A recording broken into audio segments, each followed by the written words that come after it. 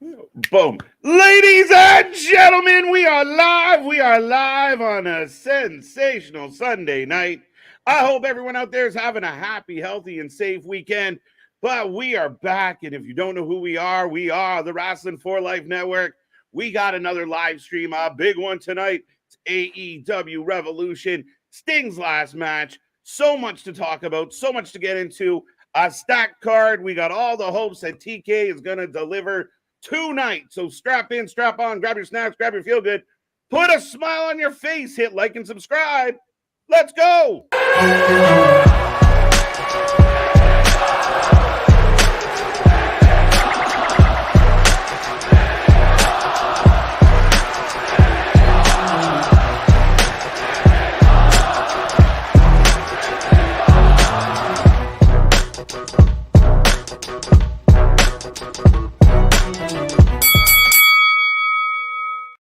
Ding, ding, ding. We're live back at it again, folks. Like I said, we are the Wrestling for Life Network, and this is another live stream. We will have all the reactions to all the live action.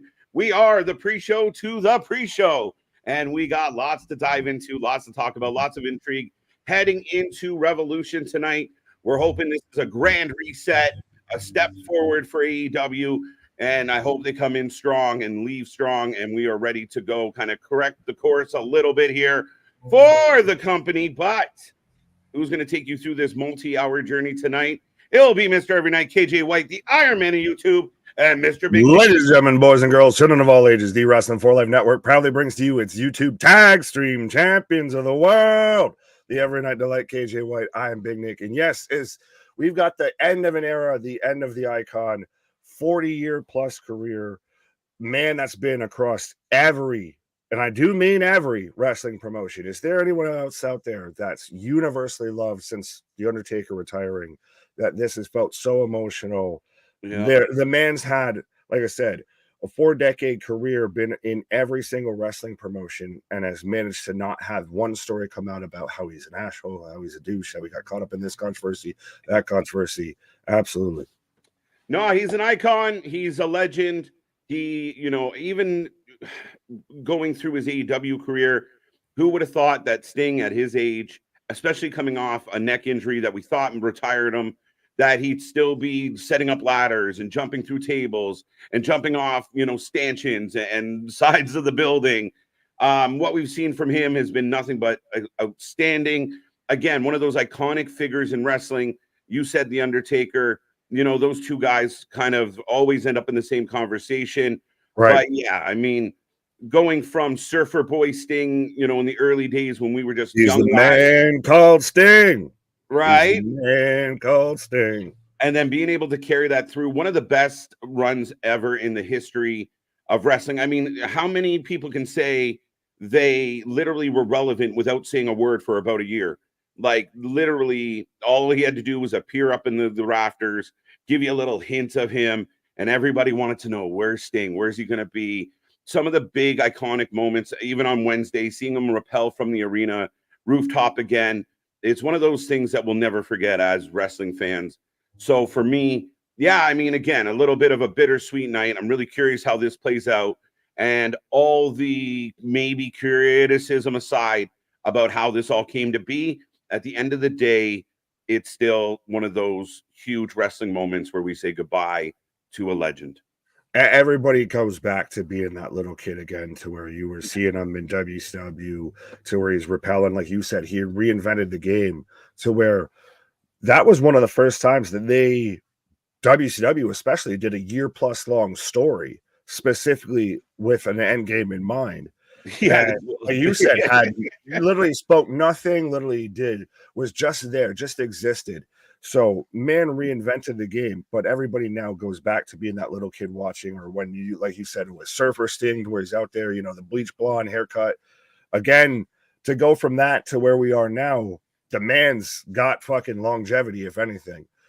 But he's had longevity, and I think with one of the things that make Sting iconic and exceptional in the wrestling world is he stood on his own morals. Like, even when other people finally said, all right, our paychecks are running out from Turner, let's head on over, Sting held out even longer. He didn't just jump ship. He was very careful about I'm not going to the WWE and letting you ruin who I am. I want to be true to me. And even him showing up, I know his WWE run's probably one of the smaller points or smaller Weakest point. chapters of his story, and it was unfortunate. Like nobody could Mm. predict that the Buckle Bomb was going to do what it did. But at the end of the day, when he first arrived in WWE, the lights go out, the crow goes off, everybody in the ring's freaking out. You know, he stayed true to who he was. He could have jumped ship. He could have, you know, bent the knee to Vince, and he refused for years. And now we look, you know, even with the Tony Khan version of Sting is still the guy we know and love. We might not like the overall booking that you see on the screen below us, but it was apparently his choice, and that's how he's run his career, as his choice. But well, and Sting's one of those guys that superseded and grew outside of pro wrestling. Like again, Yeah. it's tale as old as time. How, like you said it earlier, him and the Undertaker constantly get brought up in the conversations because that's the dream match that now I guess we'll be seeing at a nursery home, or nursing home, yeah. And that he was an icon. He was, you knew who Sting was even if you didn't watch pro wrestling. And like you said, he was the flag bearer for everything outside of WWE, whether it be WCW, whether it be New Japan, whether it be TNA, whether it be AEW. He's always been the guy that has grown and been known outside of just pro wrestling. Like he's a pop culture icon per se. Absolutely, man. It's so hard. It's hard to deny that. It's hard to ignore that.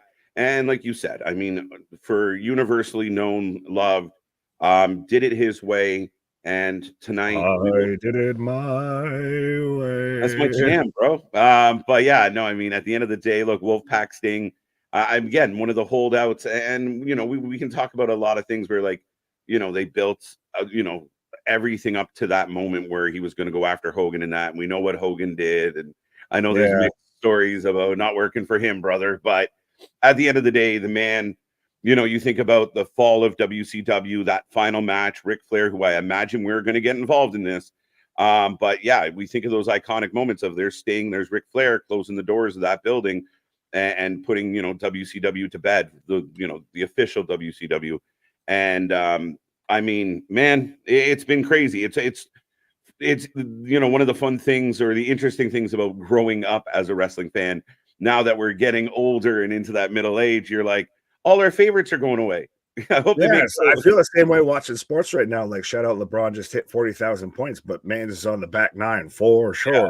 So it's like, I remember when you came in the league, my guy. So like you said, these are guys that we've grown up with, and he's the last of that era, really. He's the last. There's no more Brett. There's no Austin. There's no Taker. There's no Goldberg. There's no. There is The Rock. There is The Rock. I was going to say, there's Dwayne. Dwayne still came back. Yeah, and you're not wrong. I mean, even Triple H has got a bum ticker, and John's gone. Yeah, it's crazy. So we're watching some of our faves and some of our legends pass on, or figuratively, from the wrestling life into retirement. Well, and to have a 40-year career, and to be anywhere and everywhere like he was. And again, there's no story about him being in this controversy. There's no story about him being an issue backstage or doesn't work for me, brother, or anything like that. Like, the man is universally loved across every level of pro wrestling. And that's a rare, very rare thing. Yeah, I mean, I think you're accurate. I mean, we talk about Shawn, we talk about Trips, we talk about Kevin Nash, you can go through them. There are very few. I think Undertaker has done that, even though I'm sure he was a little more stern and rubbed some people the wrong way. But Undertaker's kind of that guy that universally respected. You never jump somewhere and you hear somebody, going, "Oh, the Undertaker sucked," or "The Undertaker was overrated." Sting's in that category with them of, wherever you go, wherever Sting comes up, nobody's like, F that guy, blah, blah, blah. Yeah, everybody kind of universally respects and loves what he has done. And over 40 years, that's hard to do. Yeah, you're hard pressed to find somebody that can say something negative about Sting, and been predominantly a babyface throughout most of his run. I mean, I know he's had his little splashes as a heel, but he's kind of had a little bit of that do of always the ever true babyface. It was a meme. That's why we're expecting Ric Flair to turn on him, because it's a fucking meme of Yeah. every Sting partner turns on him. Yeah. And that's the funny part of it. And even if you go into, like, if you bring up old school TNA, one of the things that come up all the time is Joker Sting, like, and Sting's run in TNA, like how Sting did even there. Like, it's crazy. Well, then you've got also the main event mafia. But let's talk to the peoples, and then we can Let's run talk through to the more Sting people. talk. All right, Scott Russo, welcome back. Welcome back. Let's get the party started. Yes, folks, grab your snacks, grab your feel good, whatever you need to put a smile on that face. Make sure you're doing it tonight. We are going to be here for the long haul. We don't know if it's 4 hours, 5 hours, 6 hours, 7 hours, but we will be here for all of it. We might be here. We'll probably be here till Monday. So hold on tight. But yeah, we're looking forward to it. Let's go. Christopher's back in the house. Hope you're doing well, sir. AJ, good to see you. I will remind everybody, the prediction championship is on the line. Yeah. So I gotta be very white here. We will try and follow that along tonight. And the pre-show does count. Those are your bonus points for showing up early. So we will prompt you when we want your predictions. You throw them in, you get it in the window, you get points. If you win at the end of the night, we put your name above Nick's head for a month, or until the next time we do a pay-per-view of value. I was going to say, at this rate, it could be a week. If we wanted to do House of Glory last night, you could have had a day reign as champion. Fair enough. But the boys exchanging some love. Good to see it. Good to see it. Damien, good to see you. 16,000. Now, the coolest part about this for AEW is they sold pretty much the bulk of this before anything was announced. All we knew was Sting was retiring. And that was enough. Going back to the icon that is Sting, they sold at least 80% of the tickets for tonight, just knowing Sting was going to retire tonight. Is that a flag in the stake there? I have a terrible analogy. But is that a flag to fucking put down there for AEW, or is that just more of it's Sting's last match? A fucking hole in the wall promotion, I feel, could have had Sting's last match. Christ, we saw it with Ric Flair's last match. So any hole in the wall promotion, and I saw the stories. MLW had to turn people away. I get wrestling's on fire, but I think your point, Sting's last match is going to sell out wherever. Doesn't matter if you had that shit on Jupiter, it's going to fucking sell out. Yeah, I think for me, if I was Tony Khan, I'd be very proud of selling out, filling the building.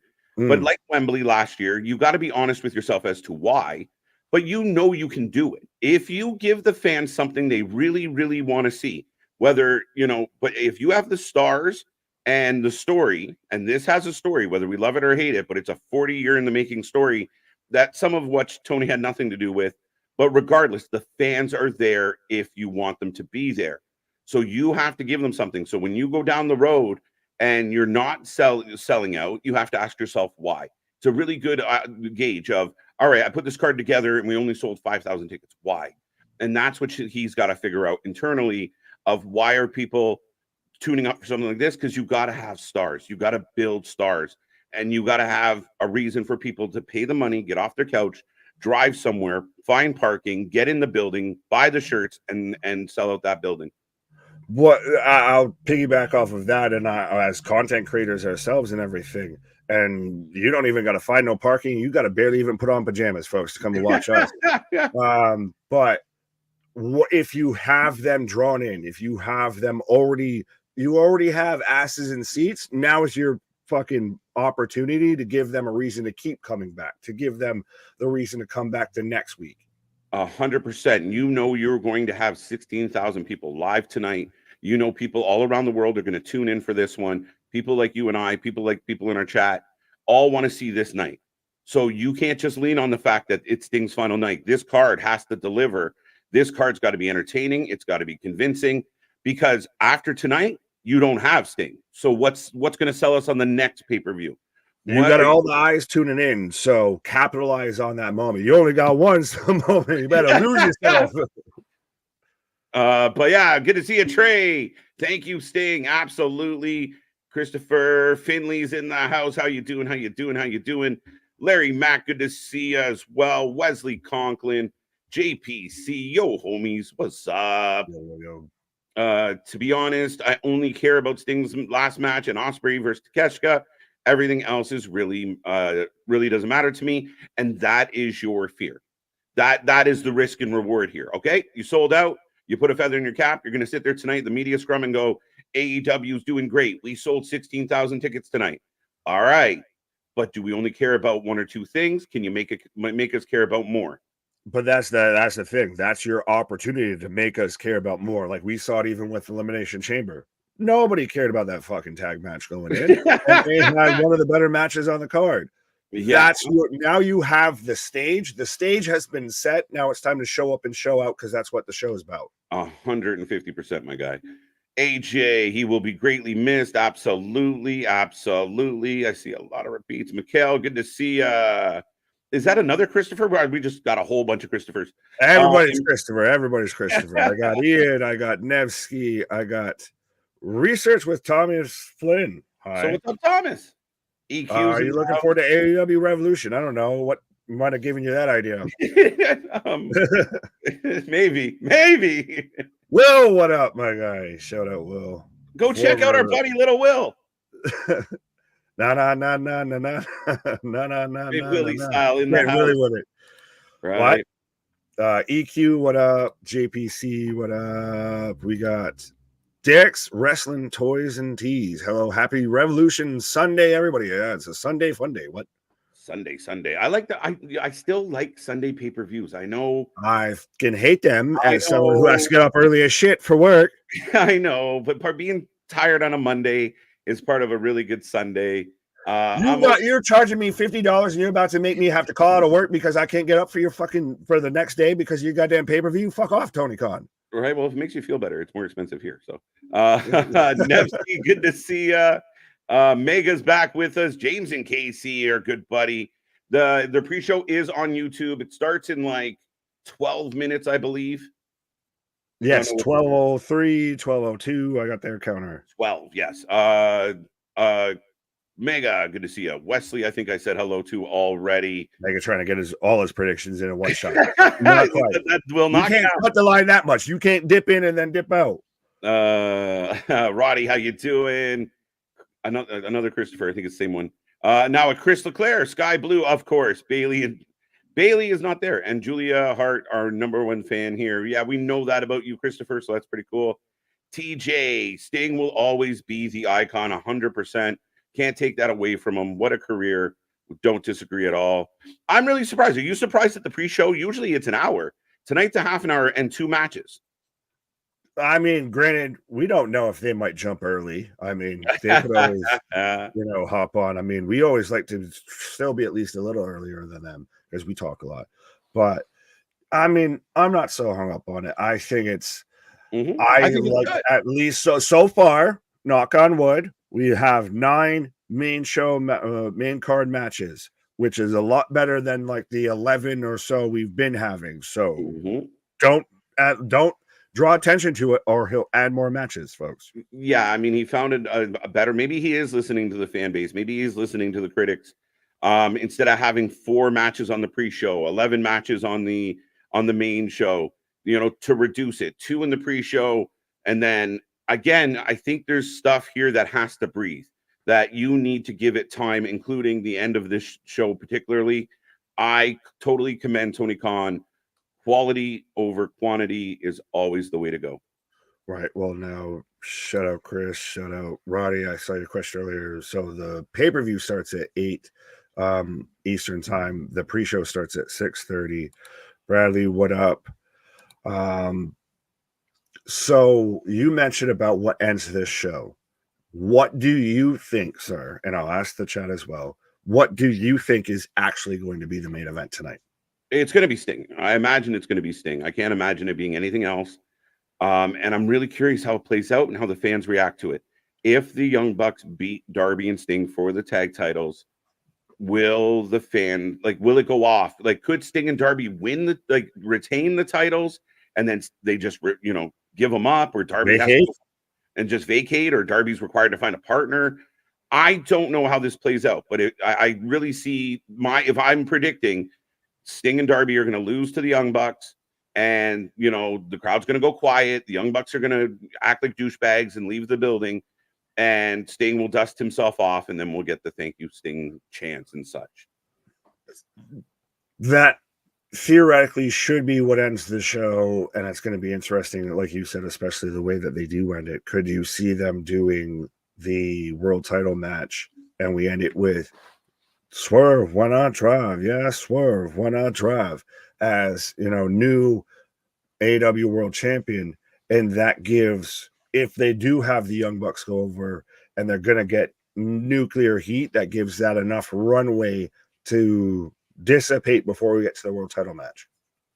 That's not a bad show. It really isn't. And I people are going to debate this, but if that is the outcome, if the Bucks are going to go over, it's not a terrible idea, right? You have the big hoopla.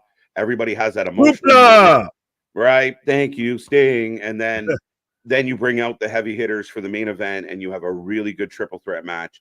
And I think I'll be pretty content with most, no matter how this triple threat works out. I think it's going to be okay for AEW business.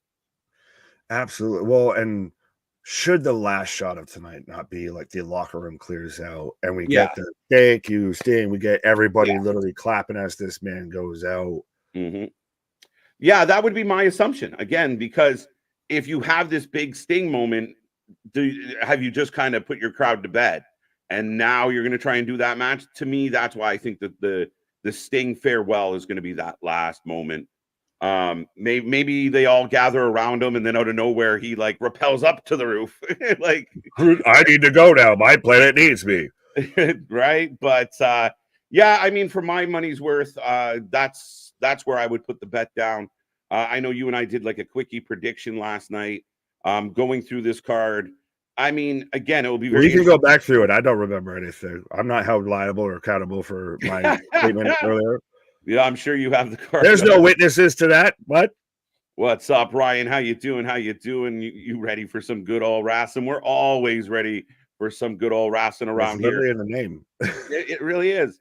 But I will remind everybody before we get into the recap of our predictions, make sure you hit like, make sure you hit subscribe, help us massage that algorithm. Awesome. We're almost at 4K. We just celebrated our 2-year anniversary, our 2-year birthday yesterday. We appreciate everybody. If you weren't there to hear this last night, thank you from the bottom of our hearts that we've made it 2 years. It's been a successful 2 years. We're about to hit 4K subscribers we're just a baby. We're just getting started, and it's been a fun ride. So a great way to cap off our birthday weekend with a big pay-per-view. And as we always do, Nick, we covered, 5 shows in 3 days. Literally, nobody covers more live pro wrestling than we do, folks. So be a friend, tell a friend, like, share, and subscribe. And we do have the super chats, the super stickers, and all that, as well as I know the chat's going to get hot and heavy as the show actually starts to kick off here.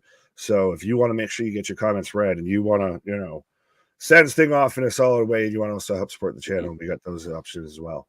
All right. No, absolutely, folks. And we appreciate all the love, all the support, anything, any minute time you spend on this channel, we greatly appreciate it. Pre-show's at 6:30. The actual show is at 8? Correct. Wait, so an hour and a half pre-show, not a 30-minute pre-show.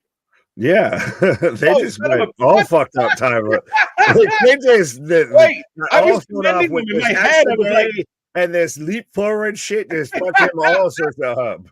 I was giving them props of like, 30-minute pre-show. That's pretty cool.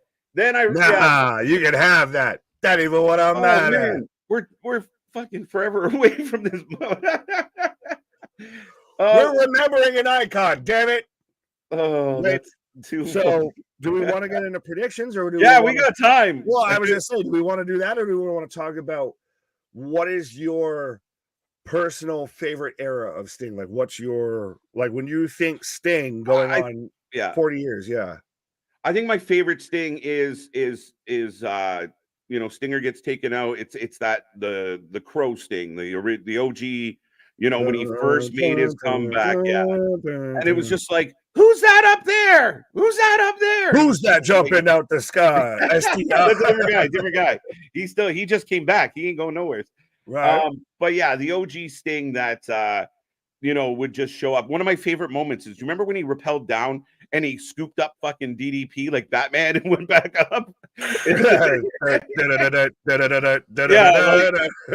like, that shit was cool when we were young. Like, nobody else was really doing stuff like that. And like, he just dropped down with his baseball bat and take out the NWO, who was laying, like, that was the era of NWO where everybody got beat up. Nobody got have Sting drop down, and there's 17 NWO members, and it's just him and a baseball bat. And like you said, he was fucking Batman. He was Batman of pro wrestling. Really, and that was right around peak Michael Keaton era as Batman. Right? So it worked out perfectly. No, he just show up and just beat the shit out of everybody. Yeah, like, I know, like, modern fans now, like, we'll watch like Naomi lose, and everyone's like, "Oh, she got buried." You guys go back and watch that time frame in WCW.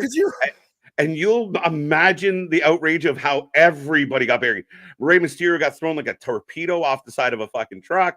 Like, every week, they just showed up and beat the shit. Oh, we're going to have a main event. No, it's going to be NWO beating the shit out of whoever you love tonight.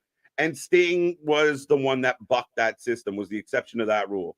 I thought you were about to even say, imagine, though, if you had it to, like, we're already losing patience with Jade Cargill or some people. Imagine you had it of just a year. She just hangs out in the fucking rafters and shit. Doesn't say anything. She's out there with just a bird, cacaw. Yeah, absolutely, my guy. Like, but that is my favorite Sting. That's very much up there. Like, Wolfpack Sting is not to be forgotten, because to me, that's the first time I remember really seeing that man talk, because I didn't grow up exactly with, he's the man called Sting, where he's blonde surfer spiked hairdo. I grew up with Crow Sting, to where he's just sitting there in silence. I was like, is this man deaf? Is he mute? Can he speak? And then you saw Wolfpack Sting, to where he got very much a personality. And again, I think that also plays into why I have a little bit of a crush on Joker Sting there. I like that a lot. Yeah, Joker Sting was fun because it was kind of like just kind of the loosey-goosey days, right? Where everything was kind of, do whatever you want. And it was entertaining because it was so different for him. He was always so quiet and reserved, like you talked about. And then now he's in a new company and he's going crazy.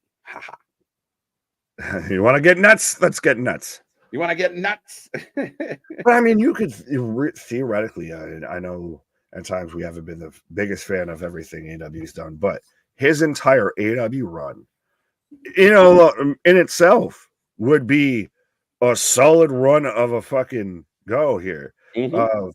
Comes in still in his 60s, and he's having cinematic matches with Darby. Like you said, he's doing huge spots, jumping off ladders through tables. He has the whole return debut to where he's got the snow coming down, winter is coming, everything. Yeah, I mean, again, I think the return of Sting showing up, I thought it was cool. Big pop, one of my favorite AEW moments. And again, I think Sting surprised us what he was still able to accomplish and do in the ring. We could debate all day long whether it was enough, or could he have done more or less? Could they had the tag titles, a year ago and had a tag run for a while? But every time Sting showed up, it was kind of fun, and we enjoyed it. So hard to knock it. Right. Raheem, shout out. What up? It's time. Yeah, I just got the 0 hour on my screen right now. Yeah, see, I told you they might start early here. They're doing 30 minutes visuals. Of teaser. Right. Wasn't a fan of Wolfpack Sting. How did you feel?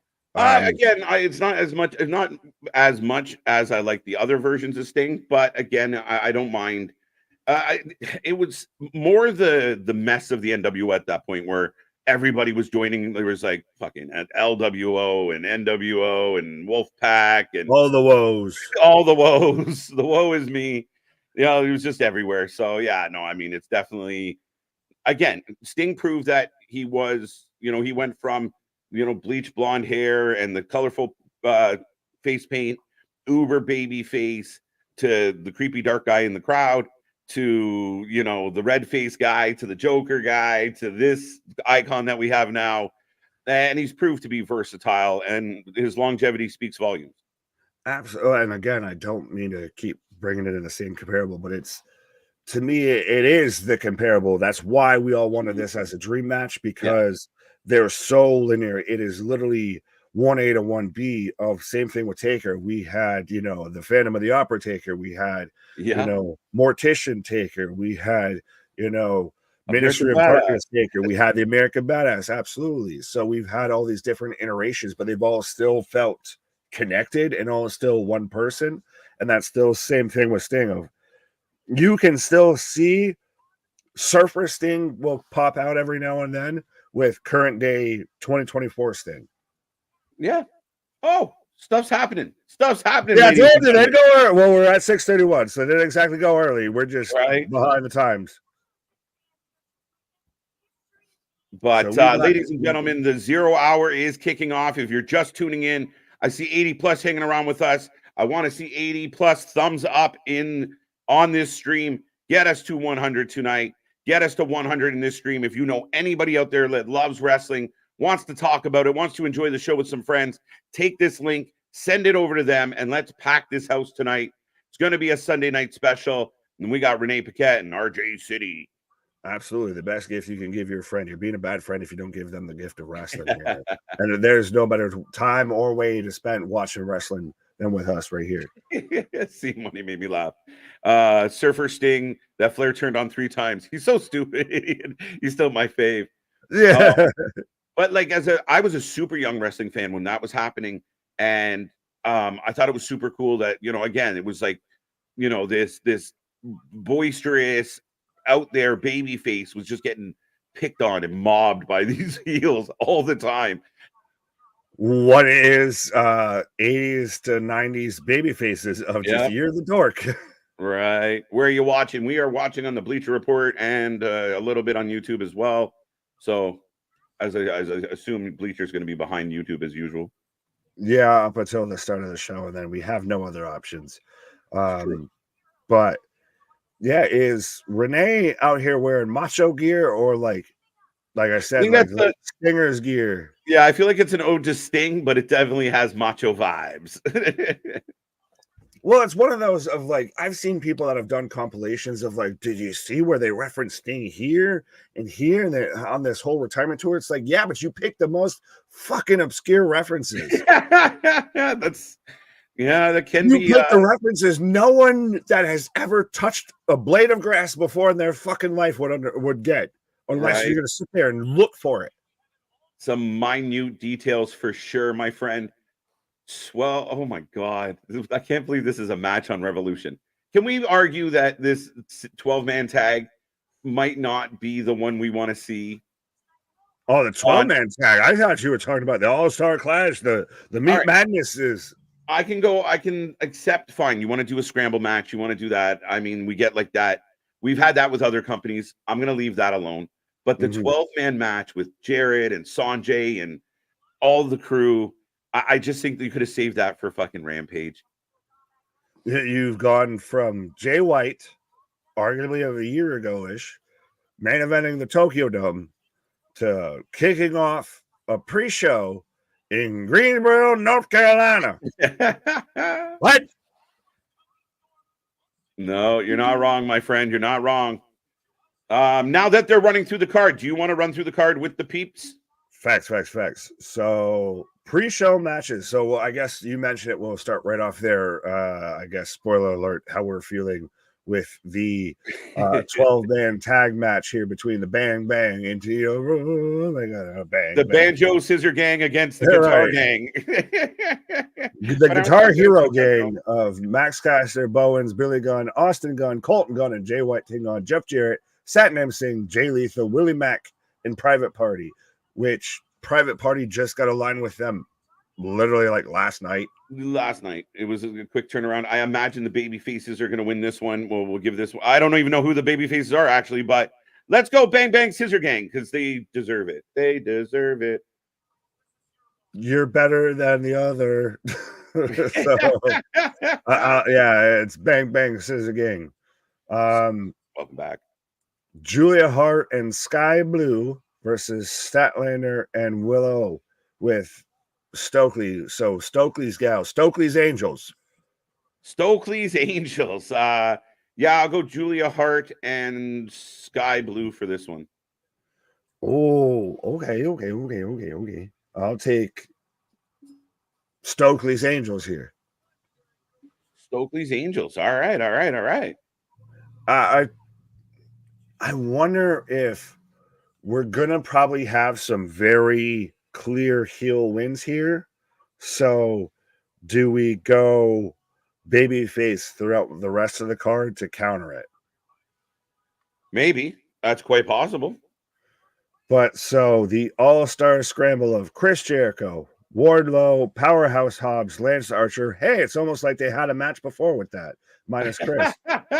Hook, Brian Cage, Magnus, not that Magnus, and Dante Martin. I imagine I have to think Wardlow with all the promos he's cut. I mean, could Chris Jericho win this? I become man. Judas in my mind. I don't imagine, because remember, it's for the number one contendership. So I don't imagine it's going to be Hobbs. I don't think it's going to be, Magnus. Receives a future, not number one. Receives a future. So it's one of those of cash in, I guess. Interesting. Yeah, I think Wardlow. That bolsters your case, though. That strengthens your case. Yeah, I think I'm leaning Wardlow on this one. I'd be shocked if it was anyone but Wardlow. Prepare to be shocked, because I become. No, you can't. No way. There's people throwing out. We saw it even last night. Yeah. Do we want a Wardlow versus Chris Jericho feud? And the answer is fuck no. But they're going to give it to us anyways. You will take it and you will like it. What? Sorry, I'm just reading this comment, and I think Bradley said it as well, that Renee said that the triple threat will be the main event. So that only strengthens my argument. We'll get to it when I predict it. But no, you're fine. But yeah, that's interesting, Nick, that if that is in fact going to be your main event.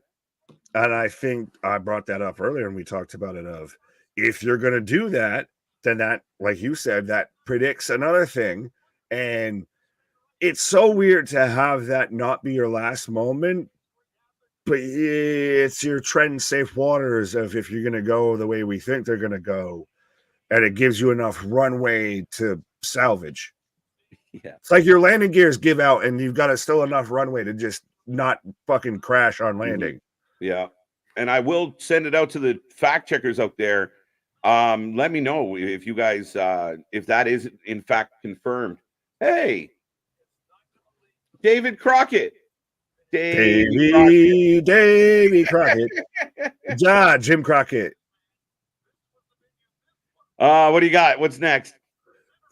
Well, I'm just surprised we're going literally through the whole lineage. Like, who would have had Tony Schiavone and Jim Crockett from Crockett Promotions out there? Yeah. Or is it Davey? It's Dave. Oh. I don't think Jim's with us. Yeah. He froze himself like Walt Disney. FTR versus BCC. Yeah, you know me. Who you got for the 1, 2, 3? FTR. Yeah. It has to happen, please. But BCC could technically win that, add another win to their record, and challenge. But you want FTR to win it to go after the Bucks, I think. You would hope. We've seen how that story works out. But I think you could have the 3 luchas that can still get a visa to show up on AEW, interfere, and maybe help FTR to win. Oh my. Yeah, that's what we need on this show tonight is more people from CM. More distraction. Yeah. What's up, Kevin? How you doing? Kyle, what up? What up? Trey, what up?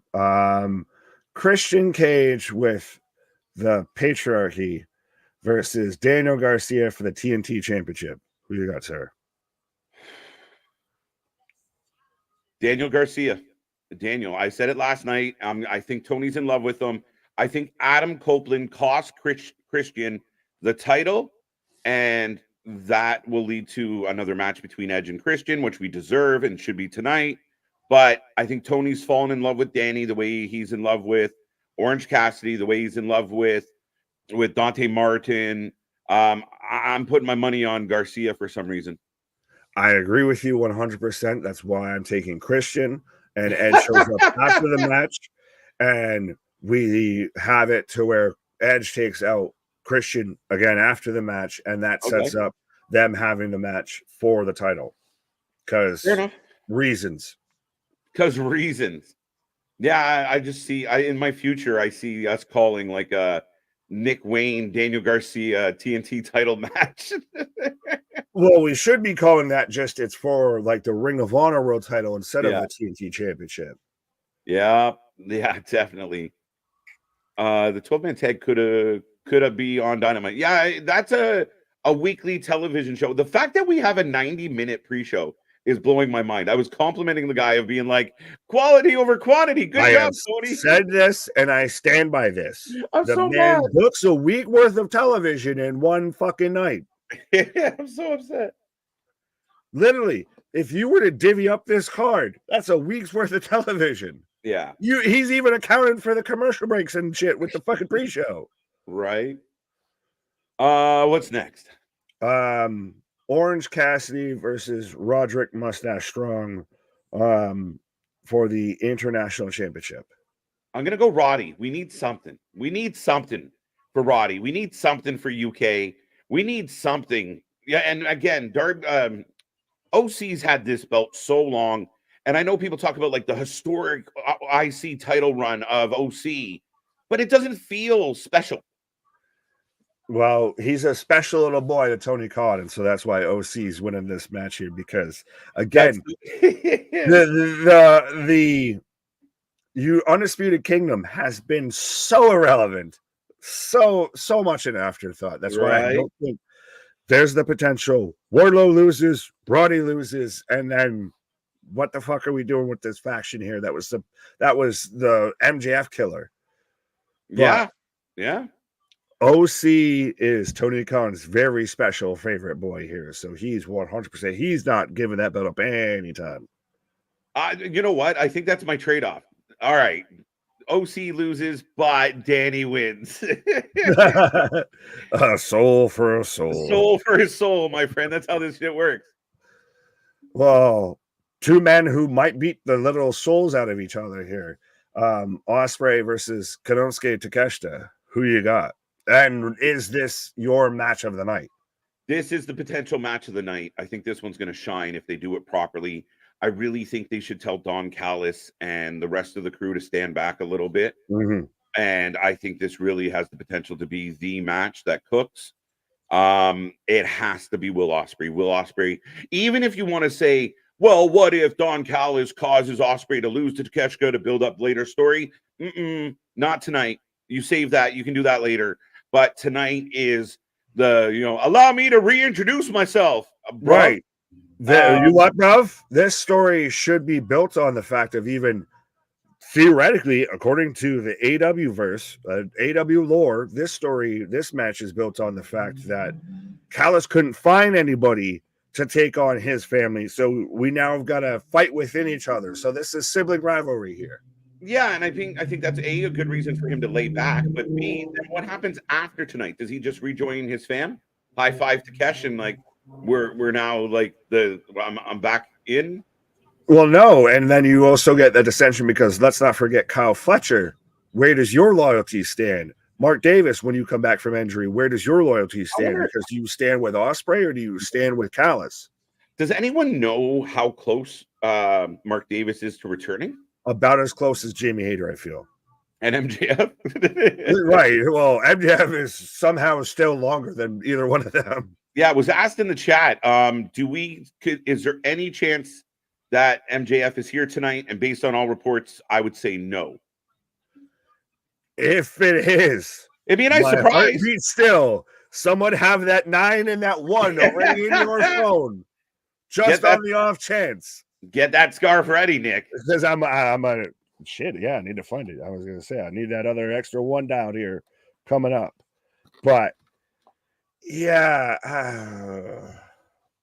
Now I forgot. With OC versus with Ospreay, good old Willie the Billy Goat taking on Takeshita, it's got to be Ospreay. And again, like you said, he just came back. He's now officially part of the AEW roster. It's got to be allow me to reintroduce myself. My name is You want him up here, right?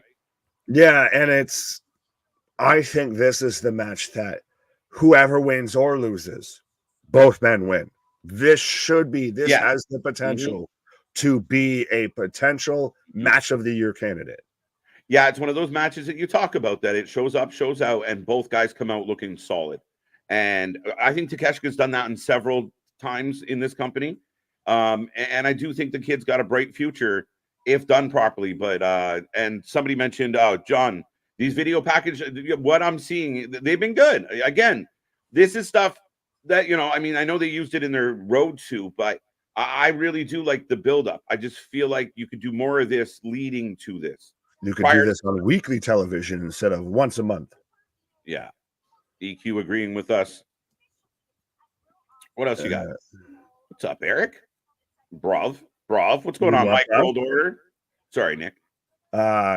Kingston versus Danielson for the Continental Crown Championship. And if Danielson loses, he has to give a firm handshake to Eddie Kingston. Somebody pointed this out to me last night, and I think it was in our chat. Was this not the same situation with Jericho? And then Jericho didn't do it? Like, if I beat you got to shake my hand? I'm like, we've been here before. And I didn't even remember. Thank you, Jericho. But I didn't remember that until somebody brought it up last night they did this with Jericho. God, I feel like Eddie's got to win this. I know you're going to pick Eddie. So if Eddie Kingston loses, we riot. Like, I'm going to take a pause for the cause after that. They're fucking teed. I don't give a shit if Sting's coming out. I need to walk that shit off. Yeah, I'll go Brian just because who knows? Just to spite me. Just to spite you, I'm going to go Brian. The thing is, you could be right. That's the fucked up part. Because... Well, Eddie won the tournament. I didn't expect Eddie to win the tournament, the Continental Classic. So maybe this is your get back. It's one of the most. Well, yeah, we all predicted Danielson to win that tournament, but it's also every time you count Eddie out, he ends up winning. But it's just the further we get away from where Eddie was after the Players Tribute piece, the further we stray away from the Lord. I feel. Here because we're getting just further downhill and it's getting harder to see the light at the end of the tunnel a little bit. Yeah, you know what like trips me out, bro, is I love Eddie Kingston. I love Daniel Bryan and the career he's had. I love what he's meant to the business. I'm not excited for this match that much. Daniel Bryan in the twilight of his days, by the way, as well. Yeah. Well, this is supposed to be his last year. Right. But yeah, this has very much been inside baseball. This is if you are the regular fan, the diehard fan, the true AEW fan, that you very much are into this. So that's why we had Danielson versus Akiyama, where we have Danielson have these matches versus random Japanese men and everything. Yeah. And Eddie's on commentary. This has been the most inside baseball match on the show tonight. Yeah, it is. And it has the potential to be a banger, but we have seen it. And we kind of know the rest of this for 50 minutes. I don't want that. I really don't. So that's my fear is I feel like I can already visualize the match in my head without it being on my television. So I'm hoping they bang out. I really do. But at the same time, I'm a little fearful. I like both guys. I'm not super excited for this match. And I feel like the build could have been a little, they could have really turned up the hatred or the violence between these two men leading into this showdown. Then again, you need one good video package to fucking really sell you on this. It is honest though, because there's a lot of vitriol. There's a lot of hate that should be here. Yeah. And you need to draw a spotlight and draw attention to that. Yeah. Instead of literally, we're just paint my numbers and we just, like I said, we just see this for 15 fucking minutes. Yeah. Like, this has the potential to either be one of the best matches on the card or one of the worst matches on the card. Right. Peroni, just to let you know, we are not legally allowed to show the actual content that AEW is putting out. We will give you a live reaction, keep you up to date for all of it tonight. But yeah, if you can't find it, we will definitely keep you abreast of everything that's going on. And if we could, we would, folks. If they'd let us do it, we'd do it, but we can't. Yes, if we could keep you abreast of the situation, we would. So Right. just the second you said abreast, I was like, don't say the dirty jokes. Don't say the dirty jokes. There you go. But so timeless Tony Storm taking on Deonna Purrazzo for the AEW Women's Championship. This is one of the tougher ones, and one of the matches I'm actually looking forward to, Nick. This one is a tricky one to call. Tony could continue her run. The chase is usually better than the capture. But I don't like my fear is if Deonna wins tonight, does it just stop Tony in her tracks? Mm-hmm. Do you lose that Tony momentum? I think last night I said Deonna Purrazzo was going to win. Do you stand by that statement?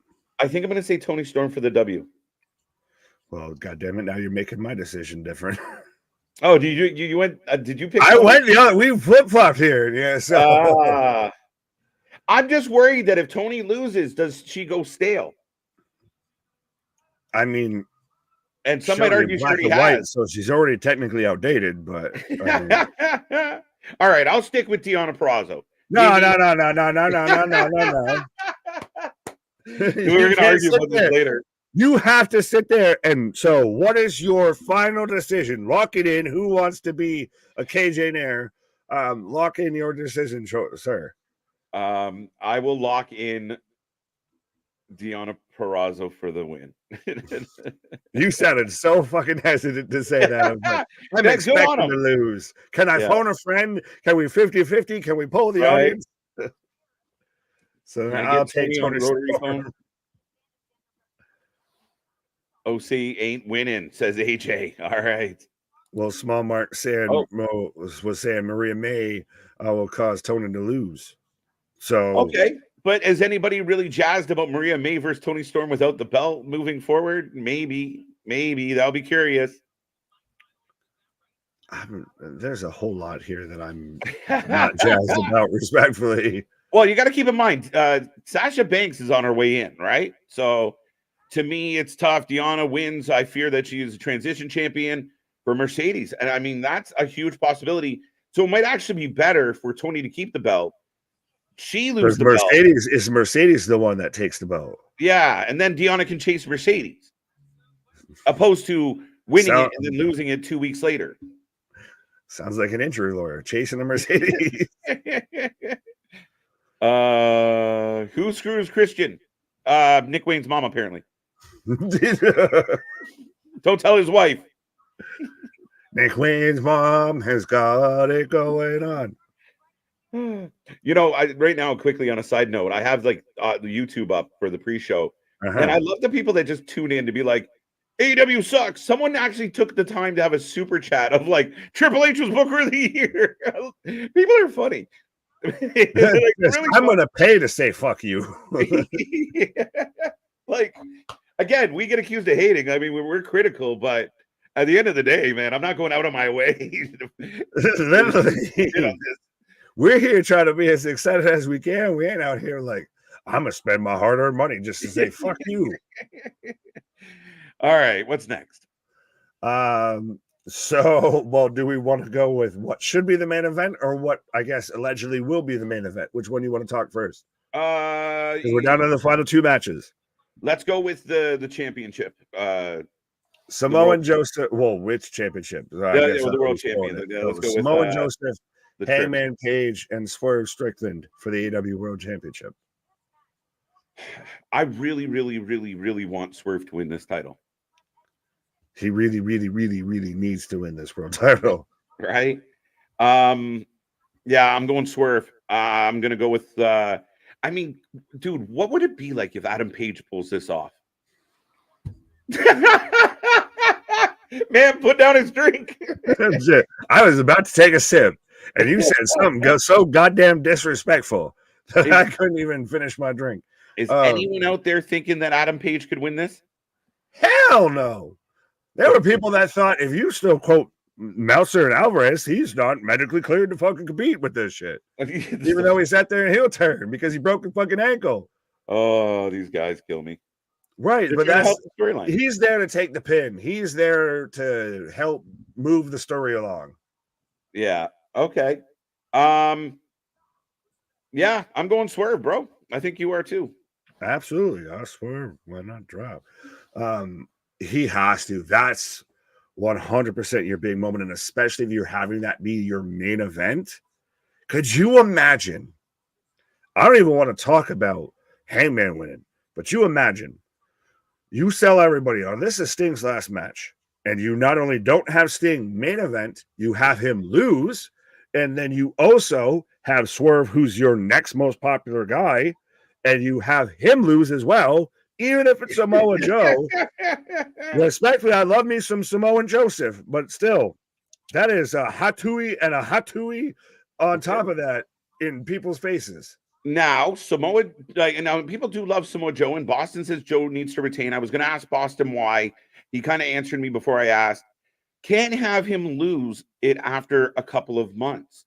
Like, technically, this is his first pay-per-view defense.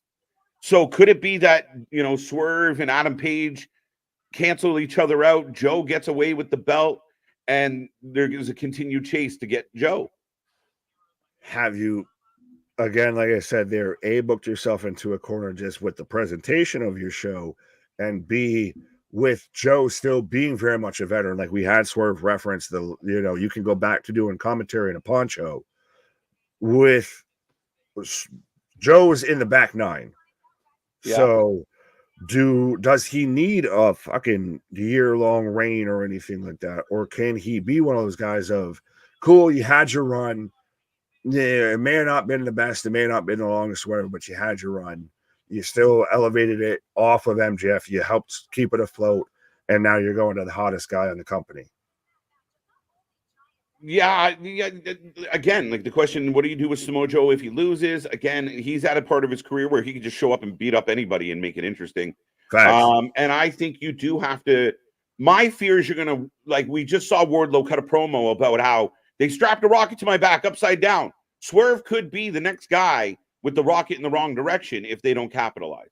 That's well, 100%. Now, granted, you've been the guy that's like, don't capitalize on the acclaimed over Swerve and our glory and everything. But could it be also that Joe goes after a Ward, though? Joe goes after, say, if Adam Cole gets healed up before MJF, you get Samoa Joe going after Adam Cole of, I worked for you, I did this favor, and I still got fucked over. I didn't still, get my fucking outcome here. So fuck you. You got to get through me.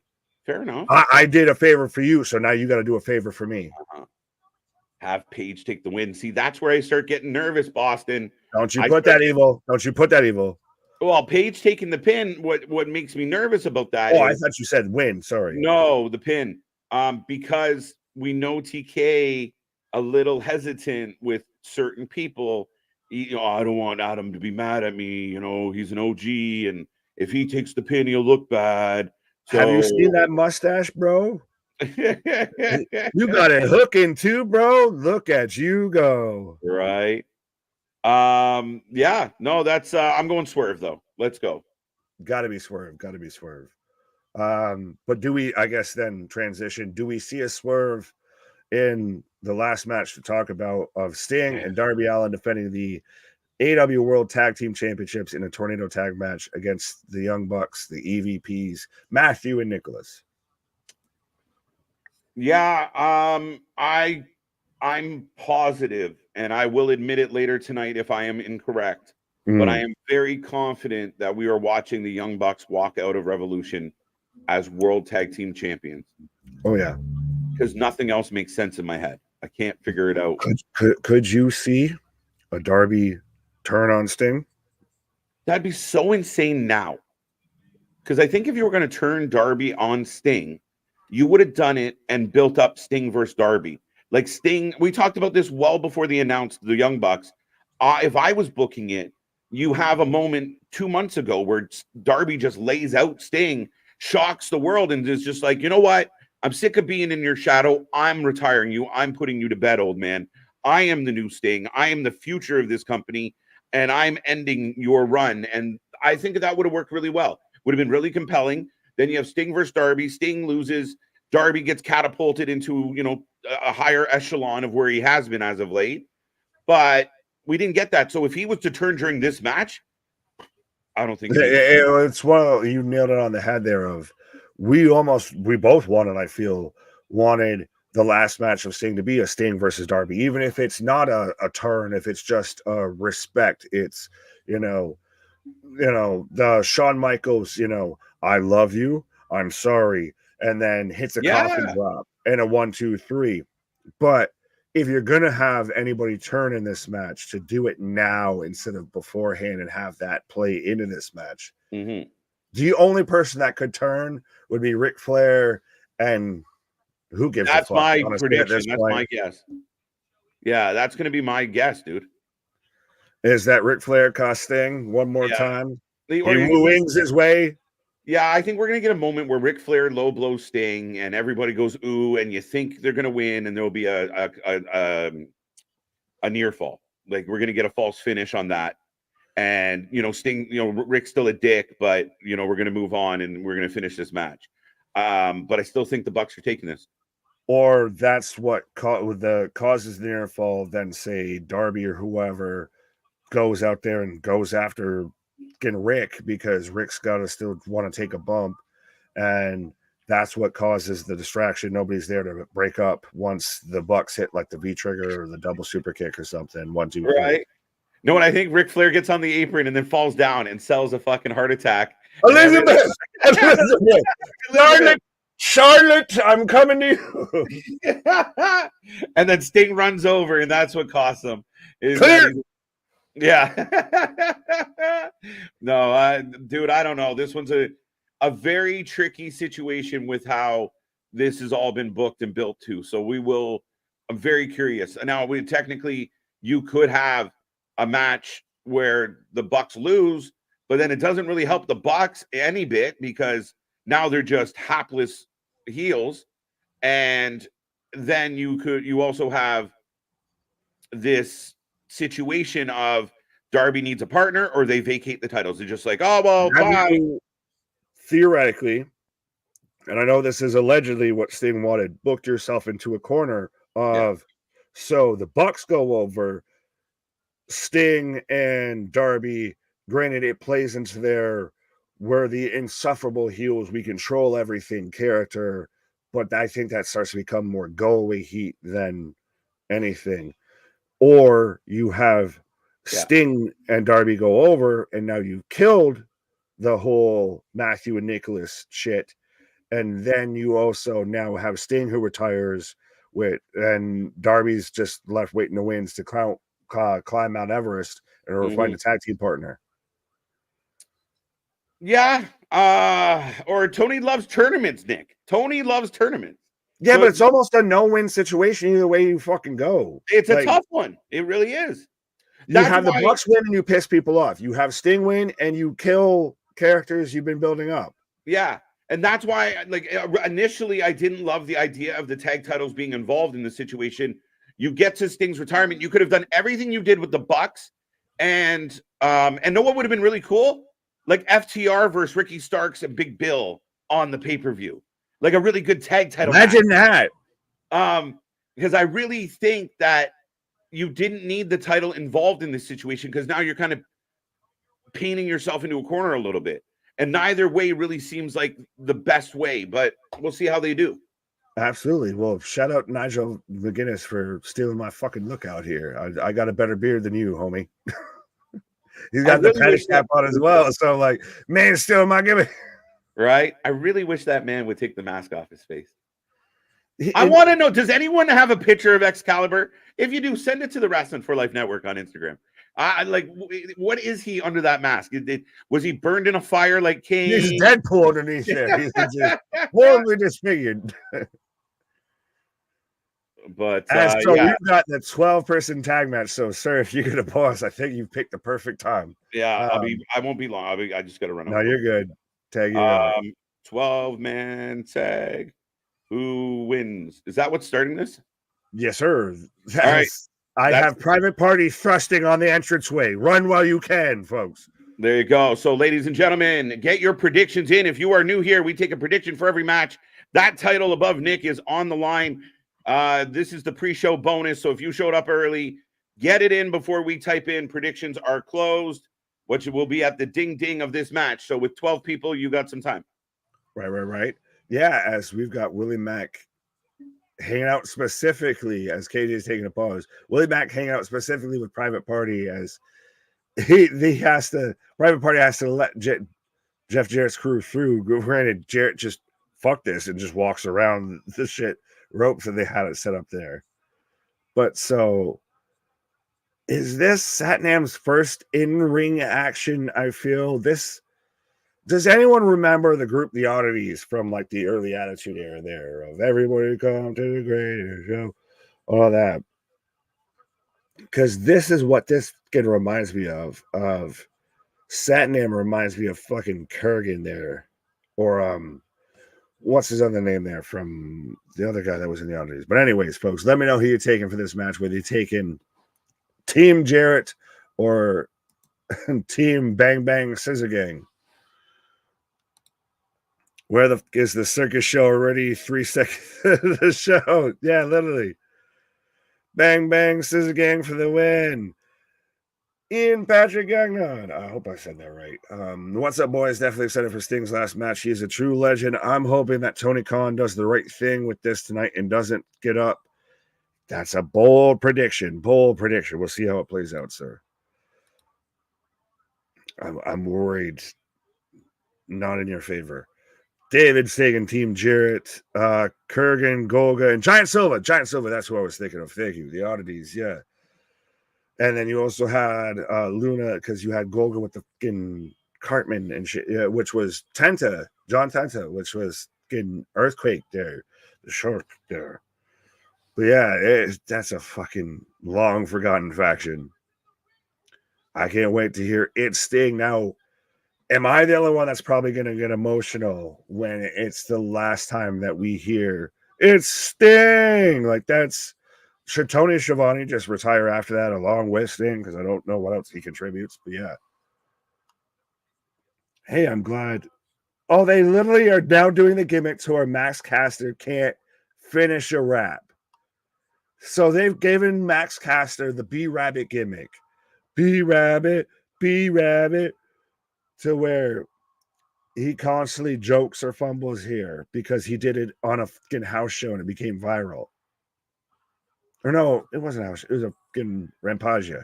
Yeah, it was the one random Rampagia that they had at a place.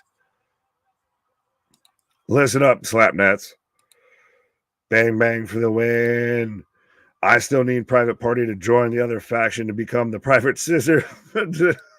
Just fucking form a Voltron here of we're just going to form all the factions together of how can we make the most perverted thing. Pause. Are you Vince Russo, sir? Bang Bang needs knee pads. The knee pad police is strong in attendance. MDB, I'm surprised that you're letting your deputy out here call it the knee pads instead of you. So I guess Max Caster can't rap anymore.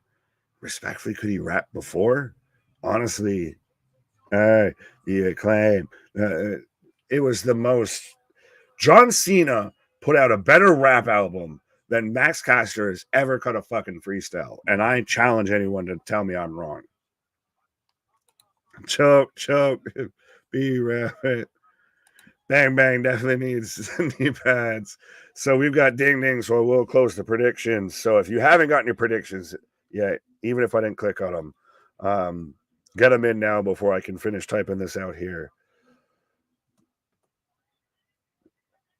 But yes, the predictions are closed for this match. And again, I will remind everybody as we're 50, 58, 57 left in the pre-show here. We are the Wrestling for Life Network. We do this for anything and everything when it comes to pro wrestling. And we do have the super chats, the super stickers as well. And speaking of superstars, we have that superstar as well. But we have all of that as well. If you want to make sure you get in, you make sure you get your comment ready. You show up and show up because that's what the show is about. Absolutely, folks. We've kicked this off. Get your predictions in. I think you just closed it, right? I did just close it. And then we followed it up with JV saying, perverted sexual innuendo and factions assemble. Let's go. That's from the director's cut of Endgame with Captain America. 100%, my guy. So I've got, is it Austin I keep wanting to call one of them Bart for one reason or another. Where's Dr. Doom? Where's Butterbean? Where's Butterbean? Now I got 50-25 left on the clock. I have 49:55.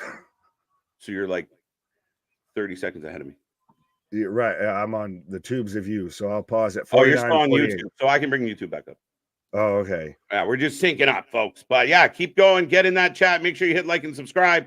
And remember, we are back tomorrow for Raw. We are here all week long for all your wrestling needs.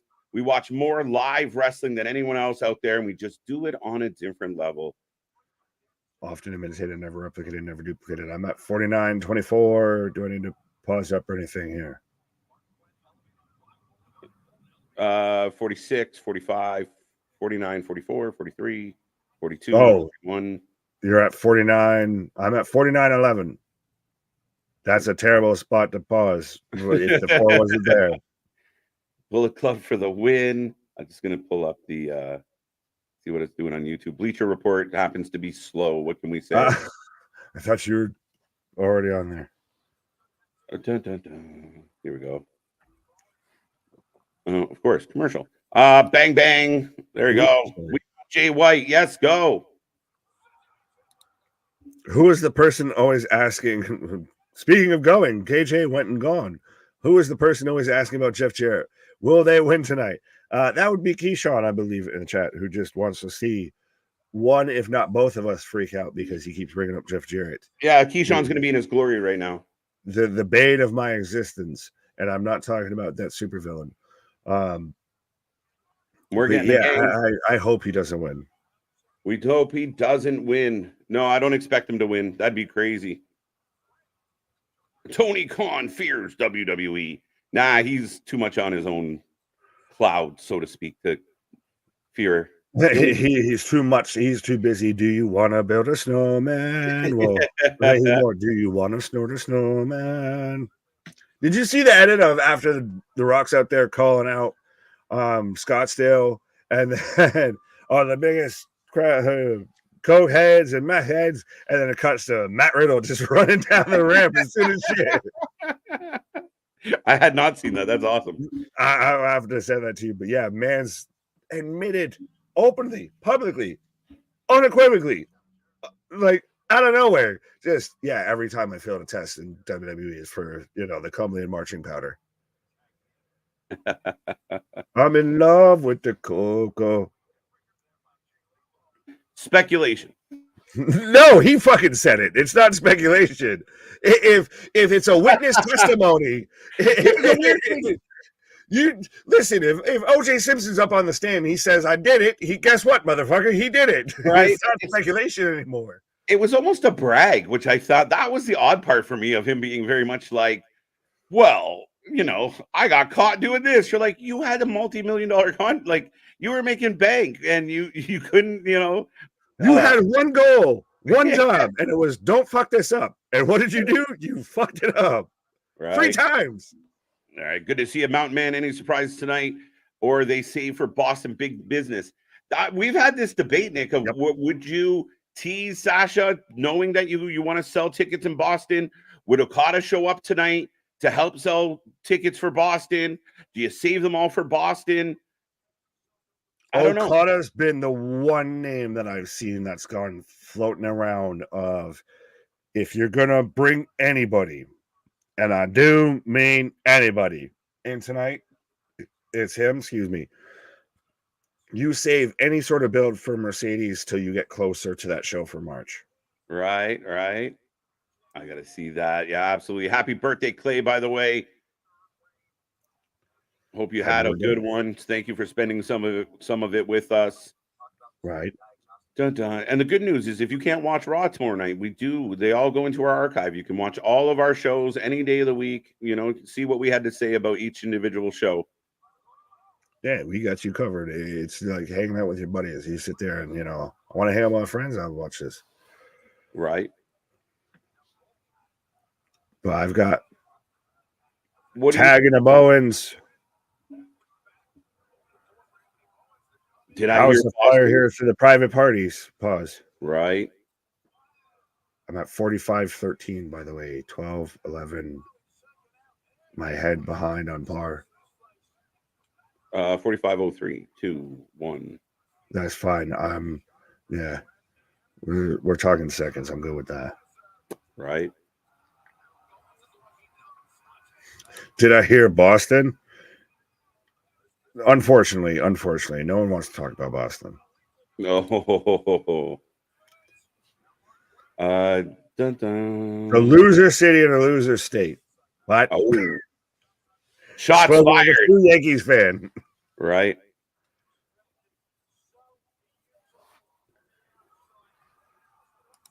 It's not Boston. It's Boston. Yeah. Yeah. Right. But so, how do you feel about the real Wyatt? You wascally wabbit, you.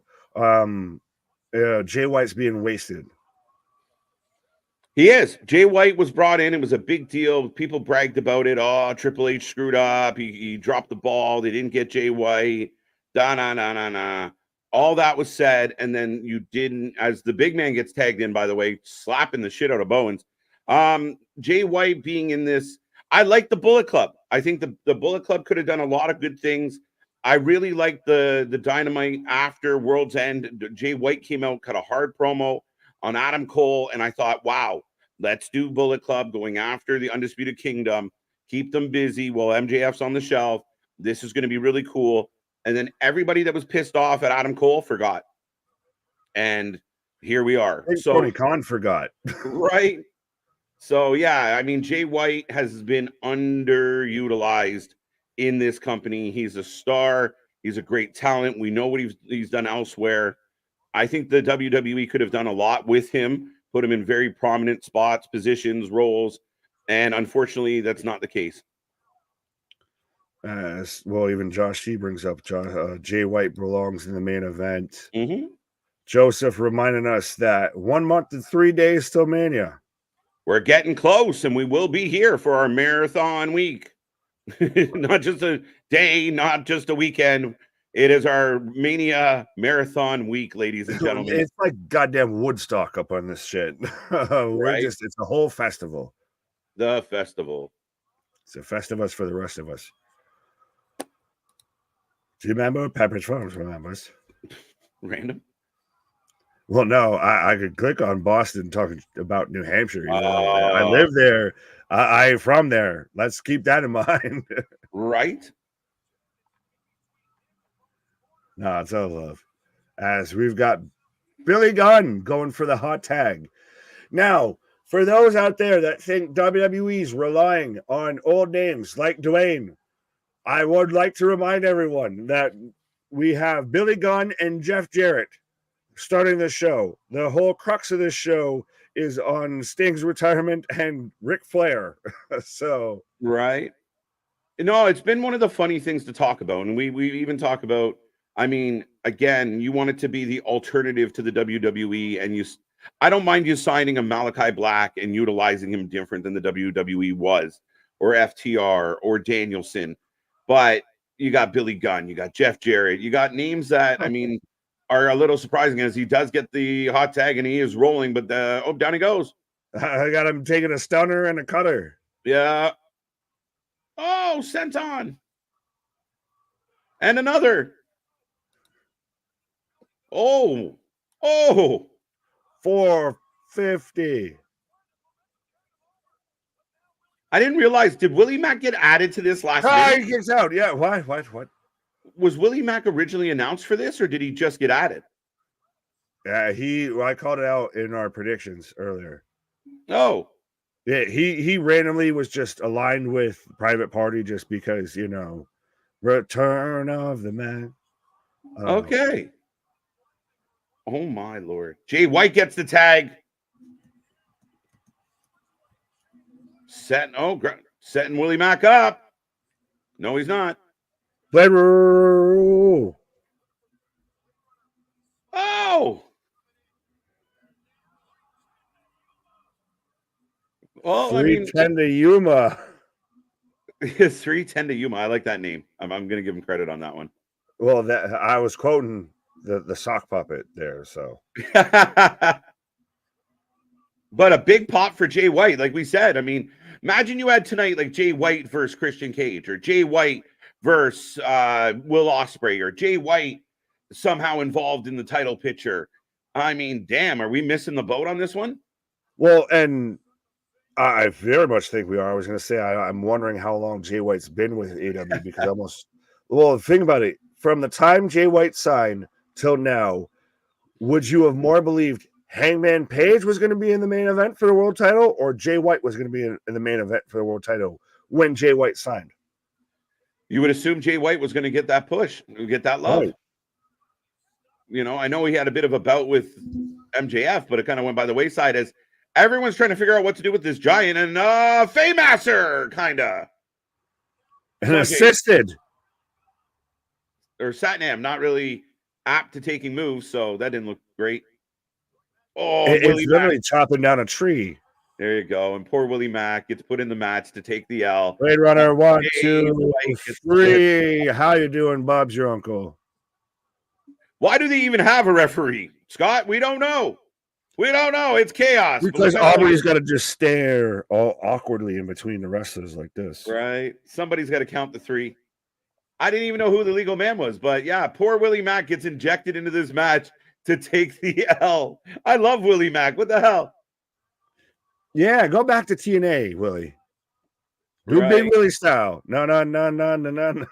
At least Jay got the win. I guess that's the silver lining for this one. I guess the gold lining. It's more the bronze lining, I feel. But yeah, we're literally just talking about underused, underutilized, and so your congratulatory thing is you get the win in a 12-person tag match on the pre-show. The first match of the pre-show, mind you. Mm-hmm. And this is really what Tony Khan's got to assess with his team is who are the main event people, who are the big names, and who should be in prominent spots. Right. Bang Bang wins 1-0. Please rap more, Max Caster. No, don't do that. You have him choking like B Rabbit. Not good. I said that while you were on your pause because they had him choking. They're giving this man the goddamn B Rabbit gimmick. B Rabbit. Everyone from the 313. Everyone that fucks with AEW, put your hands with me. Jay White's got the mic.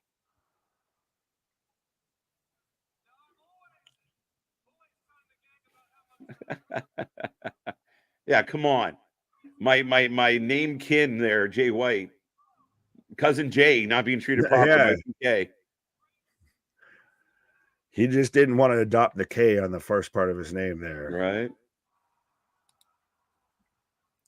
But I will Big pop. Weren't they a heel faction when they started? Yes, sir. Okay. Remember, they were supposed to be paired up with Adam Cole, and that was going to be the Adam Cole versus the Elite and everything. And then again, we just fucked off. Like, they're the forgot about club instead of the Bullet Club here. They're good too. There's a lot of talent there that they could utilize. And I know Juice is on the shelf, but I do like the young guns, the ass boys, if you will. And again, Jay White, I think, could be pushed up this card and utilized in a better way. The second the Gun Club came out to many men wish upon me blood, and they became one of the best tag teams AEW had. Right. But I'm going to go find those many men. Nick's going for a pause for the cause. What I find a little funny and a little entertaining by this is Jay White's cutting a promo, and then Billy's in the corner talking to the kids. Like, not even, we want people to pay attention, Billy. Focus, Billy. The Gun Club tights are looks like Santos Escobar's jeans from Saturday night on. There you go. Could TK bring in Scott D'Amore? He could. Now, 2 questions with that is, one, is Scott D'Amore willing to go somewhere at this moment? Is he still working on other things that he's trying to accomplish? And 2, if you brought him in, would you utilize him? That's my fear, my concern, my question is bringing Scott D'Amore bringing him in is great, but will Scott just butt his head against the wall like others have with his opinion, his viewpoint, his ideas? Will they be received and listened to? As I still got Jay White, and I got about 35 minutes left on the clock here, guys. So the pre-show rolls on, but Jay White cut a nice promo as far as getting the crowd into what he has to say. Again, seeing Max Caster not finish the rap is like watching an episode of Cuphead. There you go. There you go. Young Bucks could have Matt turn on Nick. No, not likely, Richard. 1-0. Yo, TJ, what's up? How you doing? I don't care if Jay White is a face or a heel. He's a great wrestler either way. I agree with you, sir. Like I said, Jay White, I was excited that AEW signed him. I was hopeful that he might go to the WWE. And unfortunately, I just think he came into AEW and he's got lost in the shuffle a little bit. I stopped watching AEW pay-per-views, but I think Sting losing with a shock moment somehow. Rocco, that's my prediction that Sting is going to lose tonight. KJ, why does it seem like Tony has too overly on these veteran wrestlers that seem to be over the hill, and the ring has seen their better days, or independent guys? Again, it's a little mix of things, and I think internally there was talks. Remember, stories came out that you're bringing in, again, if you're bringing in a hot talent, a young talent, somebody that's about to be in their prime, that's one thing. But if you're not doing that, then you're in a bit of a pickle, because you're having guys like Jeff Jarrett and some of the veterans. We saw it last night with Matt Sydal and Christopher Daniels, that you could be highlighting better people in those positions. Would this have been better as a trios match? Well, Jay White is their trios. They are the 6-man champions and the trios champion. The Bang Bang Scissor Gang have all the trios gold.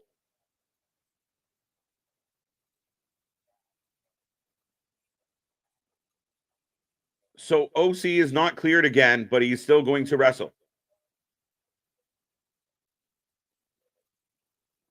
How is it that I have two different things on two different channels right now? Oh, there we go. That's why.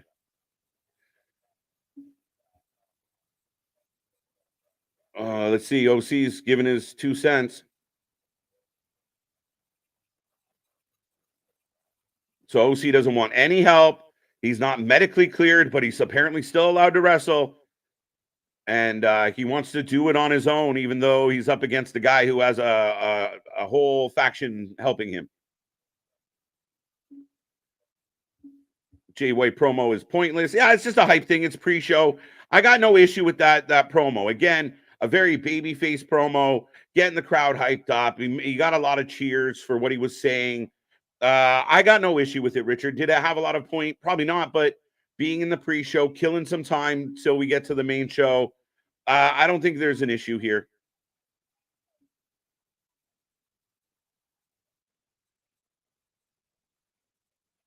But I don't know why, but I kind of hate Jay White's promos. There was a time where Jay White was cutting promos that weren't getting over really well. I think the problem was they were going too long. The segments were too long. A lot of his promos were after matches. So yeah, I was much happier seeing, like I said, his best promo was the Dynamite after World's End. He came out and he was fired up. It was short, sweet, to the point. And Jay White is kind of one of those New Japan guys that they're so used to cutting like those backstage fiery promos. It's a different animal when you just put him in the middle of the ring and he's got to talk on a mic for 4, 5, 6 minutes. Roddy winning OC's title tonight. That is my prediction. I think my buddy Nick said no. I have Roddy winning tonight. You got to try and validate the Undisputed Kingdom a little bit. You got to try and make it a little more interesting. Maybe Roddy winning the title helps. Brother Fluff Salisbury, good to see ya. Mike Rouse, feeling oozy tonight. All right.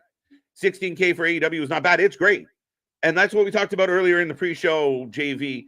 That, going 16K in the pre-show, going 16K tonight for the show.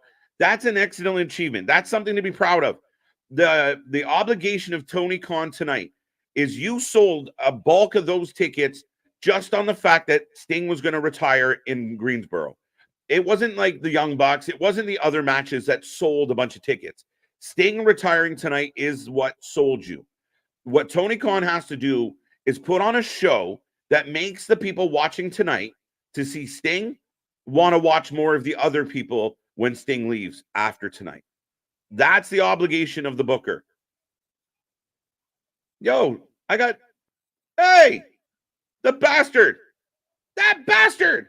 I got the bastard Pac on my screen.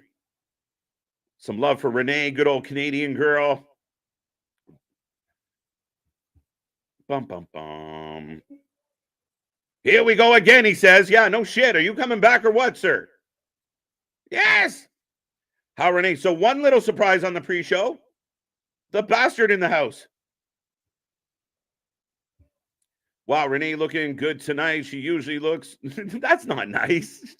She always looks good, my guy. He's not medically cleared yet, is wrestling, but AEW has the safest company in the world. Laugh my ass off, even if it's a work. That's hilarious. It's a weird way to say, like, you're not medically cleared, but you're still required to defend your title. I would put it another way. We are cautioning him against... He is medically cleared, but barely. That's how that should have been presented. You shouldn't say he's not medically cleared. Then technically, would it not be an unsanctioned match? That's my wonder. That's my question. But yeah, no, I mean, at the end of the day, he's not medically cleared, but he will defend against Roddy, which only helps my prediction that I believe Roderick Strong is going to win tonight. How do you guys feel about Pac? And not California Love Pac, this Pac. That Pac one. Has there been any reports how close Adam Cole is to being cleared? None. At the time, you remember, he said it was going to be months. He said he shattered his foot. They put pins and a whole bunch of shit in it. I have no idea. I have no idea MJF. I have no idea about, we talked about Mark Davis earlier, undisclosed. A very up in the air injury situation right now with, and I like not knowing. I don't need to know when they're coming back. I want them to surprise me. I was surprised we got Pac there. That is pretty cool for me. Roddy winning OC title. Got that one. KJ, I just realized that Swerve can win the title today, and there might be the possibility that Jericho can be the first opponent. Jericho wins this All-Star Scramble. I'm not thrilled about it. I'm not going to lie, JV. I don't want to see it. I'm not feeling Jericho as number one contender or future contender. I don't think so. All right, Jericho beats Swerve. Jericho fights Will Ospreay at All In a rematch. No. Things that make you go. Does it make any sense that the Continental Classic belt is up for grabs outside the Continental Classic format? It's just another belt now, huh? That's a very good point, C-Money. That's a very good question. Could you not hold on to the Continental Classic? Now, Eddie technically has 3 belts coming out of that tournament. Defend one of them or 2 of them, and I don't know. But yeah, it's just another belt. It is on the line tonight. If Eddie can beat Danielson, he gets a handshake. If Danielson beats Eddie, he gets the belts. In case you missed it, here's Sting moment. Halloween Havoc 1992, when he fought Jake the Snake in a spin the wheel, make the deal match. There you go, Christian. I look at it similar to the Heritage Cup money. Yeah, it's got that vibe, Boston. Absolutely. And he has defended it several times outside the tournament.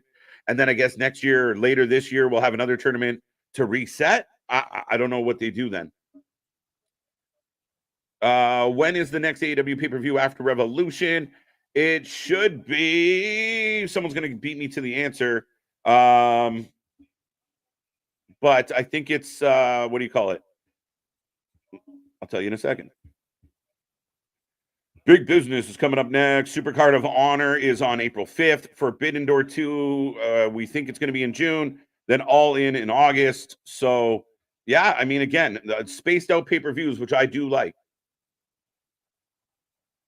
And here comes Willow Nightingale. So we got a women's tag up next. Willow and Stat versus Black and Blue. Oh, that's funny. Hearts and Blue. All right, ladies and gentlemen, we are putting the prediction call out in. So you have until we close the window. If you want to be our predictions champion, get it in now. Who are you taking? Are you taking the babyface team of Stat and Willow with Bibbins? Or are you taking Julia Hart and Sky Blue? I'm curious. Who do you got? Who do you got? Who do you got? I'm going for Wardlow. Yeah, I got Wardlow winning. I really do. I really do. The bastard. Great video package. Is the next pay-per-view a Billy Gunn retirement? I wonder if it's close. Remember when he fake retired? We had to talk him back into coming back. June or July. So yeah, technically it would be June-ish for Forbidden Door, and that is set to be at Arthur Ashe.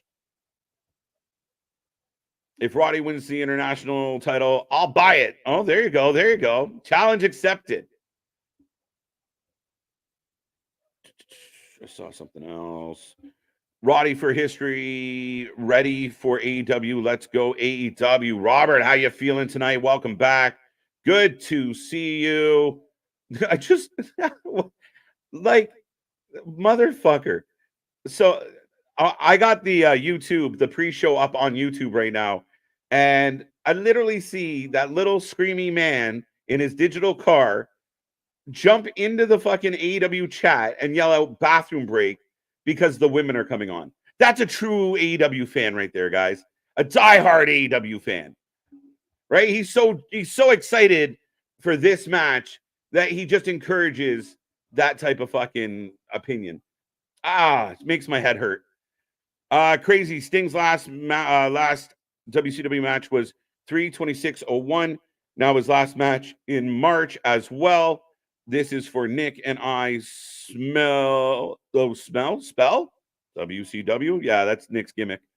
But yeah, no, I mean, again, we talked about the history of Sting and how it's been cool. Sky Blue, are you giving her love or are you predicting her to win? Great entrance. Willow Stat for the win. Blue Heart. What's up, Bash 8? How you doing? How you doing? How you doing? Got Chris and Wardlow for the win. Willow and Stat, Stat and Willow and Stat, Sky Blue for the win. Anybody? So it's a little bit of a mix. Nobody's even saying the other lady. Like, oh, Heart and Blue. There we go. Heart and Blue. I like to call them Black and Blue. Outstanding entrance, though. I'll give her credit. What a putt. Willow Stat. Now, remember, folks, once we get the ding-ding, the predictions will be closed. But we will take a prediction on every single match tonight, and we will take a rating out of 10 at the end of the show. Don't go anywhere. Be a friend. Tell a friend. We're pushing towards 4K subscribers here on the channel. We just celebrated our 2-year anniversary, our 2-year birthday last night, and this birthday weekend's been outstanding. As this match is off to a scrambling start, I got Willow and Julia Hart in the ring. Oh, no, that's Sky Blue. I lied. Blue for the win. And there you go. Predictions are now closed. Black and Blue for the win. I like it. 16,000 hostages in the building tonight for a 7-hour pay-per-view, says C-Money. Willing participants. Real hopeful. And if nothing else, they're there to say we went to Sting's last match and all we got was this lousy t-shirt. Speaking of lousy, but are you sure that they're not just there to be like, oh, I made sure I went to this bathroom break right now? Like, of all the fucking people, it's so funny that that's what you this is the advocate, the guy that you're like, there's people. This is the guy. This is your Meltzer. This is the guy who does what we do, but your Meltzer. Like, this is, again, why we're more credible than these fucks that have been doing this for a while now. Yeah. Again, when you have nothing good to say about WWE, you're finding less and less to say good about AEW. Are you sure you like wrestling? No wrestling fan is sure that they actually like wrestling, sir. Right? Like, and then we get shit like, we need to support the women's division. And then you got putzes like him, bathroom break. Like, fuck off. Watch the match if you care so much. Don't worry. Go and watch his review. That'll suck ass. Like every other bit of his bathroom break. Content. That'll sit there. That's the fucking bathroom break, folks. And he'll mention about how great this match was. And he'll sing the praises of they need to book the women's division better and this and that. Again, this is why we do what we do, because schmucks like that do what they do. Yeah. And then get I'm sorry, I almost raced back though too, because I feel like with Pac showing up and you kind of with the B Rabbit line before, you almost halfway set me up for the 1 Pac, 2 Pac, 3 Pac, 4, your Pac, he's Pac, no Pac, none. I knew you would appreciate that. KJ, would you put Sting on the Mount Rushmore? I would not. Top 10, yeah, top 20, but he's not a Mount Rushmore guy. Sorry. Well, depends on the context. If we're talking WCW Mount Rushmore, WCW, yes. WCW, he's 100% there. Yeah. Yeah, no, I agree with that. But in an overall wrestling Mount Rushmore, probably not. Well, I think at this point, can we respectfully say overall wrestling is no longer a Mount Rushmore. It is a mountain range. It is the fucking Colorado Rockies there. Yeah. It's so hard to say these 4 guys are the Rushmore of wrestling's history. Because you can go by era. Yeah. You can literally, from fucking Christ, you could just go through the territories and find Mount Rushmores of each territory. And that's before we even get to the modern era. But right now I got, Willow taking the kick to the back of the head. I feel like, Bleacher's slightly behind. Yeah, YouTube is good for the pre-shows. Bleacher has a monopoly, and again, a shitty board game on when it comes to watching actual AEW pay-per-views. Right, and you got an interesting question. Apparently, they are thinking about putting Shawn Michaels to be the head writer for SmackDown and someone to take over his role. Is it CM Punk? Like Scott D'Amore. Be good. That's interesting. Yeah. Could work. That is the ace of spades. Very fitting with Triple H there, because that is, again, now that Scott D'Amore is available, if he gets into that WWE fold and is on that creative team, thank you, TNA. You have done nothing but given them more artillery to just run roughshod over pro wrestling now. Yeah. Yeah, I mean, again, I think, and I mean, Scott D'Amore being involved with NXT and having access or at least relationships with a lot of people out there that could be coming into the WWE is not a terrible thought. And Shawn Michaels has been given a lot of credit for what he's done on NXT for the most part. Well, and also Scott D'Amore is a guy that would be fantastic with a locker room like that. I feel of someone that can really rally the troops, and that's really, especially even like TNA's locker room. I'm not saying that they don't have stars, but to take people and elevate everybody and make everything fucking huge there. That's what an NXT almost kind of needs right now, because it's treading water. It's duck paddling, and it's not doing so well. Right. For anybody putting in the chat, did you see my comment? If we see it, we'll try and click on it. If we didn't see it, use the super chat or the super sticker. But asking us if we saw it doesn't make us more likely to click it. So we try. Mea culpa. Yeah, if we didn't read it, we haven't seen it yet. Right. But Jay Stone, what up? ABC, what up? Jonathan, what up? We got Mountain Man, what up? We got Elkin, what up? We got all the new names. So again, everybody that's new in the chat, again, make sure you hit that like, share, and subscribe, because we do this for anything and everything when it comes to pro wrestling. And we don't just say that as a gimmick. We mean it. We stand by it. We don't pack it in early because, we feel a type of way. No, we're here covering anything and everything when it comes to pro wrestling. No, absolutely, folks. And we do appreciate all the new names we're seeing out there. And again, keep this chat going. Let us know what's on your wrestling mind. Let us know what you're enjoying from the show. As right now, Willow's in trouble. Well, as Mark bringing up the truest statement of all time of the Click really did win in the end. They kind of did. They kind of did. Willow, slung back into the corner here as I'm at 16 even now. Gee whiz, I like that. Every time I think I'm done with AEW, up pops a reason for me to watch again. I really hope AEW doesn't AEW this thing. That's what we've talked about this a lot tonight, Nick, is you sold out Greensboro, 16,000 strong. A lot of people are going to be tuning in. Even a lot of Relapse fans are going to tune in to see Sting. You have to deliver. You have to deliver. Absolutely. Just when I thought I was out, they pulled me back in. But we both talked about this in the pre-show of now is where you have all the eyes, you have all the attention on you. Of you have, like you said, every Laps fan is tuning in tonight because it Sting's last match, and you have the biggest audience you could hope for with this. So now is where you really need to show up and show out, versus really just if you continue and run what you normally run, you're almost a bigger nail in the coffin than if you really over deliver. Yeah, and again, you will not have a crutch like Sting's last match to go back to for your other shows. So you have to make us want to tune in and catch other shit. Adam, we cannot do that because, copyright reasons. We'll be here talking about everything that's going on. So if you can't watch it, or if you are watching it, we can keep you up to date with everything that's going on. But yeah, we can't show all of that because we ain't on Tony Khan's payroll. Facts. Has the pay-per-view started yet? No, it has not. We are about 14 and a half minutes away from the start of the show. Right.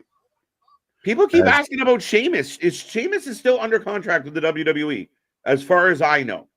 Well, you go from one UK wrestler to the other UK wrestler. If everyone was asking about Drew, and Drew's re-signed, so now we just moved down the pecking order, I guess, respectfully to Sheamus here. Again, the answers are fuck and no, because literally you're asking about two guys that are very much, and Sheamus especially is a Triple H guy. Like, they're broskies. Like, he ain't going nowhere. He had less of a chance of going anywhere than Drew did. Yeah, I don't imagine it. And again, I know people are like, well, but he's friends with Adam Copeland. But as far as I know, he's still under contract. There's a fucking lot of people that are friends with Adam Copeland. Yeah, no shit. Doesn't mean you want to. Do you want to jump on the Titanic, sir? I don't know if I want to jump on the Titanic. Right.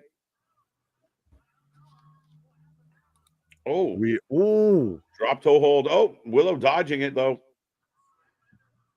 Jay West saying we are overdue for good old media scrum controversy. Well, the Bucks are back. Maybe we'll have another. We'll have a brawl. Well, I did want to ask this as we get a 2 count here of how do you feel that it seems to be the trend once again? We have AEW weekend pay-per-view. And once again, we have stories coming out. We have Miro of, well, I'm sorry, Tony didn't know I was injured. We have Meltzer or Alvarez, or both of them, saying how there's more discontent amongst the locker room because everybody's learning shit last minute. Of again, we have a AEW pay-per-view weekend, and again, it's preceded by controversy, by negative stories. Well, again, we just talked about a little, guy with little man syndrome, a little measly prick, who's supposed to be an advocate for AEW. Meltzer's supposed to be an advocate for AEW. And here's these people shitting on everything, on big chunks of what's happening. Like Meltzer going out and being like, oh, well, the locker room's discontented. No, just talk about Revolution. I mean, we get talked about like, oh, you guys don't like AEW. No, we love AEW. We want it to do well. We want it to succeed. And you see guys like this jumping into like the AEW chat, like this match is boring. Like, what the fuck? Like, you guys are supposed to champion this cause. If you guys are that fickle about the brand you apparently love or you're diehards for, then, what do you expect for the casual fan? Like a fucking O'Shea Jackson Jr. who called you out on your shit already. Prime example, and even how Miro took heat because he's just making a comment of, this is the first I'm hearing about all of this shit and everything. I hate to tell you, Tony, I hate to tell you, AEW diehards there. The call is coming from inside the building. That's really the issue here. You are your own worst enemy. And I would argue that this match has been more realistic and more. I like this match better than I like the 8-man match or the 12-man match we just got. Plus, the other one had Jeff Jarrett, so of course. Yeah, this is much better to look at. Let's be real. Facts. This is like staying at a bakery here. This is being high on them vitamins and walking past the donut shop there. Right. But what's up, John? How you doing? KJ and Nick, realistically, how long before Tony screws up Mercedes like he has done with every other woman that he has debuted in AEW? We talked about this, Nick, with Okada, Ospreay. Mercedes. It is on him to do better. This is he will be tested because there will be no excuses. Absolutely. Well, the excuses have run dry with him. Ooh. Dun, dun, dun. Am I really supposed to believe that Sky and Julia can beat up Willow for real? Ah, come on. It happened. Yeah, it'll happen. It'll happen. Come on now. Come on. If it could happen to me, it could happen to you. Right. They're a little dainty. But again, I haven't loved Julia Hart as TBS champion. She got hot with the fans and Tony gave her the belt. And I think that you did it too quick. I agree and disagree at the same time with that because I like her with the belt. I feel like again, what has been the biggest issue with AEW across the board is building up reasonable contenders for a champion. Yeah. And even how we got to this match was a little convoluted. But double teaming, Willow in control, on fire. Pounce upon pounce. Every ounce for the pounce. Right. The wonderful thing about pillows are wonderful things. They pounce and flounce. The bakery is definitely open. I can't wait to see the return of Malachi Black in WWE. The Triple H can book him better. Yeah, it's going to be very exciting. There's several people I feel like that. And Willow the Pillow and Statlander pick up the win here. So you are already at least on a dead even split or an over so far here, sir. My YouTube went to a midstream ad mid-finish. It's so like, yes. You don't want to see this. You can have that. Not even what you mad at. Fuck. Little man in the digital car thinks it was boring as shit. But I bet he loved the fucking 12-man tag because there was guys scissoring each other. Fact. I mean, hot meat kettle, but yeah. Right. 2-0. I'm rolling. 0-1. Yeah, I take an L on that one. Son of a bitch. Yeah, at least you don't take a permanent L like green screen Subaru. Yeah, no shit, right? I just don't get it because again, we've said this for a long time. Tony Khan should ban Meltzer from anything to do with his company. Keep him away. Don't have him involved. Don't talk to him. Just shun that man at every turn. Don't have his associates at your media scrum. Shoot him the fuck down. But Tony Khan's in this horrible fucking catch-22 with that guy. That's the bulk of his fan base are listening to Meltzer. And Meltzer's has done more damage than good. Every time Tony was about to get CM Punk back in the mix, here comes Meltzer talking shit. It just, time after time after time, Meltzer's hurt AEW. Is Tony Khan still in that mindset that he thinks it's still super cool to see his name mentioned in the Wrestling Observer?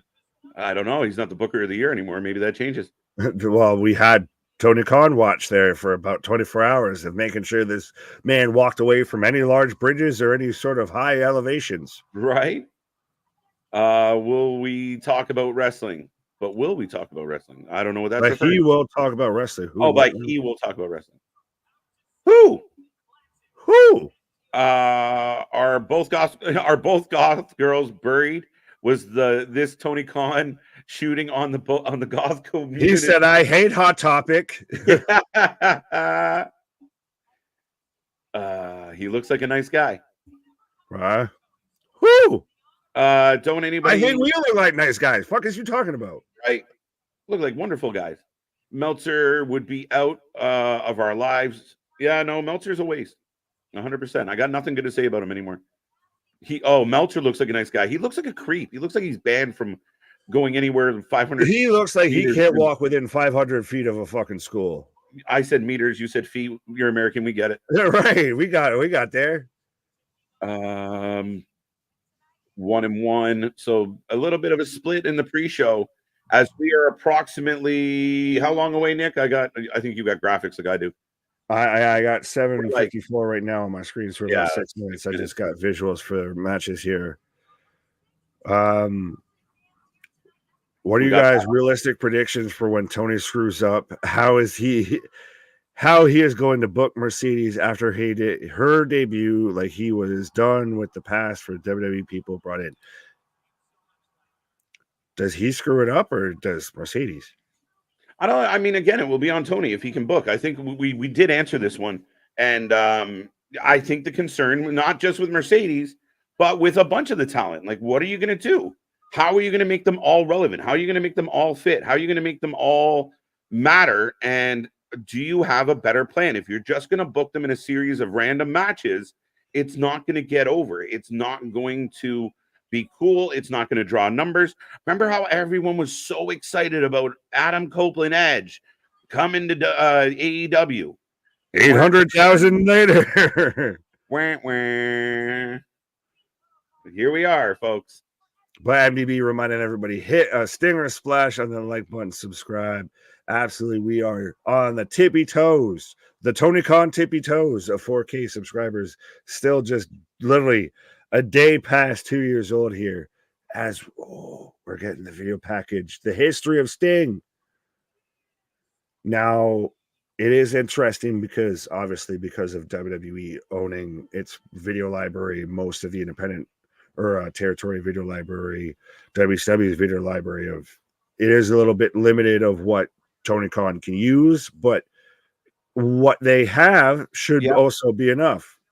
Well, they can use their own content, and they got old pictures that they have access to, which they've seen. And again, I thought they could have, because of their limitations with access to some of his matches and some of that, I thought on Wednesday it would have been really cool if some of the key people would have talked about the importance of Sting, what Sting meant to them, kind of make the last Dynamite ever about Sting leading to tonight. I thought there was an opportunity there that didn't really get, hit. Oh, absolutely. I will ask you this question. I will ask the chat this question. Who, again, it's the comparable that's going to keep happening all night because it's the Mania match we all wanted that never manifested. Right. Who had the better send-off? Taker in Survivor Series, Thunderdome era, all of that.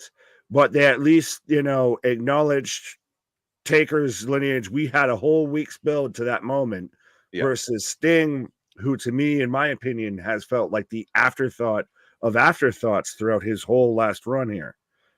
Yeah, a little bit. I mean, I didn't love the Taker one. I'm one of the guys who are like, just put Taker in one. You hate it. I hate it. I mean, it's just the fact that he went out during the Thunderdome sucks.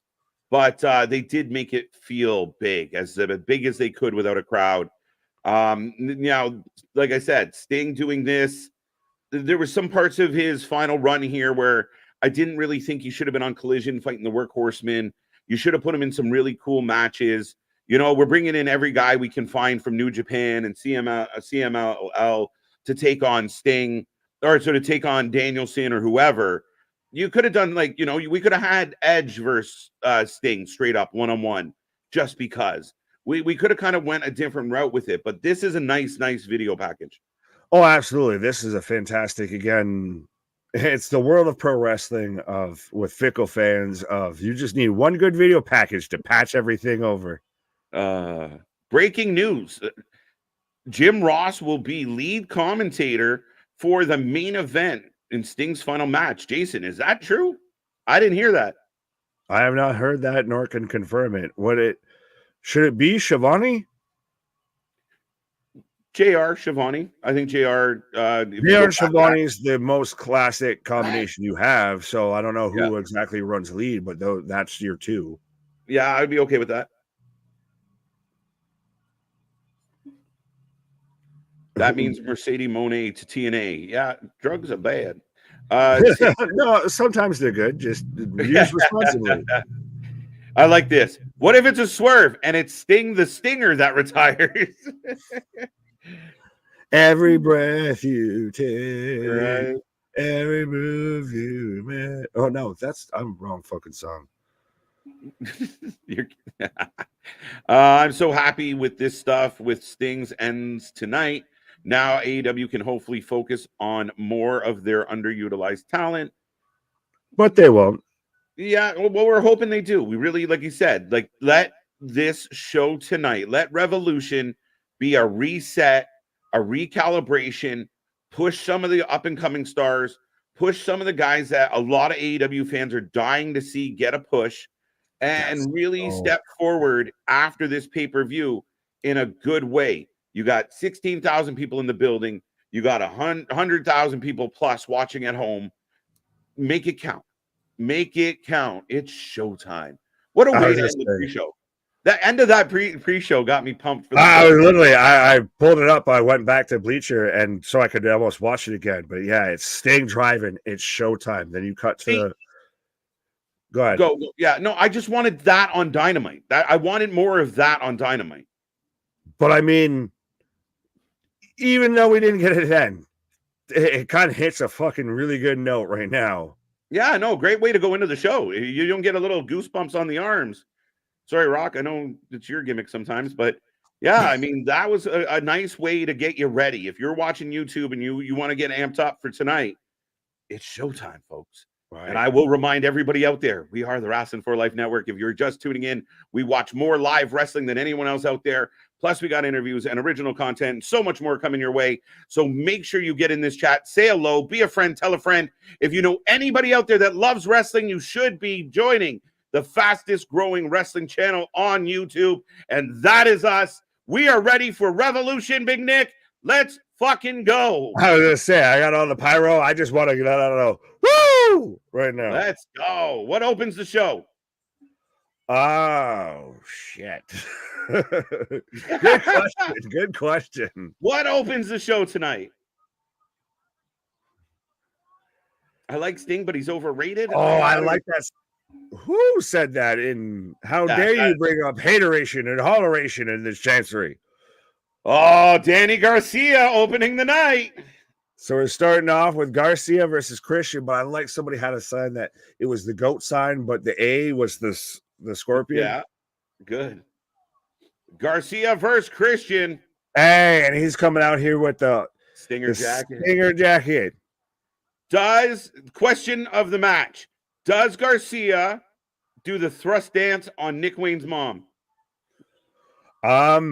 Is that legal? Let's go. What? I said, is that legal? It might be. Now, Nick, you took Christian to retain. I'm taking Garcia.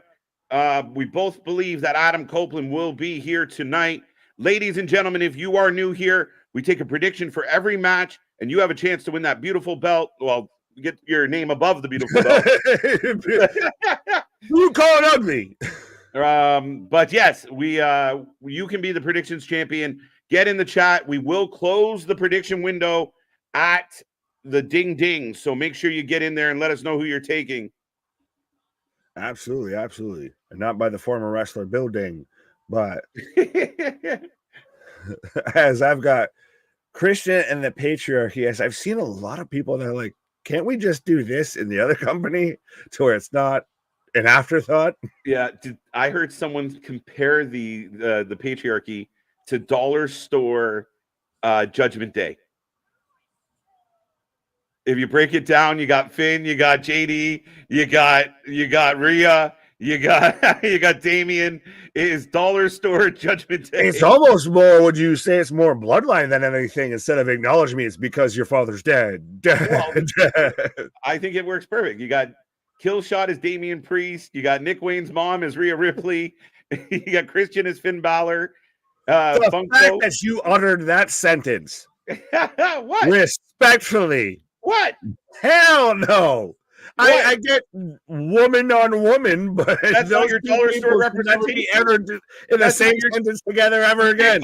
You can't call her the Timu the Timu Rhea Ripley. She's fucking Timu Stacy Kleber or something out here. She's not Rhea Ripley in any sort of fucking I wasn't the one who made it up. She's the Timu to the Timu Tony Storm. Christian for the win. Captain Charisma for the win. Danny Garcia for the win. My stepfather Christian Cage for the win. Right. Where's all our peeps at? Where's KJ's peeps at? There you go. No, my peeps. You took Daniel Garcia. So where's the peeps at? I took Danny. There you go. Danny's got some votes. Dale That's taking Christian. It's around Easter. Christian for the win. I'm going Christian for the win. So the majority of people, I think, are leaning towards Christian in this one. Christian. We're about to close those predictions. So last call, folks. But you're not wrong, though, of that Garcia could win this match and you could still get your Christian versus Copeland feud, and it doesn't need the title. That was part of my argument. And like I said, I'm only basing my prediction on the public love that Tony has shown for Daniel Garcia. And anytime, Tony Khan gets a little gaga-eyed for one of the wrestlers, he books the shit right out of them. But is that not just the flavor of the week? I think Tony gets gaga over everybody. We thought that was Orange Cassidy was a flavor of the week, but apparently he's been flavor of the half decade. Whoa. He might be seeing how many licks it takes to get to the center of that orange juice popsicle. Right. Christian will win. All right, we got the ding ding, ladies and gentlemen. So get in that chat. Let us know how you're feeling. Let us know what is going on. I'm assuming that you and I are pretty close to locked in. I've got Aubrey and I've got both these men circling around each other. Matthew, what up? Scott, what up? Keith, what up? Joe, Shipley, Christian. Everybody's taking Christian. Not everyone. You got two people. You got two people. Christian Cage for the win. I've got a collar and elbow. Both men getting back to their feet here. And now Danny Garcia considerably outnumbered, which is always the case when you take on Christian and the patriarchy. Yeah, but I mean, he's got the double agent there, Aubrey, Ref Aubrey, the Clydesdale of wrestling referees out there. Danny wins. Edge and Christian reunite as a tag team. How about Christian? That to me would be Christian wins because Edge comes out and helps Christian to reunite as a tag team. When the fuck did we ever get there? Hey, you never know. No, I know. I do know, and it's not going to happen. No? All right. Tony is in love with Garcia. Wouldn't surprise me to see him put the belt on him. That's my feels. I'm with that. I want Danny Garcia to win. They had no rhythm out there doing the thrusts. I still want to know if he's going to thrust on Nick Wayne's mom. Again, is that legal? 6 feet. 6 feet. 6 feet. That's so weird because it seems like somebody definitely touched my drum set. What? They're having a whole, did we? Oh, they're having a combo, are they? Like they just met for the first fucking time or something. Oh, Kill Switch staring down the camera. It's so hard to call him Kill Switch. Is Daniel Garcia wearing the Young Bucks tights? Potentially. Perhaps. Do you think we get any big surprises tonight, guys? It's possible. We're not quite sure. I mean, again, Okada's name's been bounced around. Some people think Sheamus. I don't know why or who started that rumor. I do not believe that's a possibility. I'm curious if you have a Mercedes sighting or like a screen flash or a teaser to try and sell tickets for Boston. But I think you've already gotten your surprise and you got the bastard Pac. The Pac is it. Yeah. As Danny walks Christian into the corner. And I actually have a referee breaking a hold. It's amazing. Who knew a horse could act like and could do their job? What is the over-under? The show ends before 12:30. I'm hoping under. Well, it's 8 o'clock now. So that's People 4 hours. Chair said the same thing you said. I never made a comparable to the two. I said this was the dollar store, the budget brand, the knockoff, the shitty version of the other thing. I never said they were comparable. You can have that. Camille. Sheamus. Captain and Tennille, no. Camille could show up tonight, but I'm still trying to figure out about the odds if this goes till 12:30. It could. Well, then again, do we get a media scrum? Of course we get a media scrum. We get a media scrum for sure. Tony, it's just Sting for 2 hours. Right? Yeah, right. Sting not even at the media scrum. He's like, I'm retired. you kidding me? He's like, I'm out.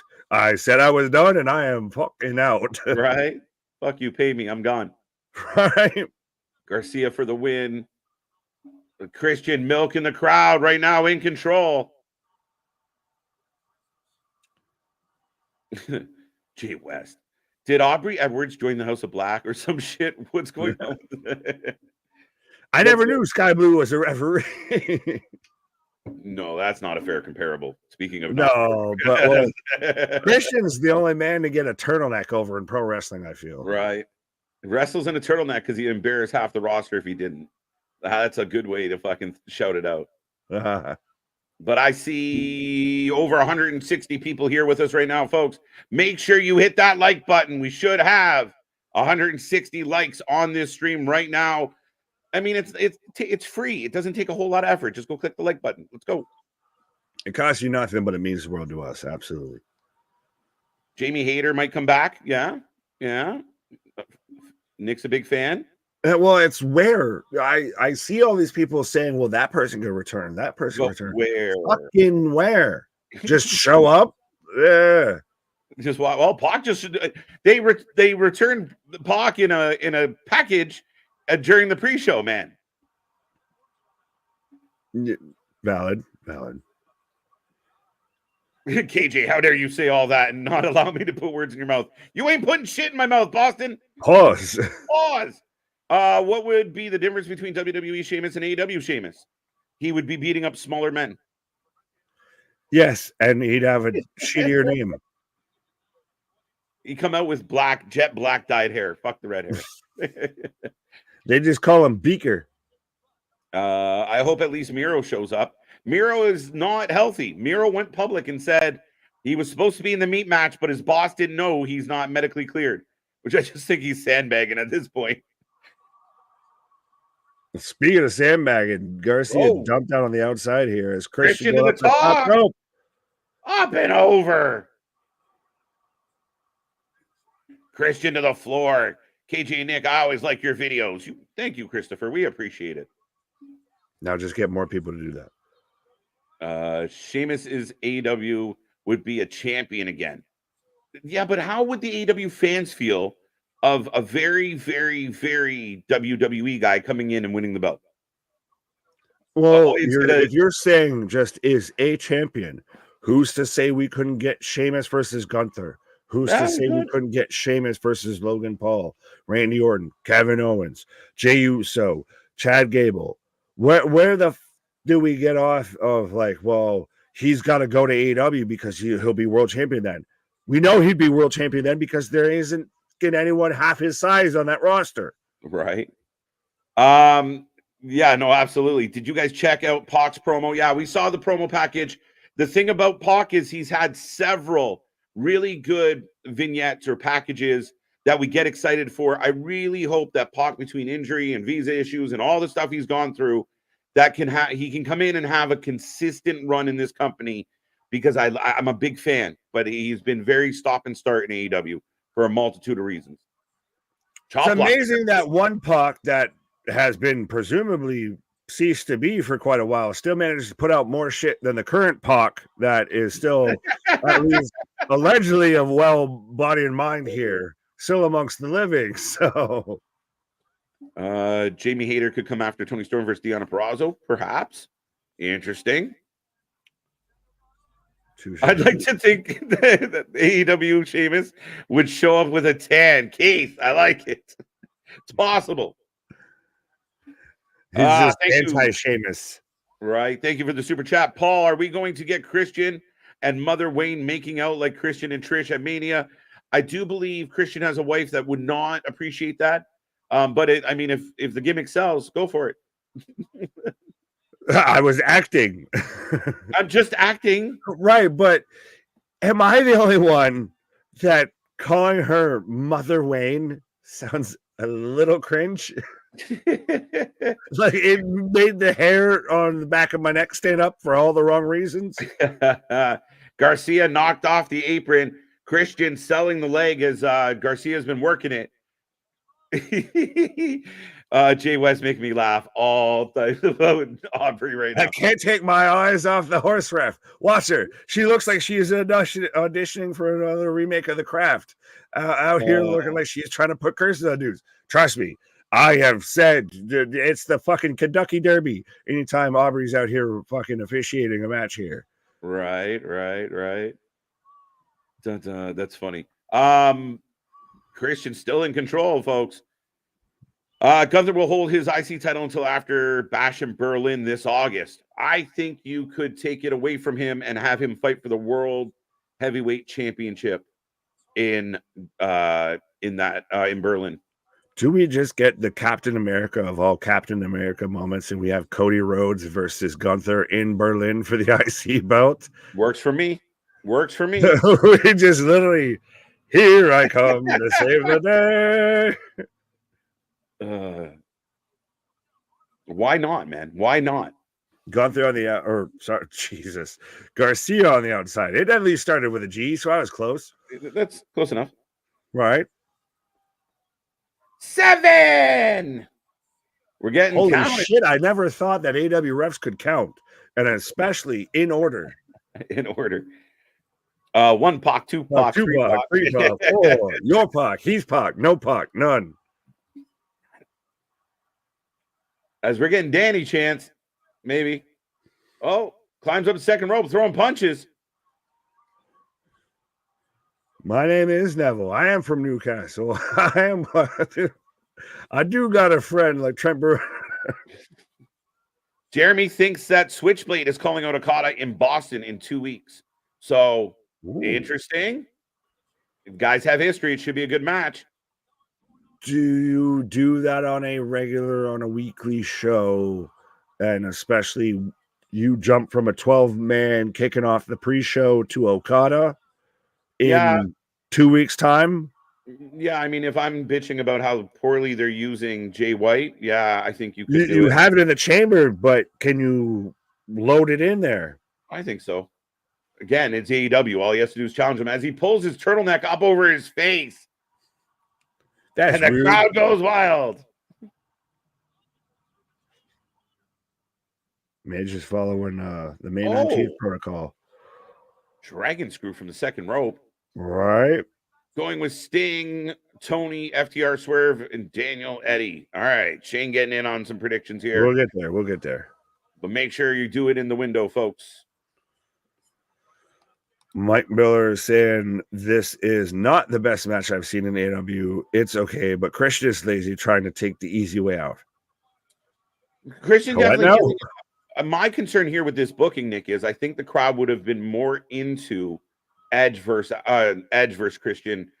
Danny, they like Danny, no shit, right? But like that's what the problem with this matchup is I don't know how convinced or how into Christian versus Danny we are, right? The answer is not at all. Well, I wouldn't say not at all. Well, slim. That was weird. It's weird. It's amazing. It's fantastic. No, Kill Switch yelling at Danny. This match should be 10 minutes. Facts. Well, Chris saying like to see Bischoff. Not going to happen. Booker T. Not going to happen. DDP probably maybe might happen. Apparently and Luger show up. Allegedly will happen. Show up for Sting, but Booker T is under WWE contract.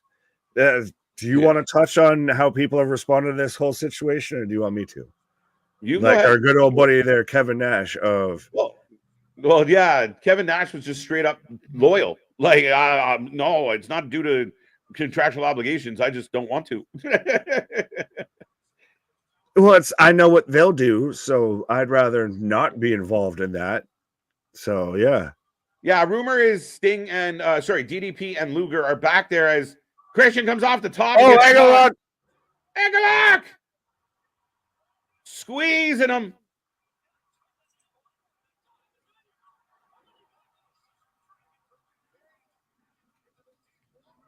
I'm amazed that there's not so many people that like wheel kick or like bicycle kick out of the ankle lock because it's right there. Right.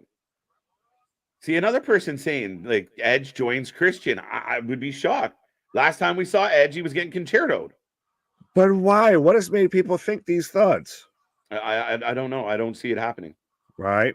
This is a collision match at best. Main event collision. So this is the dilemma they're running into when we talk about all these signings. The signings are great, but you have a lot of talent on your roster, and Daniel Garcia, in my opinion, shouldn't be in the spot that he's in. As kill shot. Aubrey, turn around. She said nay. But I still think you still have to take into account this is the start of a pay-per-view. This isn't a WWE pay-per-view, a premium live event to where they'll have 4 matches and all matches are bangers. You're going to have some matches that are good matches, but not great matches. Danny kicks out of the frog splash. Bischoff is definitely banned from the show. Him and Tony aren't getting along anymore. Not going to work. Maybe Vampiro will show up for Sting. Now, again, question: does Sting come out to? Dun, dun, dun, dun, I don't know. I think they're going to destroy Daddy Magic. Mac Daddy helping Danny. Oh, look at the size of Nick Wayne's mom compared to Daddy Magic. Nick Wayne's mom is going to take on fucking Camille, and that's going to be a thing that happens in AEW. Just accept that, embrace it, be prepared for it, because god damn it, this is a fucking Amazonian woman. She must have big heels. Where's Beth Phoenix when we need her? I don't know. I mean, heels don't make you grow fucking 4 feet. Right. You're going to need a good tag team after tonight. But I don't think that's where we're going to go with these two. Oh, I was going to say, what is us? Tag team back again. Pile driver! One! Oh! Late two. Two count. Dos amigos. Fans love it. EVPs. Hold on tight. This has been a good match. Again, people were saying, oh, this is a collision match. This has been a good way to start off the show. The match has been good. I mean, a little too much fuckery, but that's just my opinion. The other people out there might not. It's starting off the show. No, I mean, like the I don't care for all the other shit. But yeah, the match has been decent. Danny's not a bad wrestler. He's just, to me, a Ring of Honor wrestler. He's half baked, and unfortunately, that's half their roster. Oh, when the hell did Aubrey become such a proficient official out here catching everything? Christian's grabbing the ropes and everything. Normally, this woman's got fucking blinders on because, I mean, that's not like this. Not like racehorses do. Sloppy cutter, unprettier. It's over. 1, 2, 3. Dan, I was wrong. And still. Now, do we get on this day? I see clearly. Let's just get the next match. Like, if you were going to do something with Edge, do it before that happened. What is Tony Khan? Right? Knew it. Well, good job. It's amazing to say knew it after the fact. No Edge. Up next, we're getting Eddie and Daniel Garcia. Bryan Danielson. My heart beats still.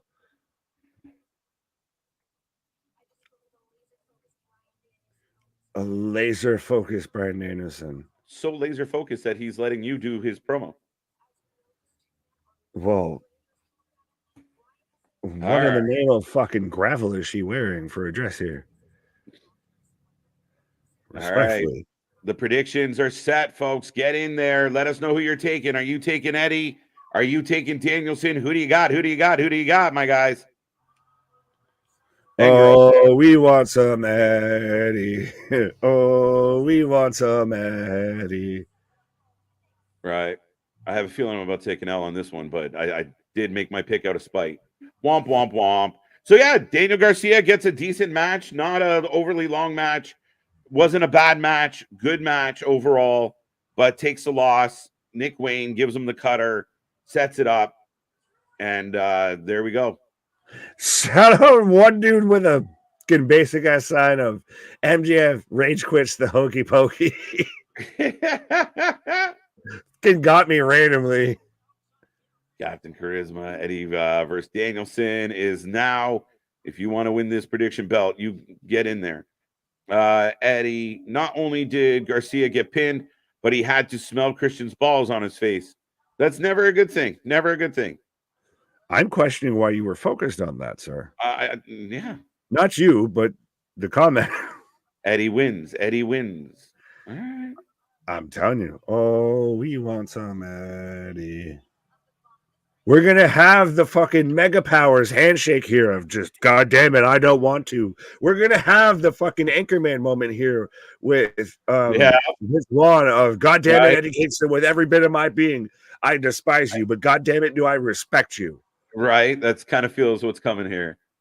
How do you feel about, like, we talked about recently the WWE doing more of like the walk-in interviews pre-match, and AEW tonight doing like the interviewer Monkey just see, monkey do. yeah, but the interviewer just talks on behalf of the wrestler. Right. Like the wrestler doesn't say shit. The interviewer tells you what they're thinking. Let me copy off your homework, but just change the answers a little bit so the teacher doesn't know I copied off you. Yeah, That's what this fucking is monkey see, monkey do. And I love it. I like it. A much better authentic vibe to everything. But yeah, that's what it is. Danielson, they're doing it and it works, so let's do our version of it. Yeah, I just, the wrestler's standing there. Just talk to the wrestler. I don't want to hear what somebody thinks. Like, oh, well, Brian's laser focused. Remember, Brian, tell me quick. How many sideline reporters are paid and used by, X league and that league and everything? So I think it's the same shit. It's the same shit. My prediction, 300 chops. That's a pretty solid number. Over under until we get this. Edge and How many minutes? Yeah, right. It's gonna be a lot, but ding, ding, ding. We are off and running, folks. And both men just staring each other down. This needed a video package and everything much before this match. This needed a build-in. I see a bit of what you were saying with that of, instead of the interviews, you could have had the video package and then go to this, the backstage shit. But yeah, you needed to tell us the story here. What's the probability that Danielson gets hurt in this match? I hope 0, my guy, but yeah, I'm not going to wish that on anybody, but I get where you're going. Could happen. I smell White Castle sliders. Eddie Kingston must be near. No, that's just you and I, we're, Canadian and U.S. Harold and Kumar out here. The crowd is lit for this one. Split crowd chant. Loud. Let's go, Eddie. Let's go, Brian. Brian Danielson, Kingston for the win. Danielson, Eddie for Eddie is a bum. Daddy wins. Garcia needs a spank from Luchasaurus. Unbroken. Way to make an entrance, my guy. Keep your personal affairs amongst yourself. Keep your shit to yourself. Right. Eddie Kingston. Nobody got time for that. Eddie Kingston for the win. Eddie Kingston for the win. Slap fast.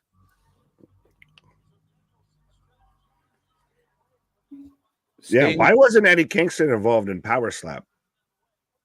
Right? Because those slaps don't look powerful. That's the problem. Now he's please kick me in the leg. Like, I don't like this shit. And hobbles. Oh, he checked that one. Now we're just pawing at him. That to me, Joe, in any fight is just getting stupid. If you're trying to sell it as an actual fight of like, go ahead, come on, hit me. Like 9 times out of 10, the idiots that's like, go ahead, come on, I'll give you a shot. Is the one that gets starched out in one punch. Bapped real quick. Just gave you a like, Larry Mack. Everyone be like Larry. We got 180 people hanging out with us here tonight. Get in there, hit that like button, help massage the algorithm. Some of you out there, if you're watching on your phone, might have those little heart buttons that you can click as well. But give us a little bit of love. Over 300 chops. Slap chop that like button. Chop that like button as many times as you can. Right. Oh, and exchange some kicks. Very slow start to this match as expected. Well, as Excalibur is out there saying Eddie doesn't want to get into a grapple exchange with Danielson. Eddie should have gone out there wearing a shirt that says "Find me." Not bad.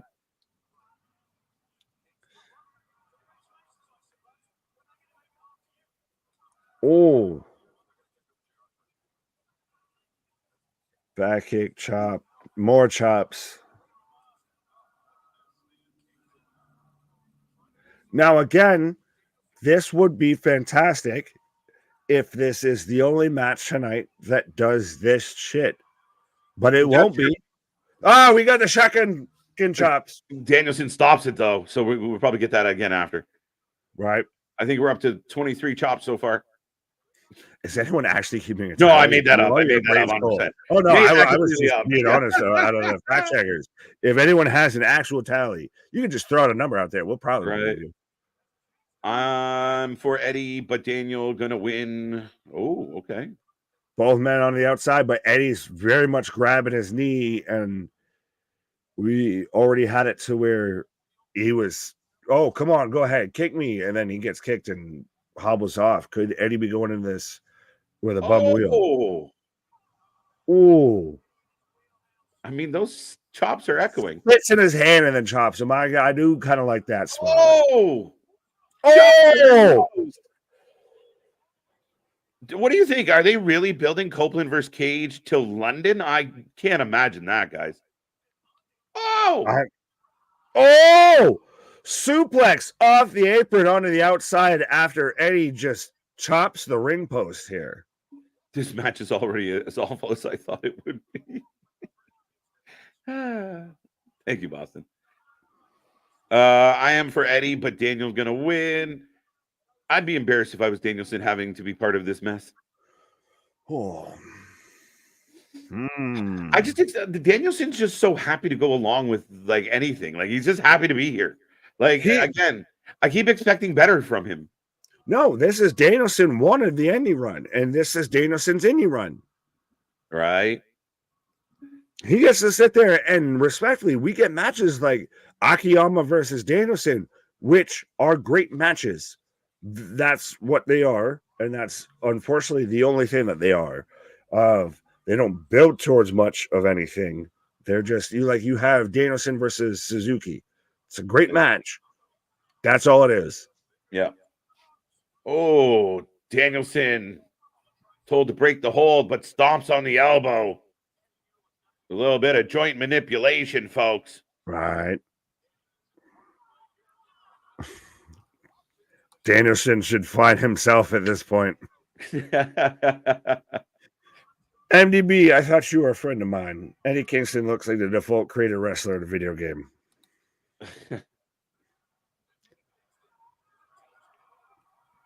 Shotgun drop kick off the top from Danielson on Eddie. Plenty of chops. Eddie's winning this match now. You know that, right? Because Danielson's getting too much momentum in the middle of the match. Is this the middle of the match? I hope. Over under later tonight on John Moxley for Bleeds. Yeah, Damian, be patient, my friend. Be patient. We'll get there. But yes, he's probably going to bleed. I was going to say, the answer is yes. There's no over under. It's yes or no. Yeah, it's more of a yes or no. Over under 2 minutes is the question. Meltzer gives his match 4.5 and counting. Danielson going up top. This is moving very smoothly. Oh, suplex. Exploder by... Actually, no, yeah. By Kingston on to Danielson. As Eddie's really selling his hand.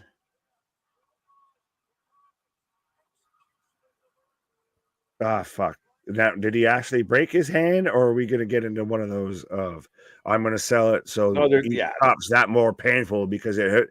This is going to hurt me a lot more than it hurts you. Yeah, I mean, he just used it to get up off the mat, so I'm guessing it's a work based on the pull slap. Slapping his pole. Oh, pause. Down goes Danielson.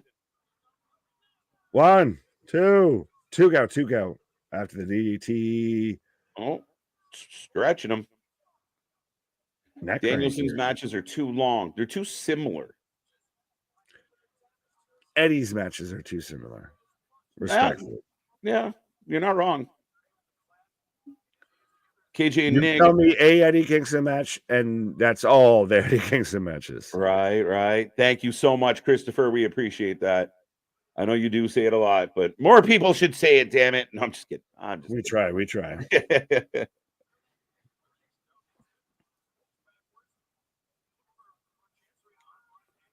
this match will go 25 minutes. I haven't started the clock yet here, but we've got back elbows now from Eddie on Danielson. Could they set up moves any clearer? There's just no flow to the match. It's very, again, this is what my fear was. I love Danielson. I love Eddie. But my fear was, like, I know we talked earlier about, you know, the dude in the digital car jumping in during a women's match going, this is boring, but he's going to fucking make a mess in his pants over this fucking slugfest. Yeah. Who won so far? So far, Christian has won, and that is it. Well, not counting the pre-show. Oh, the pre-show, yeah. Who won in the pre-show? Willow won in the pre-show. Willow and Statlander, and Bang Bang then Gang. Bang Bang Scissor Gang. Yes. Or no, was it Jarrett? No, Bang Bang Scissor Gang won. Then Yeah, Bang Bang Scissor Gang. Yeah, because we had the B-Rabbit. Oh, Dragon suplex from Danielson on Eddie. It is impressive for Danielson to hit Eddie with that. Is that a fat joke?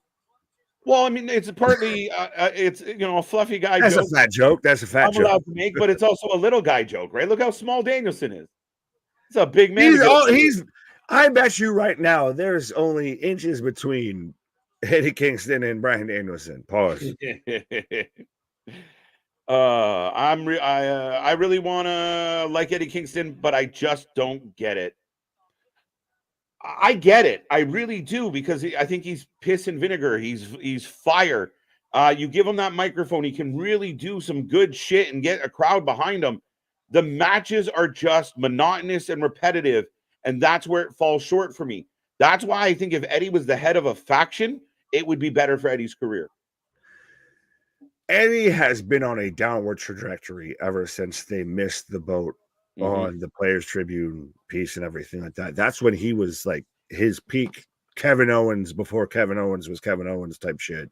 And now he's more Kevin Steen type shit of just, it's more of one of those of, it's a walk and brawl match every time that Eddie has it. You, like I've said, you've seen one Eddie Kingston match now, you've seen them all. And when they had that Players Tribune piece, and he was the hottest thing in pro wrestling, that you should have started to fucking strap the rocket pack to him. But, you know, much like Wardlow, it came out of the manufacturers wrong and went backwards instead of forwards. Yeah. And again, like, this match has quieted the crowd way down. Big suplex off the top and right into trying to get him in the label lock.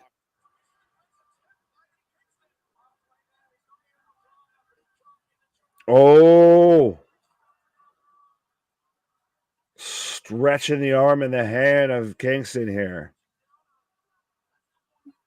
I don't know really what Daniel wants out of his run. It doesn't make sense. He just wants to fight all the people, and he loves putting people over. I'll give him that. But he just wants to, like, hey, I haven't fought this guy before. Can you bring him in? Does he actually put people over? No, well, he goes over the New Japan guys, but like he did in the Continental Classic, we were shocked that he didn't win it. Right? Yeah, well, I was going to say, and that's why you think that he could win tonight, and that's, you know, your get back here. Yeah. But again, it's just like we do a couple things, we take a minute. We do a couple things, we take a minute.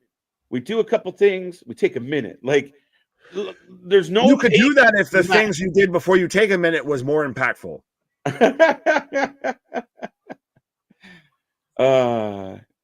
He sucks. He's one of the worst wrestlers I've ever seen. I'm not going to stand for the hateration and holleration. I know he's your guy, man, but he's a great promo, hard to watch in the ring. I got to ride with him. I don't blame you. We ride together, we die together. Eddie Kingston for life. Eddie Kingston is overexposed in the ring, but should feel special to have him in the ring, not a chore. Oh. Best way to put it. Jump up, Enziguri. Whoa. Slop up, Enziguri. What's up, Ricky? How you doing? How you doing? That hand the whole time, though. Every time he hits it, the whole stretch, they're like, it's the same hand he smashed on the ring post. So that hand, is, you know, the crux here. Right. Once again, lazy booking, says Matthew Childs. Good to see you, my friend. Welcome, welcome, welcome. And to anybody we haven't said hello to yet, welcome to the channel. Welcome to the show. Be a friend, tell a friend. We're almost at 200 people here live tonight. Right. Well, we got Keith, the new name. You guys have good takes, similar thoughts, digging it. Absolutely. So be a friend, tell a friend. Tell everybody that you know. You're doing your friends a disservice if you're not telling them about the good gospel of pro wrestling out here. And we appreciate it, folks. We love all the wrestling. We watch all the wrestling. We all, this is our 5th show in 3 days because we watch more live wrestling than anyone else. We watch the full shows. We don't dip out halfway through or in the beginning or put someone else on instead of ourselves. We are here giving you our honest hot takes. We're not always right. We're not always wrong, but we are always honest. Well, as you say that, and then Boston points out, Nick's doing what Nick does, dying on the worst hill possible with everything. Love you too, Boston. Love you too, pal. Oh, big 2 count, big 2 count. You're going to be eating all that motherfucking crow when Eddie Kingston wins. You know what, Boston? When Bryan Danielson has to shake Eddie Kingston's hand, I want you to send me a virtual handshake, and we'll just have the mega powers collide there. Yeah. Sup, Ricky? Danny D. And cheer up your friend. Your friend. I'm just now your friend. Singular, your friend. This is an awful match, and it's hard to watch. The stomps. Oh, they almost got the triangle choke. No, maybe. To me, this has good moments. There's no bridges, though. We're not crossing into anything. We're not making any of these moments. Like, we're not making this triangle suplex feel compelling because there was nothing that carried over truly into that. Yeah. Just like with the stomps, there's no fucking connect the dots here. And again, there's no ebbs and flows to the match, like a hot flurry, right? We're not picking up the energy and then slowing it down. It's just all slow.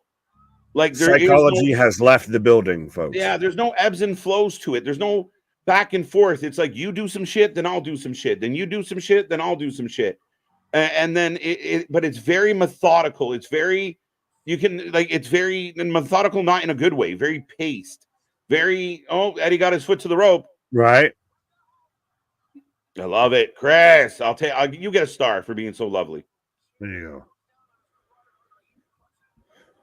Baba Black Sheep, have you anyone? He can win all he wants, he still sucks. Yeah, facts. Just because he won a shitty match doesn't make him great. Joyce, what up? Bash, what up? Matt's tubes of you. Every Kingston match is an endless desert. Again, there's money. No ebbs and flows. The crowd. You take the crowd out of it. But again, someone's going to say, well, you guys don't understand. That's the New Japan style. It's boring. I'm a fan of the fucking New Japan style. I'm out here dying on this hill. Right? We're here at fucking This is my Normandy right now of just, I'm taking nothing but goddamn shots left, right, and center and trying to survive. Me and you showing up at 3 a.m. to watch New Japan on YouTube. I get it. But, I mean, I've seen really exciting New Japan matches. This ain't it, dog. This ain't it. But a bit of a ramp up here. Oh, he rolled through. And return. Oh, no, he rolls through. Don't do that. Why is it Eddie Kingston the walking zombie? Both men down. People get to their feet. Now, look. I like it. Someone else blaming Daniel, not just Eddie. There, my name is... Where's this reaction? I'm justified here a little. Oh, here we go. I feel so sorry for Danielson. Why? I like this comment. Sorry, I didn't let you read that earlier. Yeah, no, you're good. 186 likes, only 103 likes. Well, hey, shout out 103 likes. How you doing? Make sure to Samoan Spike, Scorpion Death Drop, Stinger Splash, that like button for the boys. It helps them in the algorithm. It helps fellow wrestling fans find the stream. Absolutely. It's free to you. It costs you nothing, but it means the world to us, and it does nothing but help us keep growing and keep doing the damn thing. That's it. That's it. That's it, folks. We appreciate all of it. But like, if you haven't been here, you just got here. We literally celebrated our 2-year anniversary last night, and it's our birthday weekend. So thank you for being a part of it.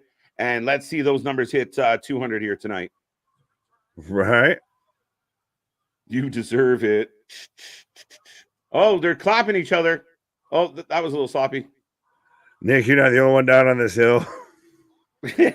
Mike's with you. Right? You're on. Fuck you, Jack. He's talking about the match, Nick. Yeah. Oh my God. How many delusional people can you pack into one building? They're giving a standing ovation. Oh, listen, you. Nice jab by Eddie, followed up by a bunch of claps. He's still selling the hand. So he's slapping the taste out of this man like The Rock did Cody. Yeah. The fans are going crazy now. Already like Danny D. That's perfect. Happy birthday, says Joyce. Thank you. Matthew saying, congratulations, guys. Keep it going. Absolutely. Apparently we'll never make it to the moon, but we got everything going else going on. Oh, powerbomb! 1, 2, let's go! Let's go! Out of left field, we got to finish. It's over. Yes! Hey, Boston, how about them apples? He said even if he wins the match. I don't care. Shut up. Let me have my moment. Wait. This is my one moment.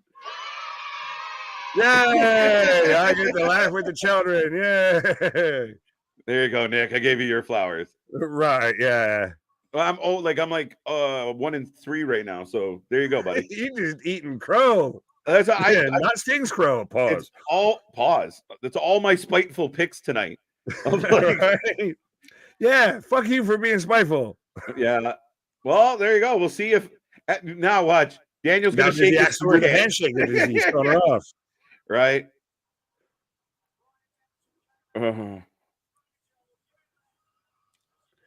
Is this though a little bit? I know it may have not been everyone or anybody's cup of tea with this match, but is it not a statement with Eddie of Danielson after they've had their very publicly personal issues? Yeah. Of at least I'll do the job. I'm putting you over.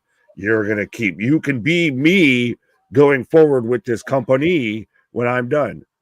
I told you, Danielson loves going under. He really does. He loves. Shut up, breathe. Unless he fights somebody, like if he's fighting somebody from New Japan or AAA, that's a Danielson win. But again, at this point in his career, and I commend him on it. Don't get me wrong; it's not a bad thing. He tends to put guys over, even guys he probably shouldn't. You had to fucking put that in. You had to put that in, you son of a bitch. That's treated like boxing. Stick and move. You ain't got to. We want Danielson. There we go. We're waiting to see what happens here. Well, MDB is saying, and the crowd goes mild. Rapunzel, the king of the bums for the win. Let's go. Bow down to the bum. Thank God that match finished, says Joe. Again, you know what? When the match ramped up, it got exciting and the crowd got into it, and then the match ended. And I get it. It's a bit of like I said, a very slow build. But I think there should be more ebbs and flows to the match. A wrestling match, and this is going to sound like a weird comparison, but it's the only term I can think of to explain it. It needs connective tissue. It needs shit that starts from the start of the match that carries on throughout the rest of the match, and that builds those pathways in that storytelling. Is he going to do it? There it is. Oh, we got the love for the bum. The indie powers collide as Eddie Kingston and Bryan Danielson are shaking hands. Right? And you know what? I give Kingston a little Brucey bonus point for the fact that Danielson went to put his sore hand in the air and he made him switch hands. At least he sold it to the end. Right. The details matter, folks. Well, and Danielson's sitting there as he almost tripped coming out of the ring. The security guard had to catch him, but he's out there still putting over Eddie at the last minute. So this is arguably, I feel, a passing of the torch of when Danielson hangs it up. Eddie is hopefully hopefully going to be your AEW Bryan Danielson. Fair enough. Fair enough. Eddie Kingston, aka the Vladdy Divac of pro wrestling. Damn it all! Yeah, I mean, it would fit, man. I heard the stories of Vladdy out there just smoking butts in the fucking bathroom and everything before, games and shit. Which right was Jason Williams like the most rated point guard of all time? White chocolate out there, right?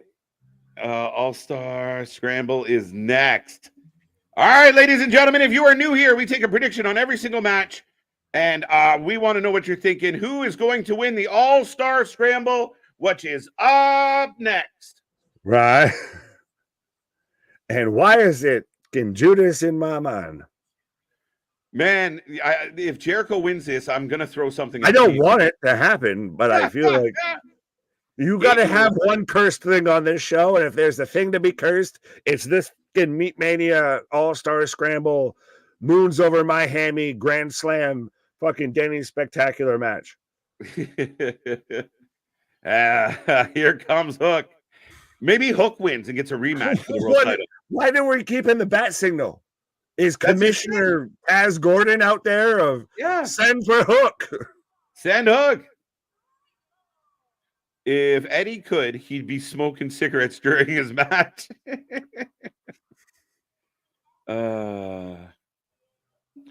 Christian Carolina sucks. Carolina. Tomato, tomato. Tomato. Eddie Kingston got that one. All right. Who else we got? Wardlow for the win. Wardlow. Powerhouse Hobbs for the win. Wardlow seems too predictable. Again, you're building Wardlow. If he doesn't win this, then what do you do? What do you do? Explosion on Impact here as everyone that was taking Wardlow. I like where was it? From Westview Mountains. My prediction for the All-Star Scramble, it would be overbooked and underwhelming. Overcooked and over scrambled. Yeah, pause. Was it you that called it the Moons Over My Hammy match? Yeah, absolutely. I said this is the fucking Grand Slam breakfast fucking match out here. This is brought to you by Denny's.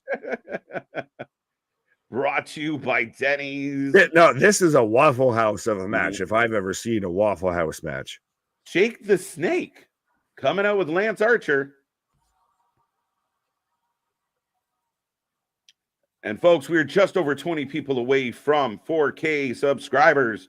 So if you haven't hit that, I almost swore. If you haven't hit that button yet, please do so. Like we haven't done that already? No, it just felt inappropriate at the time, so I caught myself. Hit the Don't worry, well, Magnus will come out here of the fucking pantomime lucha. What the drizzling shits is this? Homer Simpson is still the champion. That's the previous. Don't. We call him Homer. I hate every. The Machine, Brian Cage with his as he's got the Stinger face paint. You always love when a heel pays homage to the good guys. Jericho is Jericho. Why? Because the world deserves to burn. Some men just want to watch the world burn, Mr. Wayne. Facts. Obviously, Darby teams with Flair and has another retirement match. Don't say that. Don't you dare say that. Hey! Billy Madison will just grab him by the head. Don't you say that. Don't you ever fucking say that. Oh, look, we wheeled Adam Cole out of the nursing home for this one. Right. Grandpa, Uncle Junior can fucking come out and make it out here for AJ's fucking game. Yeah. Wardlow never had the makings of a varsity athlete. Right. Mike Bennett looking like an undercover cop here tonight. They all do. They all look like goddamn stitches. Wardlow for the win. When they call this a fucking scramble, holy shit. Dante Martin, Magnus, like, you know what? We read it on paper, but to see it come out to the ring and everybody's got friends and like this is universe mode on insanity. To actually see this collection of human beings together blows my mind. Let's go, folks. I'm ready for an American Revolution. Oops, I mean AEW Revolution. Why? Either one would probably be necessary. Well, one might happen. Oh no, I was just shout out Dylan becoming Dylan. a member. Absolutely. Thank you, Dylan. Welcome to the family.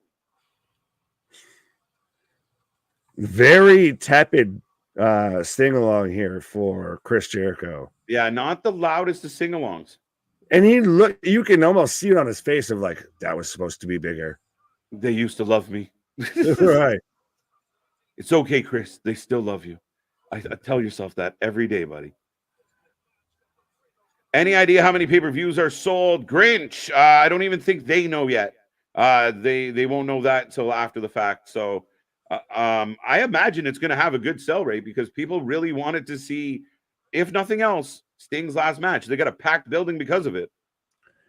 Could we see theoretically a underlying tone of, well, Christian's worked with Sting, Jericho's worked with Sting. Does everyone that's worked with Sting go over tonight? Maybe. Oh my God, dude, you're gonna hurt my heart. I'm just creating more and more lanes for that off. Sense. Fuck off. Paving down lanes. I'm not putting up with that shit. This would have been a perfect match to give Ricky Starks his proper singles push. No Ricky on the pay-per-view at all. But we got Magnus, whatever. Well, we've got Dr. Mantis Toboggan out here. It's Toboggan. I'm nervous. I brought my Magnum Lucha for my Magnum match. Right. Oh, there goes Magnus.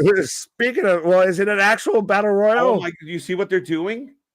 They got rid of all the little guys, so now we got the Meat Mania match that we were supposed to have. But is it an actual battle royal? Like, that's the thing. Are they actually out or not? No, they're not out. They're now literally we just got them chanting meat. So this is what this is the Meat Mania match. What we were supposed to get. This was the match we were supposed to get instead of the fucking scramble.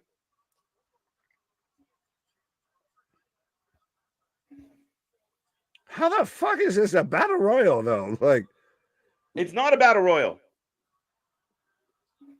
So then how are those people eliminated? They're not eliminated. They're just hanging out. They're killing time and letting the bitches fight. You gotta say the last one was fucking slow. This thing, we're waiting. We're sitting this shit to make this meat to fucking marinate out here, and instead it's going fucking sour. We're getting a flex off. Now we're getting a bump off. Pause. You got to pay extra. You got to do something strange for the bump off. The bump off. You got to be a member to be in a bump off. Whoever booked this might have had a bump off or two. Nah. He's up there in the press box right now. Right. This is a fucking fantastic show. Brian Cage taking this upset. That would shock me. But I'd rather that than Jericho, to be honest. Oh, that was kind of clever. We had, as they run for the clothesline, and as they hit it, meat. Yeah. Meat. We literally, though, like you said, we've just gotten the Meat Madness match. They just hit it. Meat. And everyone else who just took one move is just sleeping on the floor right now, having a camp. Now, did we have to sign an NDA to get this hidden meat slid on us? Ew. The best you can say is ew. I'm sure a lot of people said that too. I would have watched Willow and Stat versus Blue and Hart 5 times over these last 2 matches. Yeah, even if it was Sky Blue and Bret Hart, with all of his, wobbly shit going on over this. Yeah. Chris Jericho winning this would be crazy. 100 per fucking cent. Does his Stewart smaller in the mirror? Look what I can do. Stuart Little? What? Stuart Small. You looking at a white mouse? Stuart, look what I can do. Yeah. Mom, look what I can do. Tony, look what I can do. Oh. Archer trying to do what Commander can do, and neither one of them can do what they do. Not quite pulling it off as Hobbs back in. Oh. Eliminated by pinfall or submission. This is not an elimination match, is it? I don't know, but have the one- 4 men that got thrown out earlier. Apparently, if you go over the top rope, the floor is lava and you cannot survive. Well, again, like you have all these men in this match and everybody's laying out. Like there should be fighting on the side. There should be other shit going on other than now you do a move. Now you do a move. Yeah, literally, there's 8 people in this match, and all but 2 of them are acting like they've ceased to be. Did the other ones die? We've watched them go through tables and get up quicker. Literally, they have Magnus and all of them have not been involved since the opening, like 2 minutes. Codebreaker. Jericho going for the pin. I hope he wins it. If he eliminates Wardlow first. If he eliminates Wardlow first, screw you and your Tiffany talk. That's the fucking job. That's the burial. Someone's got to confirm for me. Is this an elimination match? Are we going to go through 7 falls?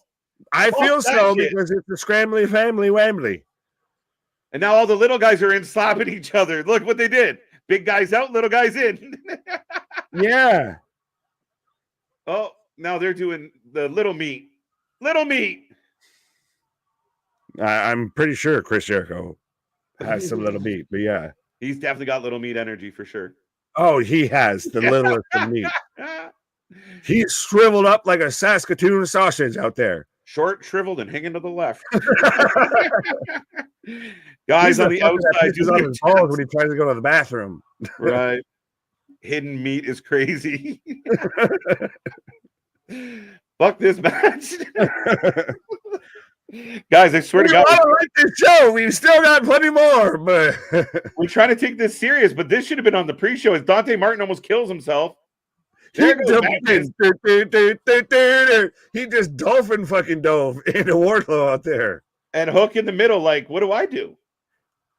I was gonna say, Dante Martin hit that dive like he was a fucking seal at SeaWorld waiting for a fucking fish to get thrown in his goddamn mouth. Right. Yeah. Surprise Copeland isn't there. He lives in North Carolina, 2 hours from the arena. He said, fuck that, I'm not going. Where's Petey Pablo? This one for North Carolina. Come on and raise. Take your shirt off. Picking names out of a hat. No, this is like the I didn't have anything important for you to do. And also, Jericho, what about me match? Yeah, this is the equivalent of the like Double or Nothing, how they always have the over budget battle royal. That's what this is. Right? This is an elimination match. We got to watch 7 falls? Fuck my life. Oh, who wants to tag first?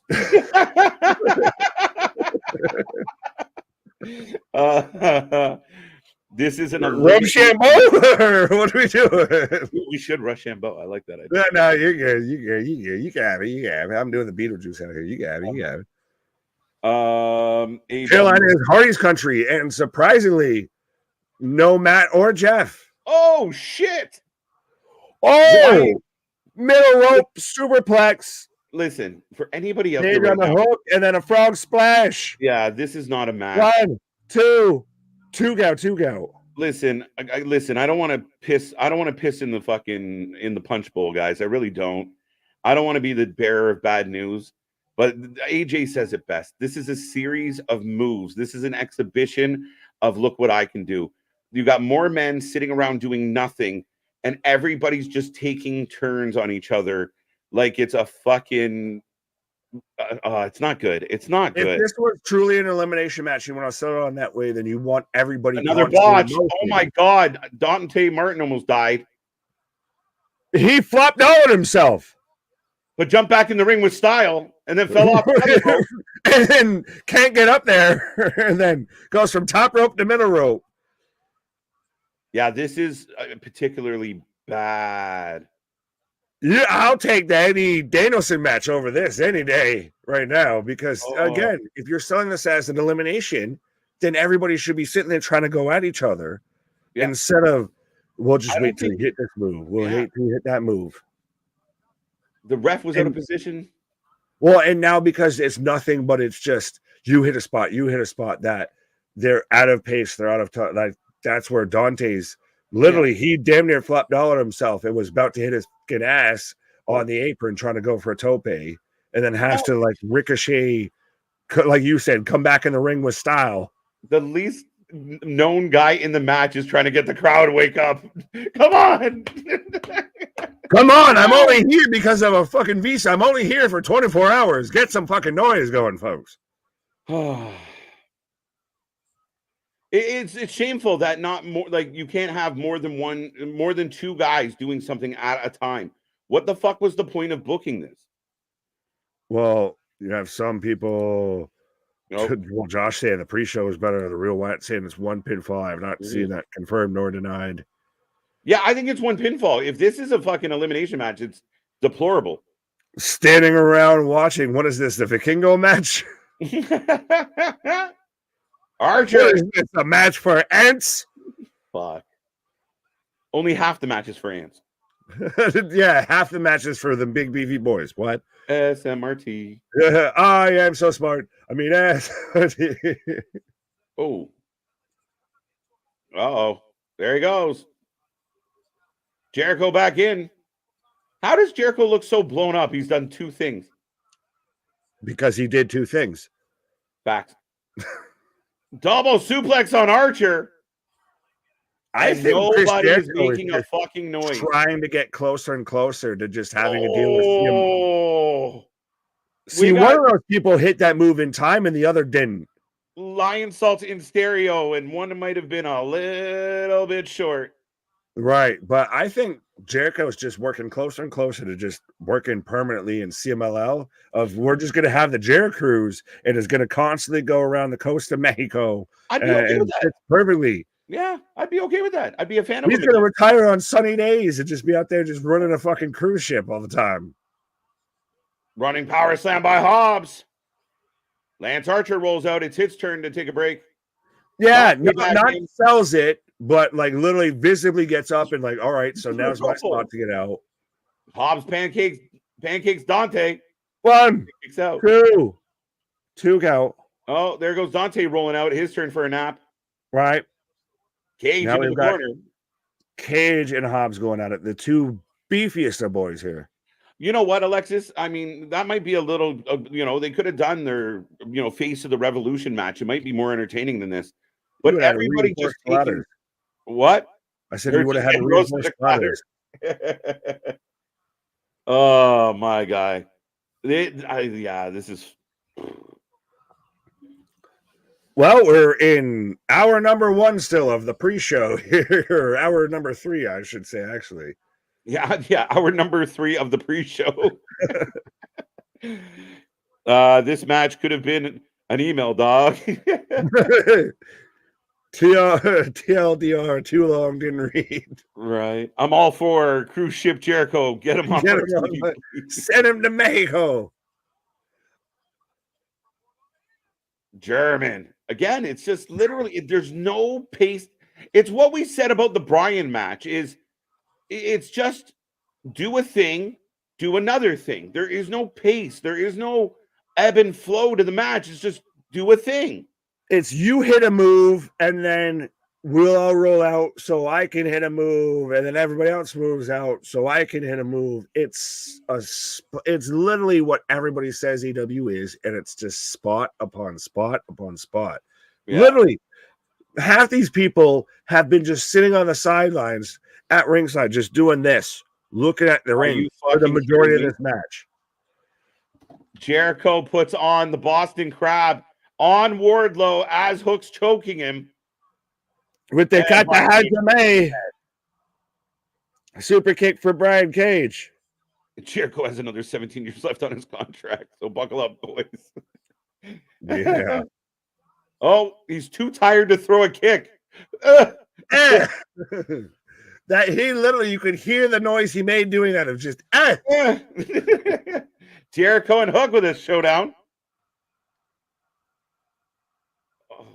Because again, you've gotten some momentum, kid, so I must be the push vampire here. Oh, that sucked. Suplex. Oh. You're fine. You're all fine, Bryan Danielson.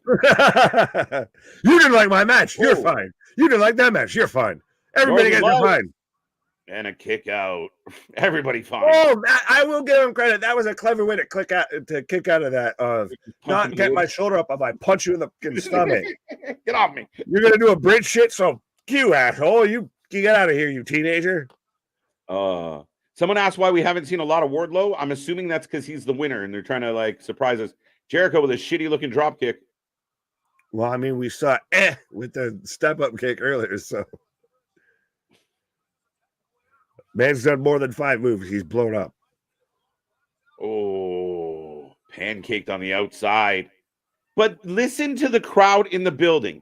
16,000 people sitting on their fucking hands right now, guys. Like, you might think, if you're tuning into us right now going, well, it's not that bad. Maybe you think it's great, but listen to the crowd in the building. You've effectively made them go quiet. What the fuck was that? What the fuck? Yo, that shit is poisonous as fuck. Was that the fog machine liquid? He literally was just out there with the fog machine. I thought it was a fucking fire extinguisher. This man's out there with a fog machine and then just he's a spear. High as shit. You don't spear anyone in the shoulder. You spear them in the midsection. I feel like the match is coming to an end, hopefully, in a moment here. As Wardlow's going to walk in. It was barely the fog machine. It was literally the thing and then just the fucking handle of fluid. That shit's not good. What is Chris Jericho? Holy shit. Wardlow big clothesline. This is way overbooked and under. Oh, no way. No Roll fucking through. way. 1, 2 count. This sucks. Well, who said it earlier? This is overbooked and underdelivered. Then again, I didn't know what they were expected to deliver. You know what? And actually, I'll touch this question in a second because you've made this point, but I don't want to. Well, we got time. Go ahead. The indies run these matches better than this, and that's what you've been talking about, Nick. And you were the one that said I just treat AEW like a super indie, like I treat it like an indie show. I just show up for the matches. But you got other promotions, smaller promotions, doing this type of match better. We just saw it with House of Glory. We've seen it with Wrestling Revolver. Christ, you could say we see it with TNA. Well, debatable. Yeah. Oh my God. Dante Martin just got his chest caved in.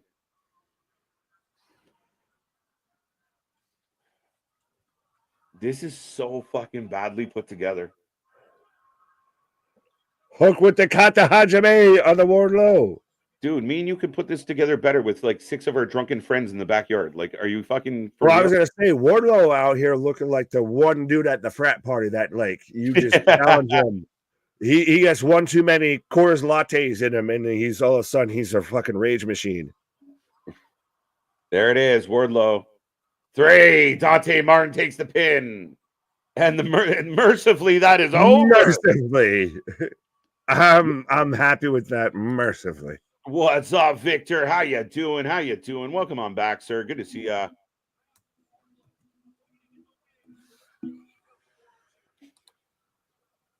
Four and one.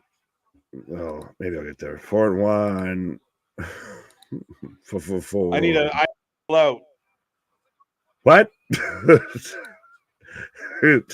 KJ talking to us from another region there, I guess. 5-0 as he apparently needs a palate cleanser. As I'm getting a video package for OC versus Roderick Strong here. And is this the first match so far on the main card that's actually gotten any bit of a video package, any sort of a build-up, any sort of a hype? Because it seems like they cut the fuck away from that scramble match as fast as they goddamn could. But Danny's 4-1, 4-1, 3-2, 4-0. Can you watch it for free anywhere? Well, you can watch us for free anywhere, if that's the question, sir. 5-0. This is an awesome win for Wardlow. Oh, bold statement.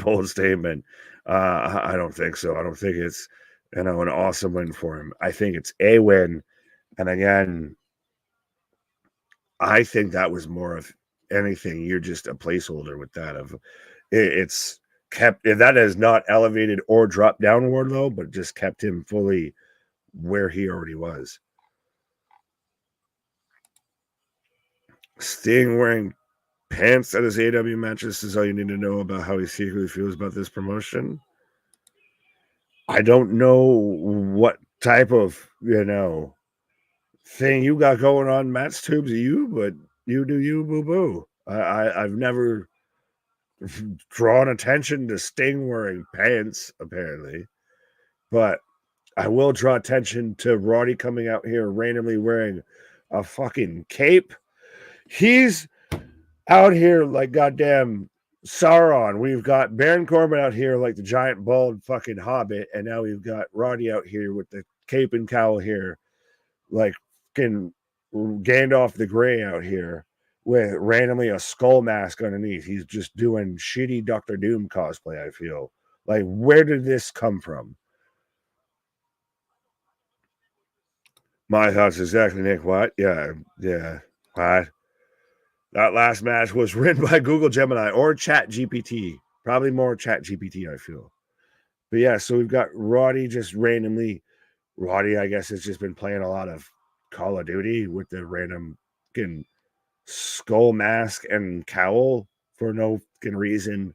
As we've got Orange Cassidy coming out, so I will throw it in the chat. So again, your chance to get some points here for the Predictions Championship.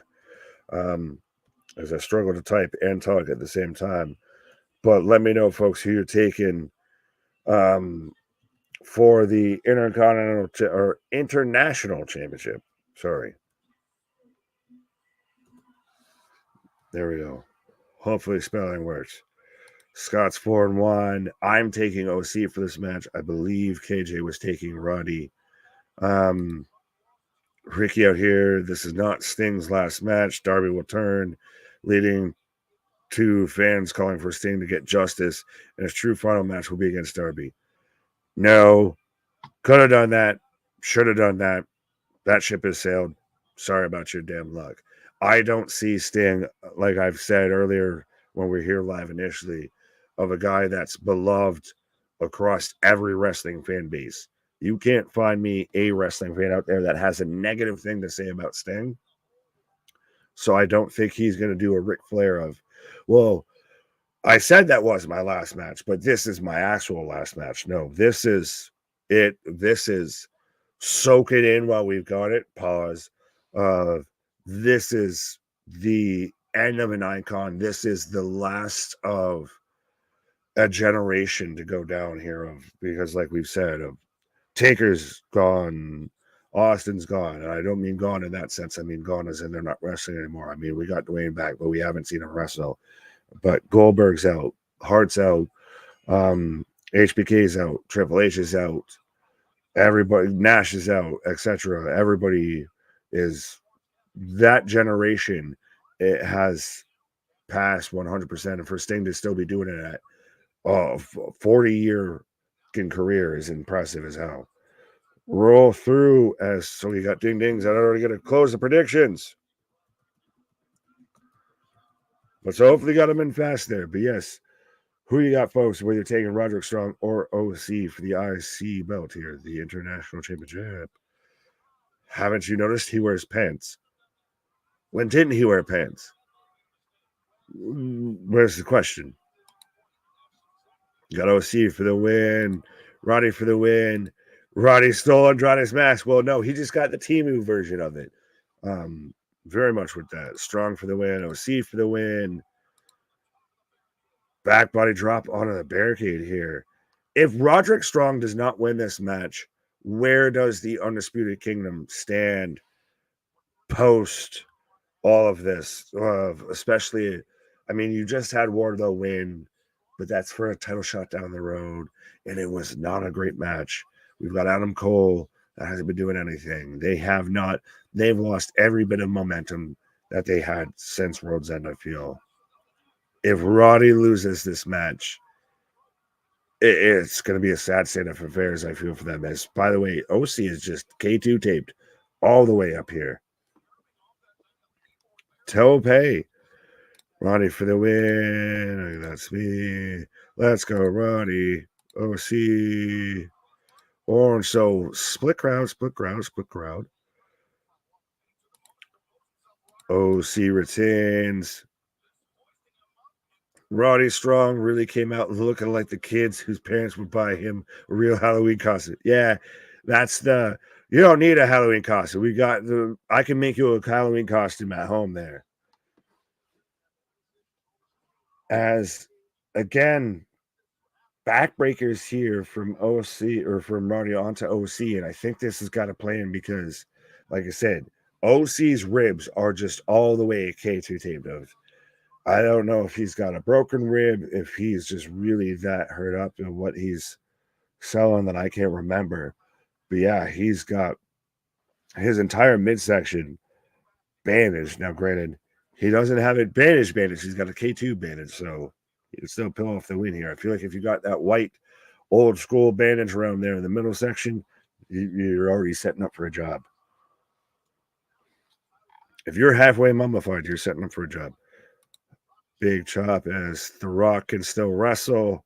We'll see. We haven't seen it, and we haven't seen that since was him coming out and hitting the rock bottom on Rowan and all of that. Post, yeah, I believe that was post his 2-match story with Cena, but what would you really count that, him wrestling or him hitting a spot? As big Irish whip as OC was springing off the corner there.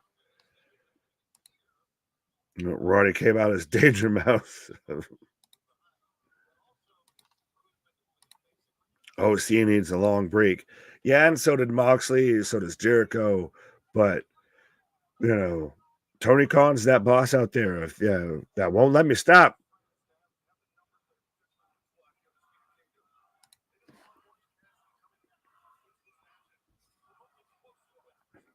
Bit of a chair right there. OC should have wore the white wrap. DDP wore it for a year. He did all right. Yeah, shit. Forgot about that. To where DDP's, I think, the only one that's actually been dominant where he was wearing that. He's out there hitting, the diamond cutter and all that.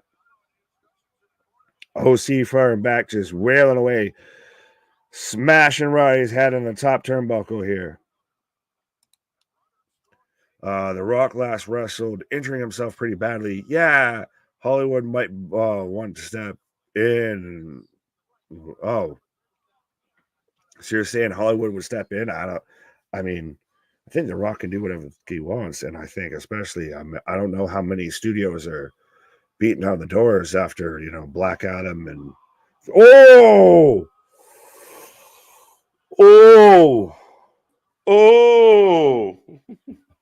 Did you see what I just seen to where Roddy just power bombed OC onto like the top ring post there? Just dropped him on the top rope. Oh. And they're again, it doesn't look good for OC tonight. I took a point for Wardlow. I'm hoping for a point for Roddy as well. Did we close predictions? Did we open the predictions? Yes. We started the predictions and then closed them. Nice. Sorry. Yeah, no worry. I was out here having to remember to play Hooked on Phonics under vitamin. Orange Cassidy. Roderick Strong. I think Roddy. Too many syllables. Guy has nachos in the crowd. Nacho! No, that was in the last match. We saw Nacho. AEW has too many belts. Facts. What else Roddy is good. No one said he was bad. I just don't think he's winning. Oh, he's mocking Orange Sea right now, folks. And if you haven't got in that chat yet, make sure you say hello. Click like. I know we've been hovering around 200 peeps for the last little bit now. So make sure you get in there, hit that like button, and let's go. Let's keep this party rolling. It is our birthday weekend after all. Right. Again, nobody does it like we do. We cover more live wrestling than anybody else out there, and we're just the best at it. But is this not giving you the vibes of working from so much with Hunter? Man's K2 taped up. Man's out here just taking all the chops, getting teased and taunted. So right, he's going to get that 1, 2, 3. Not medically cleared for the show, my guy. But Why? he's still here giving his heart and soul, apparently. Did he have some pulp in his orange juice? What is the problem? Thank you. Yeah, some little extra pulp on this one. I'm a little surprised that like we're this far into the pay-per-view, and I feel like even this match has a bit of a slower pace to it. Again, we're in almost we're hour 3.5 into the pre-show now, folks. Crow sucks crow tonight. Oh, reverses into the backpack stunner here, but can't capitalize into a No. backbreaker. And that's very fitting, I think. And I like this match, and this works in your favor, especially like you said, not medically cleared, K2 taped, all of that. Very much selling rib injuries, back injuries, everything. And that's the basis of Roddy's offense. That's it. Yeah, it plays right into the backbreaker Messiah. The Messiah. Shimada Honda. Wow, what it looked like. Wrestling for Life fam. Curtis, good to see you, buddy. Hope you're doing well. Shout out to Dale. What were you going to say? I was just going to say, Curtis, it looks like you late. You late. That's all right. You're allowed. Yeah, there's no commercials for you to hear count. So you're good. Roderick Strong is beating the citrus out of OC. Freshly squeezed. You're looking freshly squeezed tonight as we get out walls. Well, yeah, and by the way, that is the Walls of Jericho. What? Yeah, the other one is not. The Walls of Jericho is just a fucking Boston crab. It's a crab. All right. Holy crap, he's a crapple. Right. There's some crabs running down the fucking pant legs as well.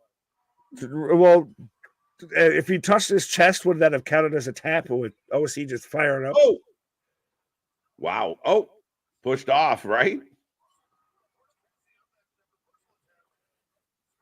Oh, roll through into a DDT, tornado DDT. No commercials, no problem. Right. Dynamite looking all right tonight. Oh, it's But this is what we said in the pre-show, Nick, that you got 16,000 people in this building. You got a lot of people tuning in for Sting's retirement. You got it. Oh, big DDT from the top. You got to deliver. And yeah, I mean, we've had some interesting moments so far, guys. Who right now is saying, off of what we've seen, I want to make sure I tune in next week, and the next week after that, and the next week after that, that this has brought me to, you have everybody at the fucking show. So again, this is when you need to show up and show out, because that's what the show is about. Right. What the hell is with the pacing of the matches tonight? I would say it's not your typical AEW paced out matches. Tony's on an indica instead of a sativa. He in the couch right now. He in the couch. Come on, let's go. I'm a fan of OC. I've been an advocate of OC. Like I said, if a guy can make the crowd cheer and can get over with the fans and can actually deliver in the ring, it's good. My criticism of OC is he takes the gimmick a little too far at times.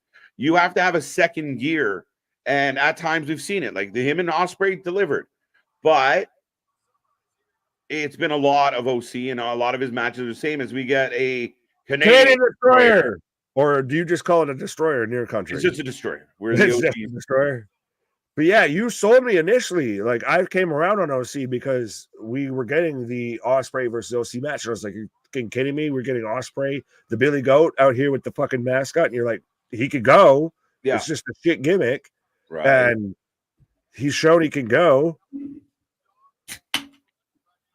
Ronnie, shout out, becoming a member for 2 months as KJ is cracking out. Cracking up. Have a beer. And then another beer. All right, 1 beer. What? 2 beers. What? 3 beers? What? Out of whiskey? What? Tequila? What? Terramana? What? Vodka? What? Terramana. Oh, wait. Oh! We got orange punch. No way. I'm telling you. Oh, you can't get Roddy up. Back there to withstand it. It sucks that they botch so much we don't know when they do it on purpose. No way. Beach break. Oh, Roddy's gonna get his foot on the rope as he just shimmies. Is that not just a white noise? Yeah. Foot on the rope as Tony Khan's plug. So give him the good stuff. Give him the marching powder instead of the sleepy powder. Right. Oh shit! Happy birthday, fellas! Glad to see the channel going strong. Here's to another year. Chin chin, my guy. Yeah, KJ definitely. was cracking open a cold one for that. Right. Let's go. Let's go. Cheers.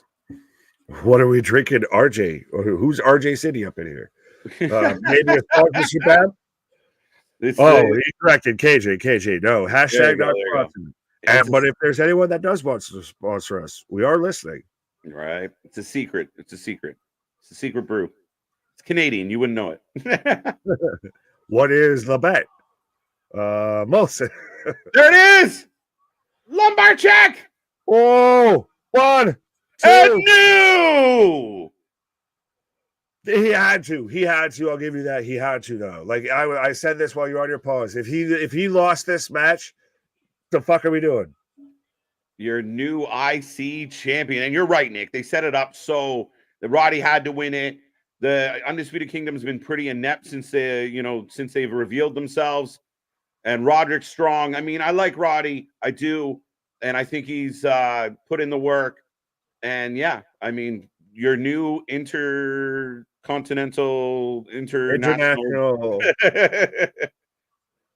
Your new IC champion. Yeah, well, he's up there on the shoulders of the kingdom. And does this give finally a break for OC? I mean, does it work well for us because we have him as our captain? Look who's back! Look who's back! Kyle O'Reilly!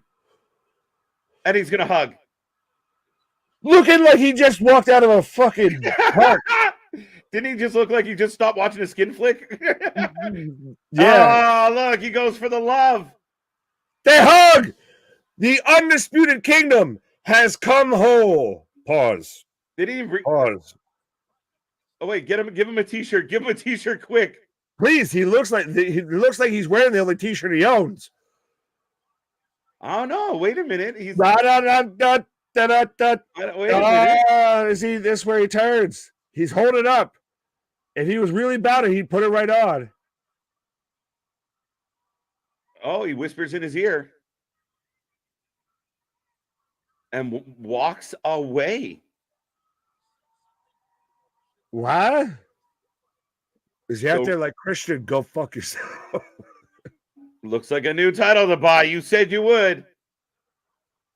Kyle O'Reilly's back. Why does he look like he's crying? I don't know. He looks very emotional. Welcome back, Chance. Like, what was that? Yeah, I don't know. I think it would got here and then we went there. Like, wouldn't it have been a bigger pop? He just said, "I can't go," or something. Like, what was that, man? Right.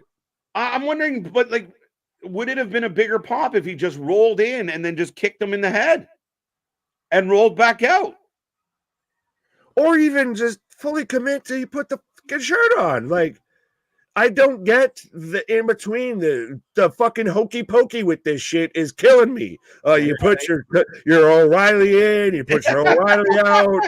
That sounds so dirty, man. You do the Roddy Strongy and you turn yourself about. That's what this fucking shit is, and it's frustrating as all beyond hell.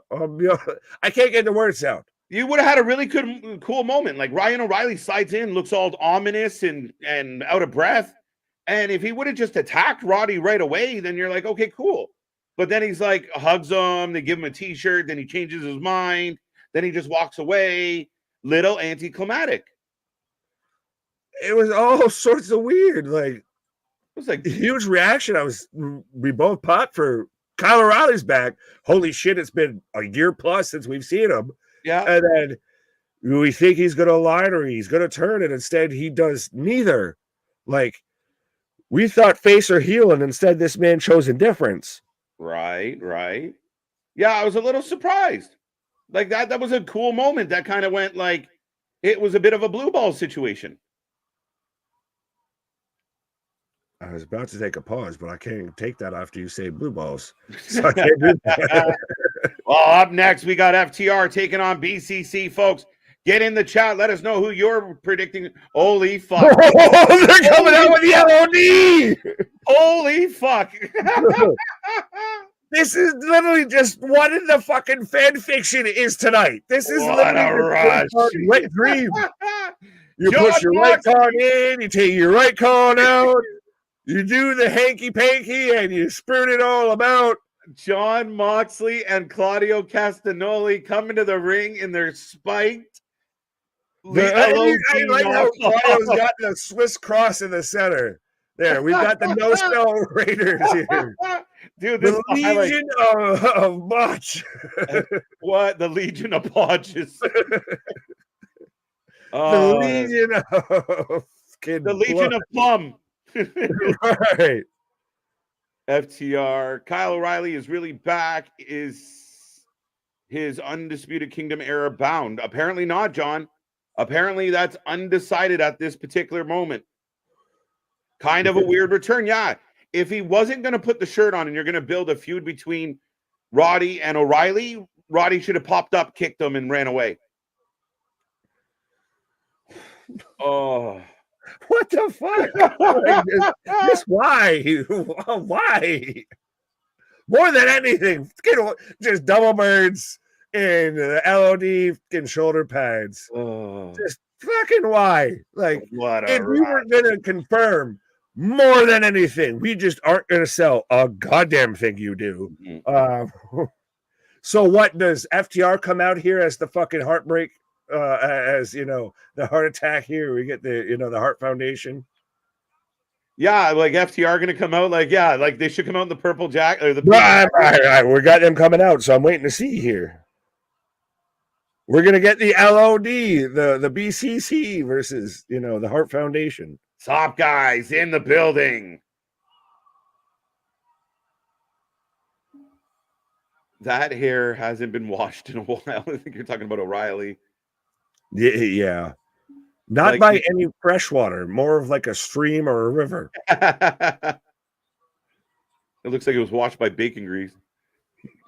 But you know how you solidify you're the top guys and you're the guys who are the tag team here is you don't have to come out in someone else's fucking gimmick. It's so funny, so unexpected. Why? It looks so peculiar. Of like Death Jitsu, Moxley out there just spit in the water with thing with just football shoulder pads out here, like we're playing NFL Blitz or something. Is that like in WWE sue? Is that copyright infringement? They didn't do the silver spikes because they kept them as the black spikes. They're good. All right, ladies and gentlemen, we're about to get the ding ding. And if you are tuning in and you want to win the predictions title tonight, get your prediction in, FTR or BCC. Hopefully this match is A-OK. Well, hopefully I will be back before the 1, 2, 3, sir. There you go. There you go. Nick taking a pause for the cause.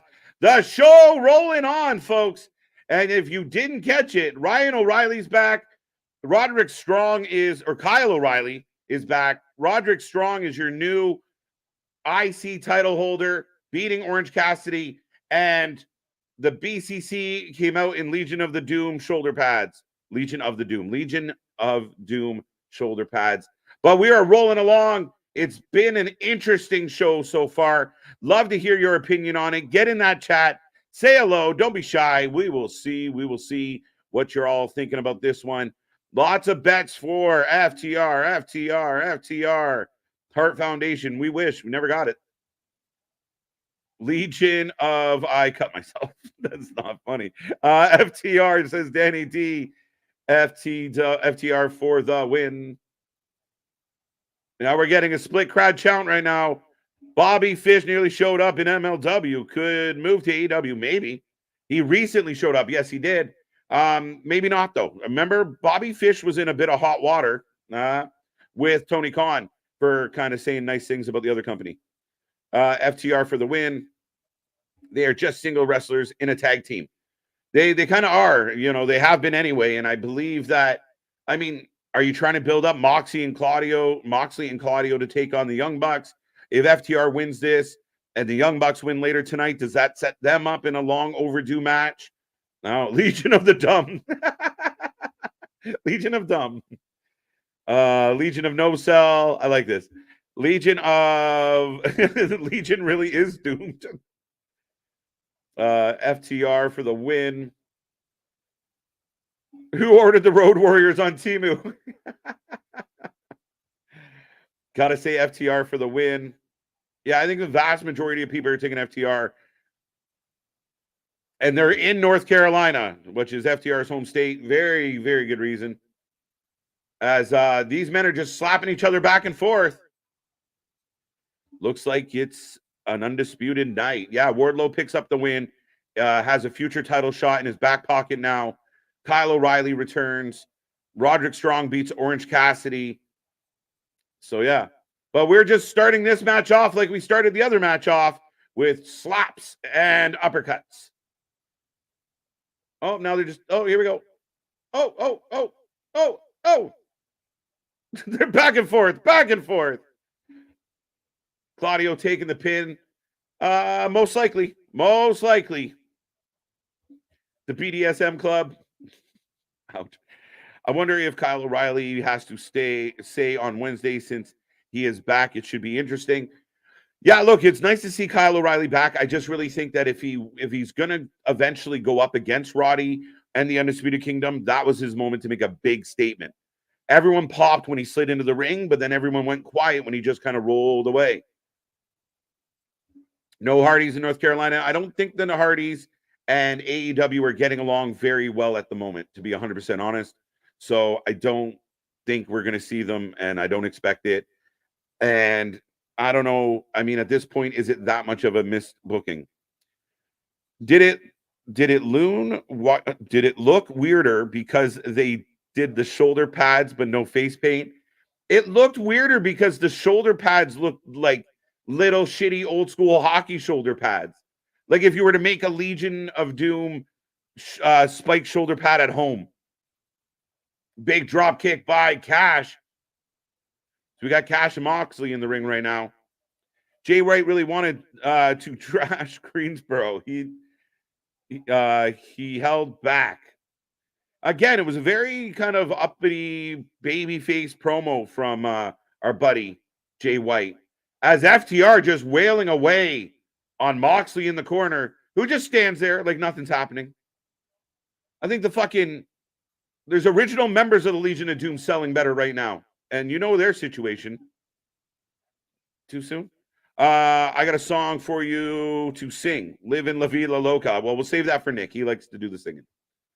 26 days till my 36th birthday. Well, it's 1 day since our second birthday. But yes. Let people tune into Dynamite to see what happened with Kyle and Strong. I guess, again, is it enough, though? I mean, again, I just feel like he could have made a bigger impact, a bigger statement. Slid in like he had vengeance on his mind. And then just kind of, maybe not. FTR win and Mox attacks Claudio.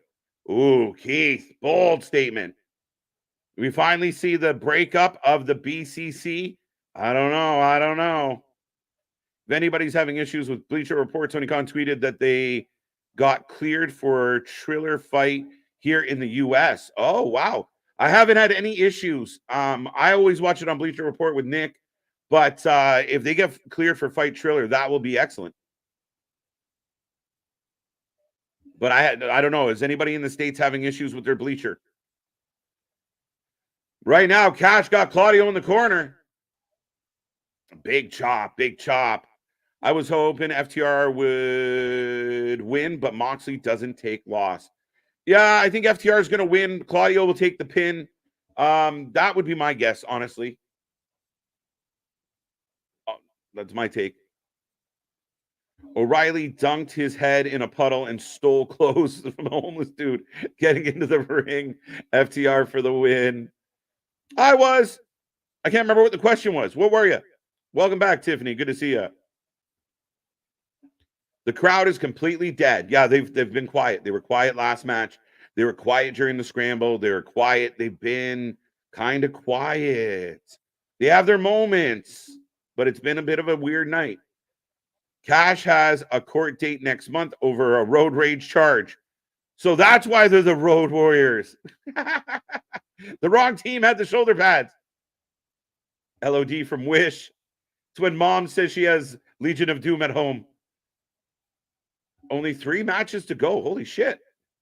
There you go. There you go. Yeah, we are almost 4 hours into our live coverage. When other channels don't even show up to cover it, we are here live, folks, all night long.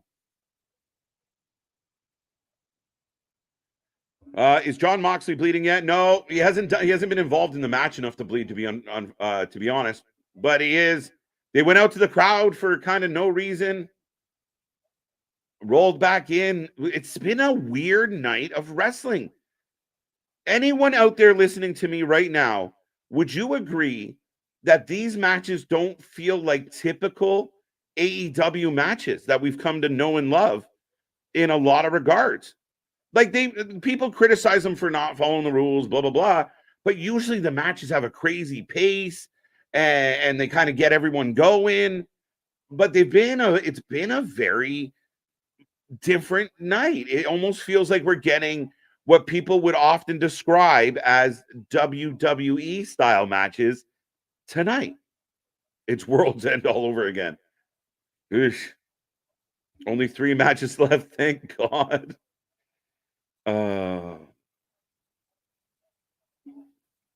crowd are only waiting for Sting. Yeah, it feels like it, doesn't it? That's a very good point, Bash. Like, they just feel like they're sitting around waiting for the man of the night, the man of the hour. Nothing like SmackDown 2 days ago. It just shows that the WWE product is red hot right now. Yeah, it's funny because we just came off Elimination Chamber, and I've seen a lot of criticism about Elimination Chamber. Again, I don't love a show with only 4 matches. It really kind of puts a spotlight on those 4 matches. But I feel like, again, like Dax just walks in, kicks Moxley randomly, and nobody makes a noise. Big chop. This is bad. But we just watched the, Tyler Bate and Dunn go after Judgment Day. That match overachieved, and it was fast-paced, action-packed. It was interesting. It was a really well-done match. And here we are, FTR's arguably the best tag team in the world, and it just feels weird. How's it going, Heather? How are you? Soraya's busy in a love triangle with Angelo Ruby Soho and her brother. Crowd is very quiet, very uninterested by the sounds of it. I think there's 4 matches remaining. Interesting. Here's an idea. Tony Khan have live Ricky Martin performance. What is up with the Ricky Martin request? Do you think that would turn the show around there, Christian? Is that what you're hoping for?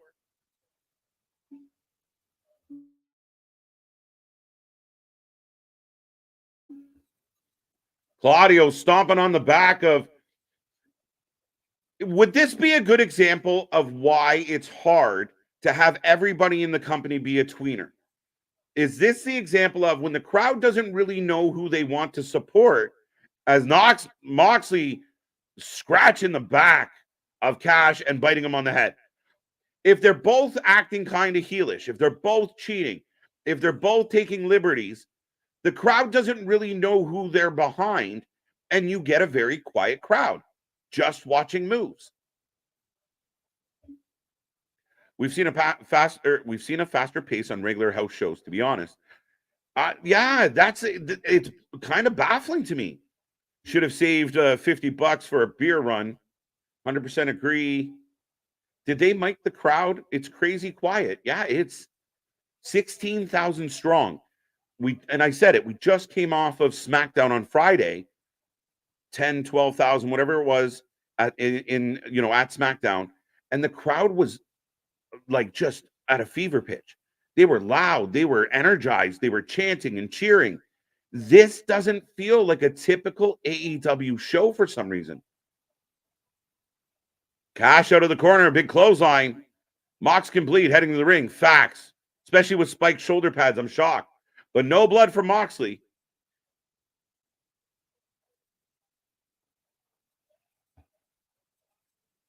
Double hot tag. Dax in swinging. Moxley doesn't leave the ring. Takes a punch. There you go. Moxley back in. Forget the count.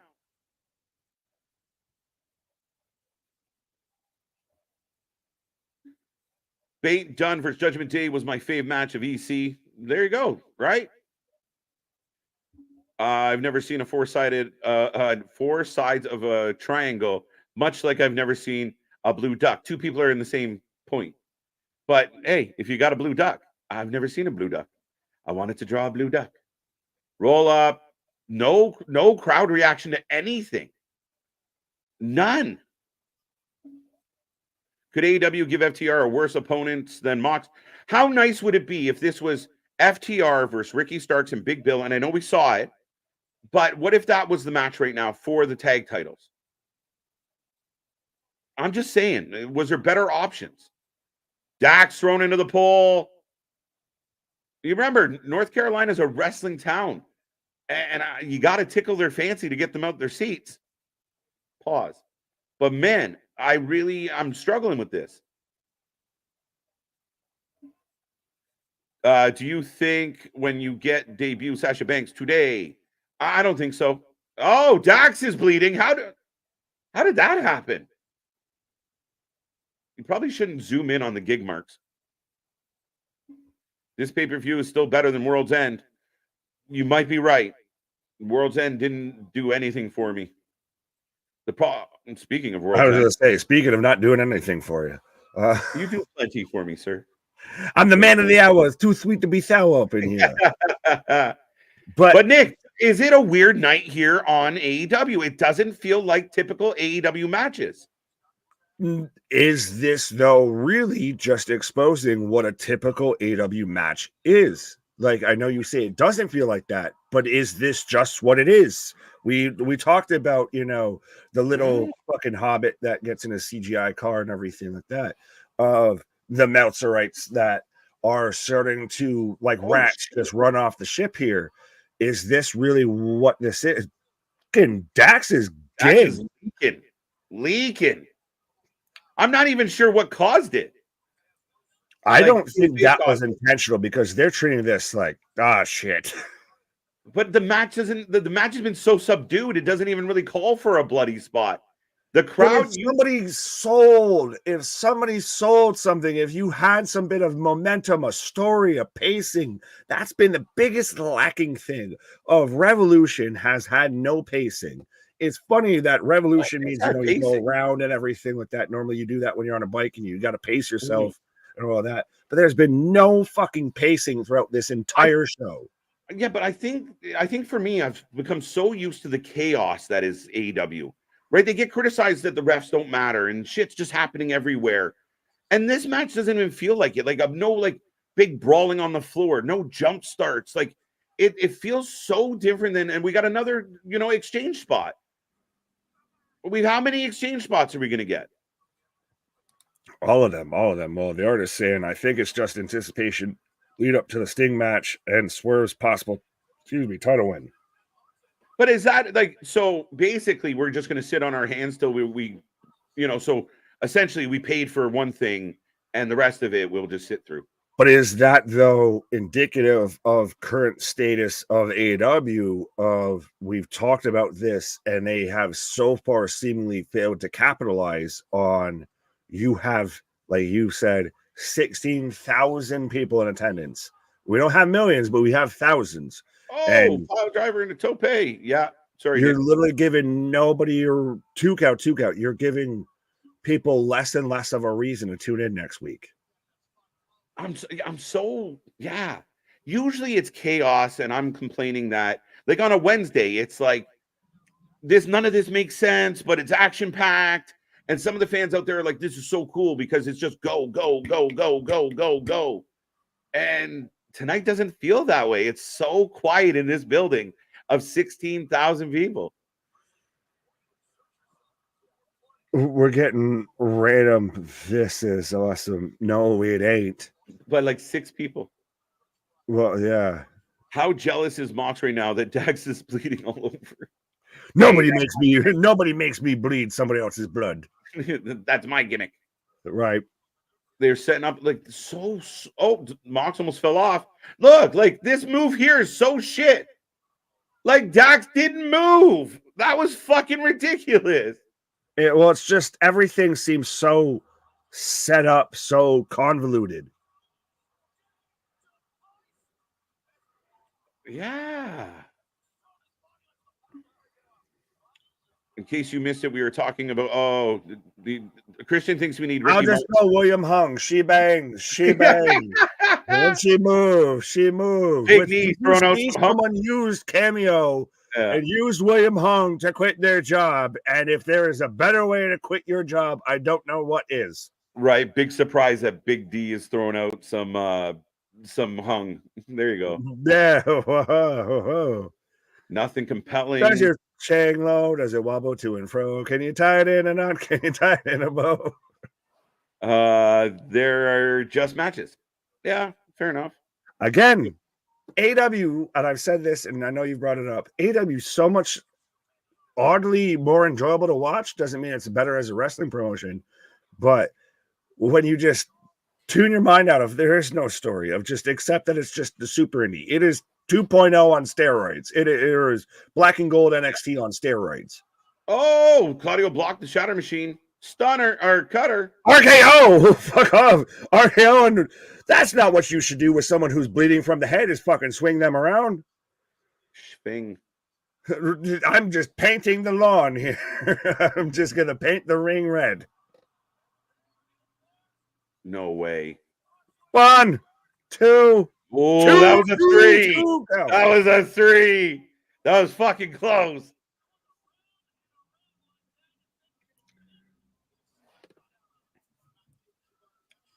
Yeah, and I think this is a big component of this. This is proving zero story. Stories matter. Baby faces and heels matter. When you put everybody in the ring, cover a bad match. What's that? A story will patch over a bad match. Yeah, and if you don't give a distinct person for the people to cheer, you get a quiet crowd.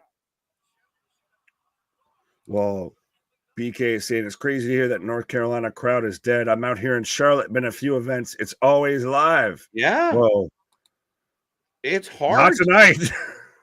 Is Moxley just elbowing the man in his cuts? Oh, and then put his mouth on it. Bro. Can we just admit Moxley is a hemophiliac? Tag spit in his face. That's rude. Fucking gross all around. Well, like I said, can we just admit Moxley's a hemophiliac? If he's just out there, if he doesn't fucking come alive until somebody's gushing. Pause. Right. I like this. We need Jungle Boy to save this pay-per-view. Oh. What a close kick out. Oh. There it is. Doomsday device. 1, 2. Two count. I was going to say, how fitting would it be the team dressed up like LOD loses to the Doomsday device? Shatter machine. Oh, Moxley. Oh, duh. Yeah, you can tell instantly what was happening because you could see where Moxley was looking. You could see his eyes wide as shit, just like Claudio. Yeah. Come on. Moxley is the shit. This match is Copay con European uppercut. Oh, the equalizer on the floor. Oh, pile driver. Look at Mox just on his knees, waiting for his turn. Pause. All right. Oh, counters the Death Rider. Counters the pile driver. Roll up. Roll through. Roll over. Death Rider. No fucking way. That's a fucking suplex, by the way. 1, 2. Oh! Backslide. 2.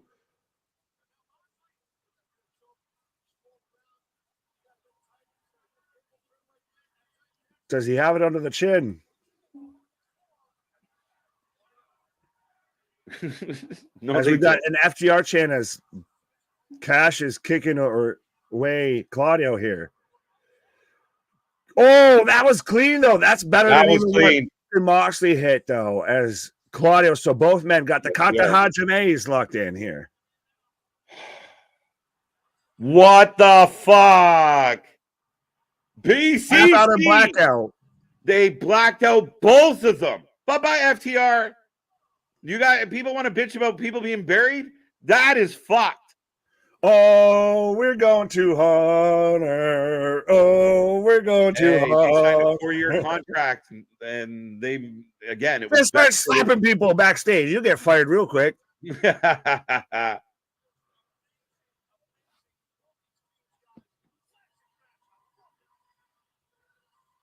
Classic match, says Taz. Did he watch something else? Yeah, maybe. What the fuck? Is anyone going back through and saying, this is a match I need to rewatch? This is something that just fucking, when you think of this pay-per-view, this is match of the night right now. Again, I hate the fucking how many people get choked out and pass out, don't tap out. And I hate the fact that you just choked out both members of the team. Is it part of Taz's contract to be on commentary of everyone has to tap out or black out to the cottage and the Takeshita clutch there of you? No one taps out. Everybody just black out. Mm-hmm. Even the aftermath, like the crowd is very quiet as they're having this little stare down. We're gonna have a fucking handshake and a, God damn it, I respect you. And to think, and I know everything that happened with Jay Briscoe, take that out of the equation, but to go from 2023 when you have FTR out there with the Briscoes and you have that whole trilogy, that whole lineage, and now we're here. Yeah, I don't know what to say, man. That was an interesting match. It really was. The last 3 minutes of the match picked up some steam, but a very slow, quiet match that the finish seemed to come out of nowhere. It wasn't the intense battle that I was expecting. 3 minutes of a 20-minute match does not make it. It just wasn't what I was expecting. It really wasn't. John Moxley joined the Undisputed Kingdom. Richard, go home. I'm just ready for Mox to attack Claudio after the match. No, they're friends. They're victorious. They are going to go after the Young Bucks. Boo earns, as we've actually got to the real show here. We've got Toni Storm and Deonna Purrazzo coming up next. And this whole video package is AEW has done well with their video packages. If they could just fucking utilize them more, it'd be great. Mm-hmm. But yeah. Well, folks, get your prediction in. Who you taking? Who leaves AEW Revolution with the women's title around their waist? Who keeps the duck tattoo? Quack, quack, Shucky Ducky. Mm-hmm. What a match, says My Name is Earl. You guys think Okada tonight? Just where? Oh, we still got, someone said 3 matches, but we got this match. We got 4 matches left. Ospreay and Takeshita and Triple Threat and Sting's last match. Yeah, we still got a while to go, guys. Like I said, the real show starts now. I would hope so. That was the end of the pre-show, so I'm glad we ended it on BCC versus FTR. But now we've got the actual pay-per-view starting now. Wow, literally tens of people on their feet. Fucking hilarious. Yeah, but I feel like it was like, it picked up with 3 minutes. And again, it was just another match that didn't have a lot of pace, a lot of intensity to it, especially how they tried to build it, with the big brawl, the 20-minute, like the match they had recently was better. And the match they had before that was somehow better, I feel. That's the thing, it's becoming more and more prevalent of laws of diminishing returns. Mox made Eddie Kingston look like Bret Hart tonight. I'll take it as a compliment. Whose house? Not yet. Right now, we're in the presence of the virtuosa. And who do you guys got? Who you taking? Who you taking for this one? Do we need to ask again now? Because I feel like we'll have different answers again.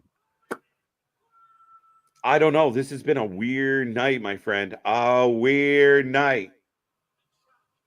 Who'd I pick last time? Purrazzo. Yeah, Purrazzo could win. Deonna wins. I got BCC. I mean, pretty much everything I thought was going to happen tonight hasn't happened outside of Wardlow. Yeah, honestly. Well, I was wrong. Well, no. Dude, yeah, we both had FTR, so I was wrong there. Storm for the Toni win. Storm wins because then she loses it to Mercedes, and then we get Mercedes versus the Virtuoso. Tony gets the W. A lot of people going Tony. This match for Here AEW. comes Snooki. Here comes Snooki. Oh, wow. Oh, shit. Grown up. Hey, she's not. We don't. Oh, is that? Is that Maria May? I was going to say, is that Maria May? I was like, that would be really fucking weird if she showed up as old school Tony. Yeah, no, that's Maria May. That's the weapons of mass distraction out here. There you go. There you go. Okay, that was kind of cute. I'm like, that would have been really odd for her to like just abandon the black and white for the pay-per-view. Now, when you do black and white, does it need to be 10 frames a second? Maybe. And you can still do high def black and white, right? Rare Brandon. Opinions on BCC and FTR. I thought it was a very slow, uneventful match. I felt like it was mailed in. I felt like the last 3 minutes had a little bit of jam to it. I'm really shocked. I feel bad for FTR. Both men are choked out. And it looks like BCC are heading towards a world title shot. At some point. It was a lot of boo earns. It was 3 good minutes out of a 20-minute match at most. So, yeah. Clunky, botchy, that spot where Moxley came off the turnbuckle, walked around, got in the ring, and Dax was just there. He didn't hit him. He didn't stun him. He just went around and like, oh, you're still in position? Thank you. Like that shit is bothersome. That's how you don't get concussed, though, my guy. That's how you don't get your head smashed in. Yeah, but you gotta do these moves. Like it felt like a lot of tonight going through the motions. Yeah, honestly. All right, like a lot of people having to keep pace with other people who can't keep pace. Yeah, so weird. Ladies and gentlemen, the predictions are closing. So if you haven't picked a winner between this one, you are now too late. Has she always had the weight belt? Tony? Doing her best Cody Rhodes out here. Whoa! Tony Storm got the Hogan weight belt. There you go. Yeah, see, I'm like, am I the only one noticing this? Well, here's my question: what do you do with what do you do with FTR now? Where does FTR go from here? WWE. But they're not for a couple years. Just start slapping people backstage. You'll fucking get out of there real quick. Again, like I said, don't just act. Tony's got to cut some fucking budget here somewhere. Fuck, man, I'm shocked. They used to again, they were hot as fuck at one point, and now they haven't been relevant in a long time. They have literally gone from the best of times to the worst of times. Right. Tony time. Deonna Purrazzo for the win. Oops. BCC. Donna for the win. Donna Purrazzo. Tony. Oops, they shit it again. I heard a few claps. A muttering from the audience. Well, see, we were talking about, will we finally get like a really good rivalry between the Young Bucks and FTR? Nope. No. Why would that happen? They tried to make me do a job now. I said no. I don't know why I clicked that, Boston. I don't know what he said. Oh, you keep your own fantasies to yourself, sir. Right. Keith, remember to like the stream, new people. I know they don't want to remind you too much. Hey, and that's coming from a new guy. Keith, we love it. We appreciate you. You get a star. You get a gold star on your first day here, sir. Tony is winning this. Her versus Mercedes should be interesting. That's where I think we're going. No disrespect on Deonna, but I don't want her to win it and then have to job to Mercedes. Yeah, I'm really and then build that after. Right? Yeah. I kind of debated this one. This one was one of the harder matches to call. Right. Nice little back and forth to start the match, though.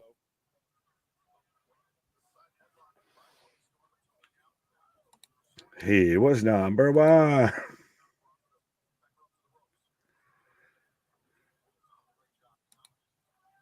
So, well, Rare saying Deanna is boring to watch, in my opinion. I disagree. No, she's good. You have to watch her outside of AEW, guys. She's a talented wrestler. Very technical, very savvy, very entertaining. Yeah, no, I would highly recommend. There's a reason it was a big deal that she signed with AEW instead of WWE. Yeah, no, I mean, again, I wonder what she could have done in WWE. Right. She would have lost a match and everyone would have said she's a fucking jobber and she just should have never showed up here and everything else like that.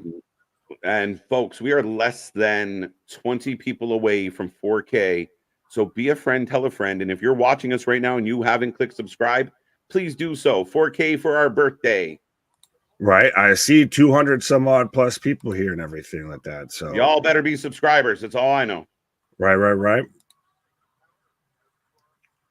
As by the way, I do see 134 likes on the stream. So again, still we gotta even these algorithms out here. Well, I appreciate the 134, and if we can get a few more, we would be very appreciative. Who's enjoying the show and not liking it? Come on now. What is it? Oh, I thought you were talking about this. I was like, what is everyone? Yeah, holy fuck, I'm shocked. Again, this is more of we came in with the hopium, but this is becoming much more of one of those nights of the rest of them may suck, but we never do. Well, like I said, I'm so used to like doing the Wednesdays and being like, people being like, that match was a banger and full steam ahead. Like it was chaos and everybody was running around and the energy in the building was crazy, but it didn't make any sense. And that's usually the critiques. This feels very, for those out there who are like, I don't watch WWE because it's slow and boring. Holy fuck. Right. Well, show me where's the fast-paced action here. It just feels so not AEW tonight. Like everyone's like told like guys don't do a whole lot because it's all about the tornado tag. They're gonna do all the things. Like, I mean, maybe. Well, they're definitely not gonna probably do. Well, they might do all the things, but yeah, it really does, and that's to me the worst way to handle this. Instead of saying we've got 16,000 people tuning in, so let's make sure everybody has a really great send off for Sting and everybody's just focused on that. No, we've got 16,000 people in the fucking attendance and God knows how many people watching that normally don't watch us because it's Sting's last match. So let's go out there and fucking show up and fucking blow the doors down here. Right. Instead, fucking slithering by here. Yeah, it's a little interesting. If Deanna doesn't win, I hope she doesn't end up like Ruby Soho, loses a lot of momentum just because of timing. This is a very interesting point about Deanna. You brought her in, you made a big deal about her. She goes after Tony, she loses tonight. Sasha comes in, we forget about Deanna, and a few weeks from now, she'll be in a love story with Daddy Magic. At the car wash, yeah.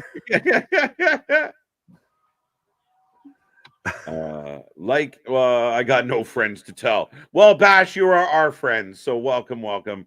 We are the wrestling friends you can't find in your real life. Right, so tell all these people. Like and subscribe to the greatest wrestling channel I've ever been a part of. Damien, that's beautiful, man. You get a star. Deanna Purrazzo is a great wrestler. She really is. Again, a very methodical pace to the opening match. Or no, the opening match. To the women's match. It's a lot, not a lot. Well, thank you for fucking grammar class, but when you're saying the words... Wait, time out. Are you saying that to someone in the chat? Yes. I'm reading the fucking comment. It's a lot, not a lot. No, I mean, is he saying it to someone in the chat? I don't know. Because we said it. Like, you wanted me to put a space. I was like, what do I need to fucking pause? Like, space? Lot. It is a space, lot, space. Talking Morse code, please. Beep, beep, beep, beep, beep, beep, beep. Fucking R2D2 out here. Match of the night. End credits. No, because we still probably got a press conference or a media scrum or whatever you want to call it to wait for afterwards. Which actually have they announced one? What's that? They always have one. Oh, Tony needs his flowers, buddy. He's got to get his rocks off after 7 hours of getting his rocks off. Tony Khan should do the media scrums the way Triple H does. He talks about business for 15 minutes, takes 3 or 4 questions, and then leaves. And then you have 3 or 4 people that were important to the show do their media scrum and leave. And it's an hour and leave. But you have to know and or understand business to then speak about it. Fact. It's almost like don't suck the air out of the room until Sting's match. Oh! Well, certainly things have been sucking. What? It's so interesting. 2 count. Again, when did this fucking Clydesdale that was getting sent to the goddamn glue factory become the greatest fucking by the books, by the rules official out here? Little bit She's of a out here calling everything, and I got eyes in the back of my head and everything. Ooh. When normally she's just like, how can I be involved? Right. Do you need me to hit the spot here? Oh, cake sandwich. There's a lot of people who would pay good money to be in that position that Diana was just in. Facts. 1, 2 go. 2 counts. I don't know if I'm going to be able to stay awake for Sting. Try, my guy. You can do it. Just set an alarm. Just wait for Shivani's. It's Sting! Right. Oh. AEW just posted the media scrum starts at 12 a.m. Monday. Well, that means the show's almost done. That's good. We got an hour and a half to go.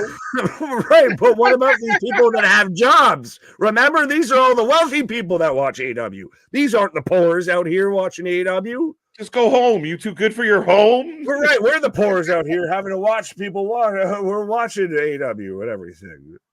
We're not the regular AEW fan base. We don't have, where we can take all of this time off. We got to actually show up for work. Living la vida loca. I'm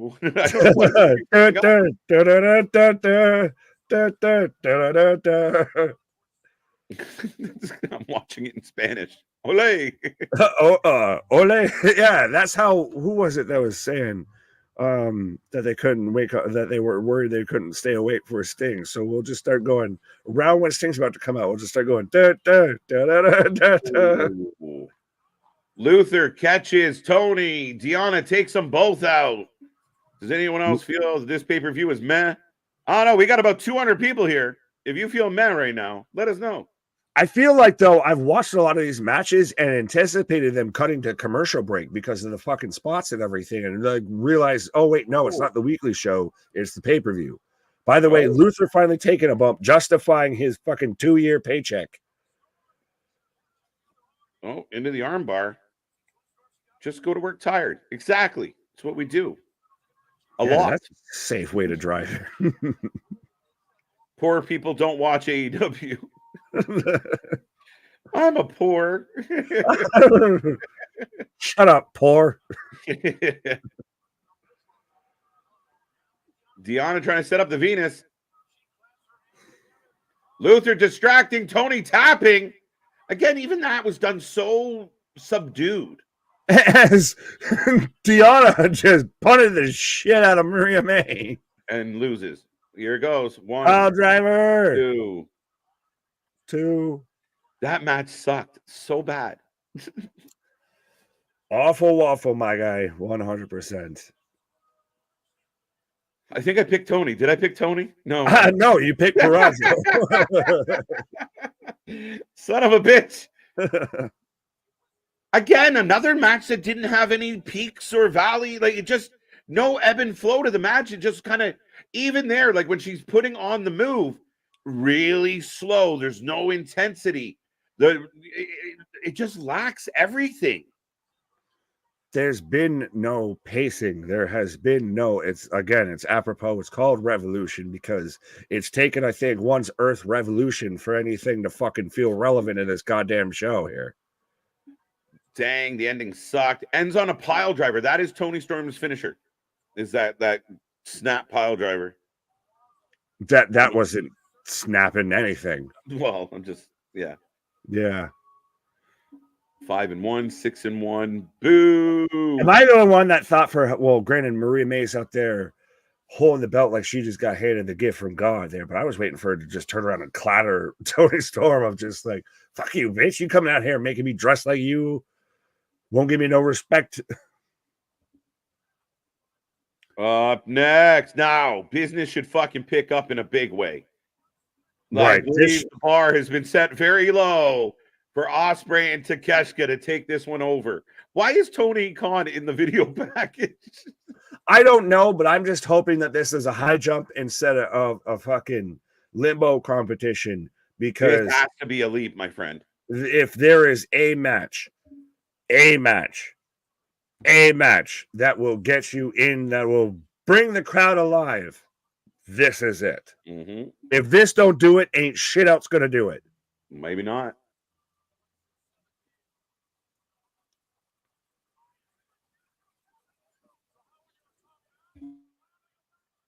Got Ospreay, bruv. Ospreay.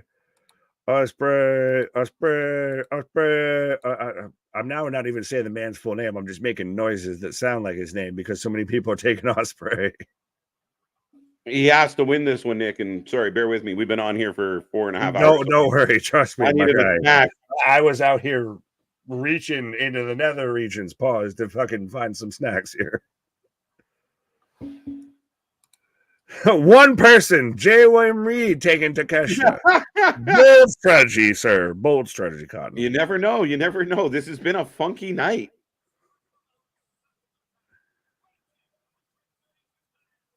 Well, here comes Takeshita. Banger alert. This one could is bang. he a guy that would be better either A, without the Callis family, or B, if it was just him and Callis? Just him and Callis would be perfect. And in my humble estimation, him and Callis works wonderfully. The family doesn't really help. Like, the factions in AEW don't really faction, you know? Yeah, they seem like a family divided here. I'm glad we've been talking, because I just realized right now the entire commentary team has just been Excalibur and Tony Schiavone. That's it. The only thing that could make that worse is Kevin Patrick.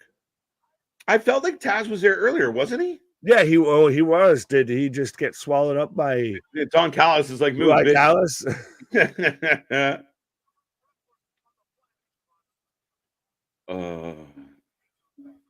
Take a shatta. Ospreay for the win. I stopped calling him Take a Shitta because he's so good. I feel bad. Yeah, you you got got respect on this man's name. All trio. Although I did find it funny how everyone was saying when Ospreay showed up and he was out there skipping with the fucking green and white tracksuit. Everyone's just saying, "I'm gonna tell my kids this was Nikki from the Spirit Squad and shit." I feel like Ospreay had a bigger entrance the last time we saw him. Like, I feel like we could have. I want more hoopla for this man. Hoopla! Maybe Callis screws Ospreay. What they do on their own time is none of my business. Right. They did Gianna dirty. Yeah, for all the people that jumped on their keyboards and started slamming away about how Naomi got buried, I want to see the same heat for what we just saw here. Because now, what the fuck do you do with Deonna Purrazzo after that lackluster performance? Oh, it was just one minute. Yeah. Yeah, it is. Right. Now sensible fucking talking from these idiots. That ending was a joke. That's my father's pen name. My real name is Jean-Luc. Right. Picard? Welcome. I was like, wait, what? Star Trek reference? I think this question's for you. You hide your snacks in your balls? Maybe. Let's go Takeshita, future main eventer. Big fan of Takeshita. This is an interesting booking, an interesting spot. But he can't win this one, I don't imagine. If I'm Tony Khan, this should be your fucking number one contenders match. Yeah, no doubt. Fuck your fucking scramble meat mania match bullshit. This should be your number one match. All right, ladies and gentlemen, the predictions are closed. I'll take that one though. I'll forgive you. Ospreay for the Aussie. Oi, oi, oi. You what, bruv? My mom named me. Ospreay will get 19K tattoo tonight. Yeah, right. A little more, right? A little more energy from the crowd. No pyro. What the fudge? Yeah, just another. Wasn't in the budget. Wasn't in the budget. Willard AJ used it all with his thumbs up and everything. Right. Willard saying at least AEW World Champion shows up every week, and at least they can say that. Or you could be the guy that doesn't need to show up every week and still is over as fuck. Wait, but so because Seth still shows up every week. Facts. So which world champ are you talking about? Like, and if we're gonna get into this whole pissing contest, my guy, I feel and I worry you don't have the artillery or the firepower to box with God when it comes to this situation, because you've got Dwayne, you've got Roman, you've got Seth, you've got Cody, you've got anything and everything that's been the most talked about thing in pro wrestling. The most talked about thing going on in AEW right now is Sting retiring. Facts. Right. And Joe doesn't show up every week or fight every week. Yeah. Because he shouldn't. World champions are supposed to feel special. It's amazing how this is a new fucking thing for people. Yeah, I mean, and again, it's a silly thought. Right. Diving clothesline, sorry. So I was just reading Red Rebel. The English man for the win. Let's go. The crowd is woken up. By the way, he's English. Yeah, well, because someone was saying, what? What did I just read? No, I was agreeing with you that he's English. Okay. Someone earlier was saying Ospreay with Aussie. I mean Aussie Open, but yeah, I was like, Ospreay is not Australian. He's English, right? Ospreay, says Brian. Meltzer confirmed what? That he's an idiot. Yeah, crowd has woken up a little bit. Good start to this match. Right. 1 count, barely even a 1 count. And these are two young guys. And that's the thing is Takeshi's still like 26 or something. And looks built like a brick shit house. Yeah. And can wrestle in that New Japan, All Japan style. Mm-hmm. Like he was having banger matches with Kenny Omega.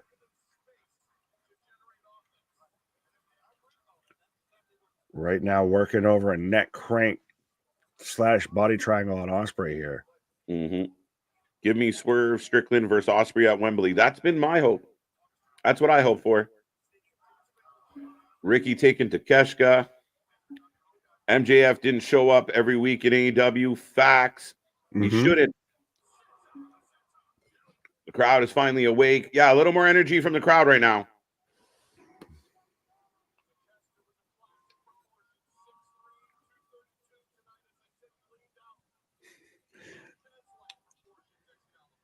Callis out here giving us, Takeshita's stats of 6'3", 230, he slimmed down and knowing AEW, this will end in a time limit draw. Holy shit, I hope not. Nah, if that happened on a pay-per-view, fans would be burning seats in the crowd. Quite possibly. But now, the blessing and the curse with this is they're working a slow pace because I feel eventually they're going to ramp this shit up. The curse is every other match on this show has worked a slow pace because that's all they know how to do. It seems to work a slow pace. Yeah, just not. It's been a weird night that way. Lady B saying Deanna deserves better. Next, we will see her with Eddie Kingston being the queen of the bum. Maybe. Was this show bad or boring? Can it be both? Both is the thing. Both. It's not done yet, but potentially both. So far, both. what's like, I'm trying to think like what has really stood out as like, oh, that was really good. OC and Roddy might be the best thing we've gotten tonight. And that wasn't great. Oh, that's funny as shit. Like, share, and subscribe to end our suffering. Let's go, folks. We're almost where we need to be. Yeah. 15 to 4K.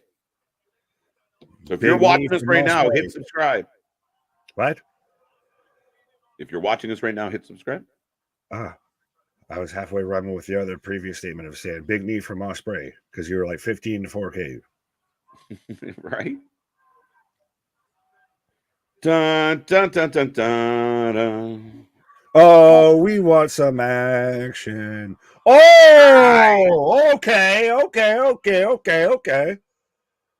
The back handspring into a step up enziguri that turns Takeshita inside out here. Oi.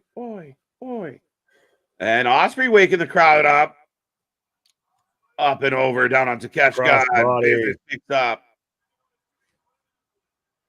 Red Rebel, have you not watched what we've been talking about with all the old WWE fucks on this particular show? Come on now, get your head out of your ass. Come on. Do you watch wrestling, sir? Have you seen this? Deanna lost already. At least they're bringing back people like The Rock to stay relevant. Yeah, because 52 people showed up for an irrelevant pay-per-view in Australia on Saturday. Oops, my bad. Yeah. Let's be real, folks. Let's be real. Deanna lost already. Yeah, she lost already. Tribal Queef Roman. Very true. I'll accept that. Oh, Lord. Here we go. Oh, we can't take some criticism.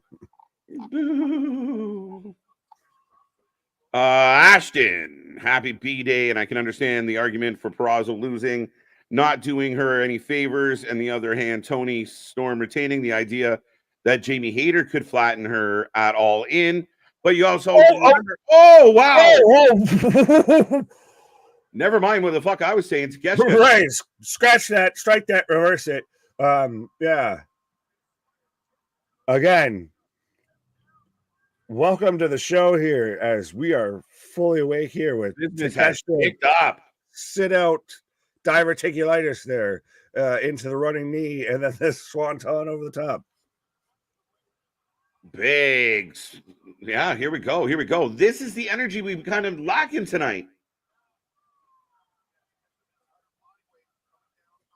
As you can already see the bruising starting to form on Takeshita's chest there, right around the shoulder.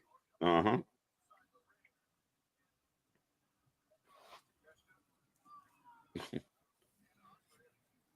If Orange Cassidy is the best tonight, it's time to quit. Yeah. Now we still got Sting. Takeshita going up top. Yes, this should be the match of the night. And again, they haven't had a whole lot of competition. Oh, knees up. I'd argue that it's already been the match of the night. Right. This has been a rough fucking go, guys. Well, these guys have very much established we need to wake these people the expletive up. Nice. Oh, shit. It folded that man like an accordion. Huge suplex. Finally. The crowd's still relatively quiet. Like, wake up, people. By the way, I'm just realizing I'm eating a fucking snack that has Pop Rocks in it, which is probably going to go in front of a fucking microphone. Would you say that this I think, to be honest, as fucking garbage as World's End was, it had more like, again, more of that like chaos at least. Oh! Huge. Oh, another one. Stop up Enziguri gets caught in a fucking Snapdragon. Spanish fly! Did you see the video of the gymnast, by the way, that couldn't even fucking figure out how to do that shit? It's not easy. They're like, it's a goddamn magic trick. We saw Top Dollar try it recently. How did that go?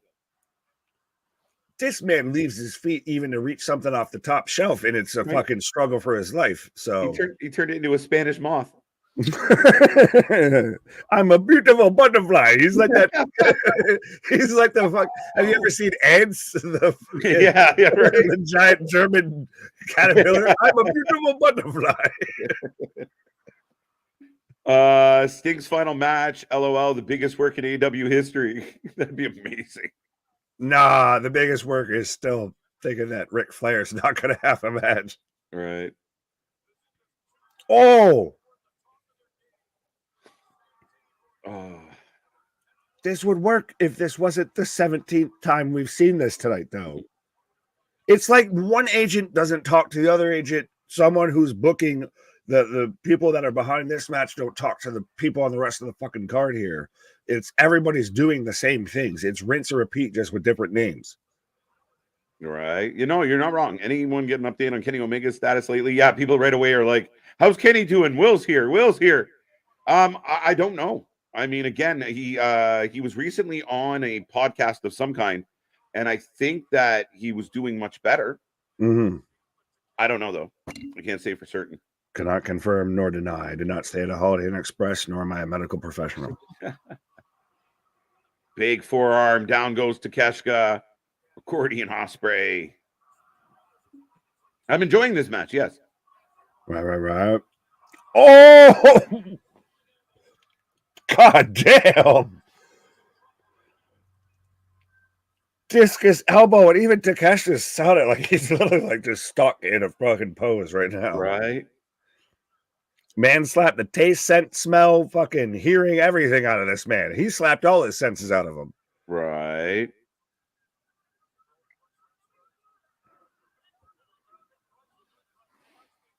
Oh, the ref checking on Takeshita.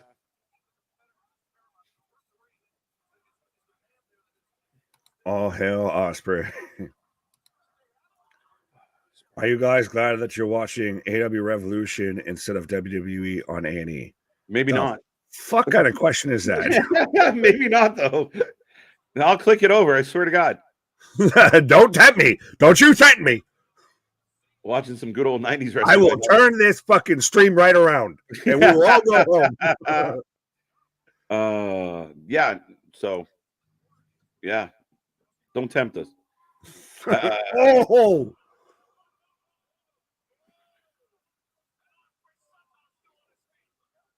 Ospreay, you what, bruv? You what? Oh, another forearm. And Ospreay hulking up. Bruv. You what, bruv? Kicks to the face. Oh, now, no, it says that's nothing. Oh, I thought he was literally just doing that. He threw his elbow pad up, but I thought he was doing it. I'm like, look over there. I like that tactic. Right. It's about Sergeant Slaughter tonight. There you go. You talking to me, maggot? I mean, if the shoe fits. Tony lets the wrestlers overrule the agents.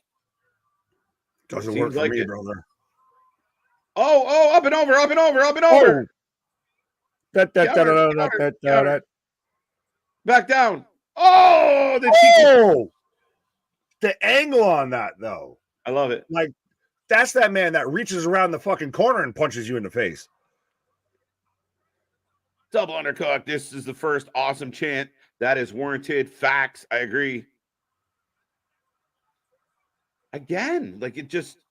This is the first match on this whole show that's felt like we're on a pay-per-view. We're watching a pay-per-view right now. It's got energy. It's got pace. It's got It's got a pancaked Ospreay. It's got pump. It's got pizzazz. It's got the look. It's got the talk. It's just a sexy match. Sexy Ospreay. Big Apple Circle song. You sang crisscross applesauce? What?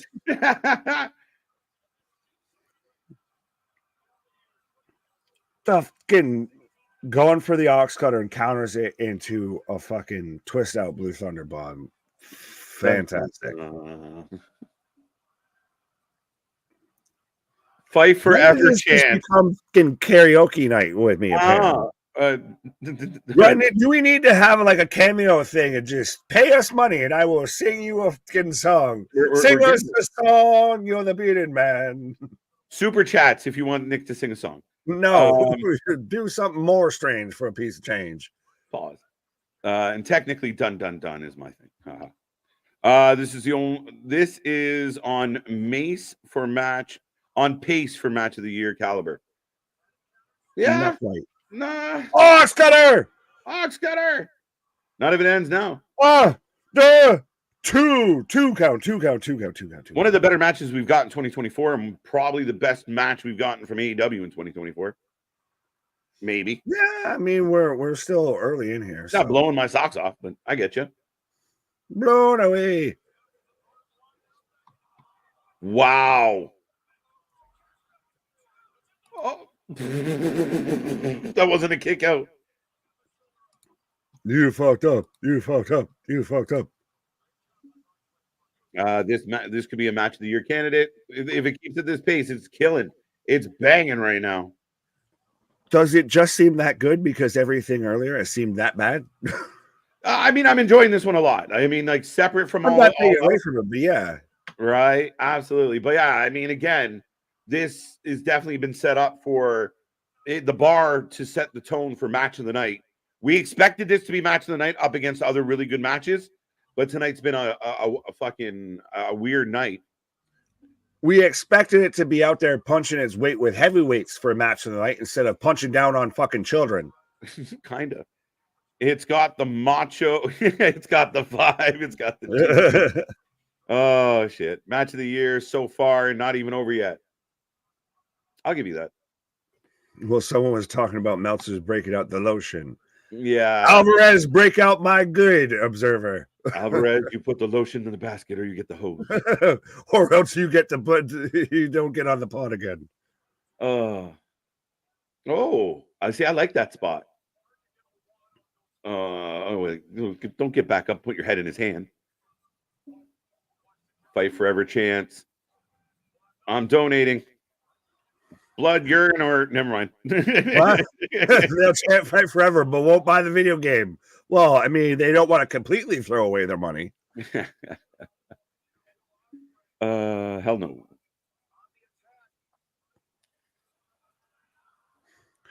Freebird. What is something you never yell out at a fucking bar when a live band is performing? Freebird. This pay-per-view is a masterpiece. Yeah. Okay. Of a pile of shit, yeah. Again, we have Picasso instead of Picasso. Yeah. I'm glad you're enjoying it. Like AEW is fucking back. Back from what? The dead? Like double tap this shit in the center of the fucking mass here and just put it to rest. Tonight has not been a good pay-per-view, my friend. I appreciate you being here and letting us know your opinion. Tonight has been lackluster. This match is burning. I noticed he waited till this match cooked before he said anything tonight. Right. Well, shout out Dylan. Thank you for the super sticker. And Freebird, only WWE Mark would crap on this. Yeah. Well, only an AW Mark would think this is a fucking good pay-per-view. Shots fired. Dave Meltzer gives this 11 out of 5 stars. Yeah. Freebird is Freebird gave it 11 out of fucking 5 snorts of cocaine. I'm officially convinced that Freebird is Dave Meltzer in disguise. They chant Fight Forever, but won't buy the video. Got that one. Match of the month for sure. Listen, I've watched every minute of AEW and blocked. Blocked the knee. It was one of the better matches we've got this year. But this paper, even the fans haven't been happy with this pay-per-view. But everything even sounds, feels, looks like they're actually laying it in. Backpack stunner. Oh, Poison Rana. And again, Takeshita is still staggered, not dropped. Oh, gets out of the ox cutter. What is... Wow. Whoa! Package tombstone into a suplex. Let's fucking... Oh, no, he don't hold it. Blade! One count! One count! Unfucking believable. Now, Freebird, if you want to get in the chat and go, what a fucking match, I'm right with you, my friend. Yes, this match is fucking killing it. Right. Notice how this fucker changed his tune real quick. Love that WWE and AEW doing good. Oh, wait, I missed that. What happened? Love that WWE and AEW doing good. It's amazing how you absolutely. pistol whip a motherfucker and it's changed their fucking tune real quick. Oh, another block. Oh, both men connect with the fucking twisted elbows. And you can see literally, you can visibly see. Oh, turn that man inside out, but you can visibly see where each man's getting battered, bruised, fucking torn up on their bodies here. Right. Oh, powerbomb. Styles Clash.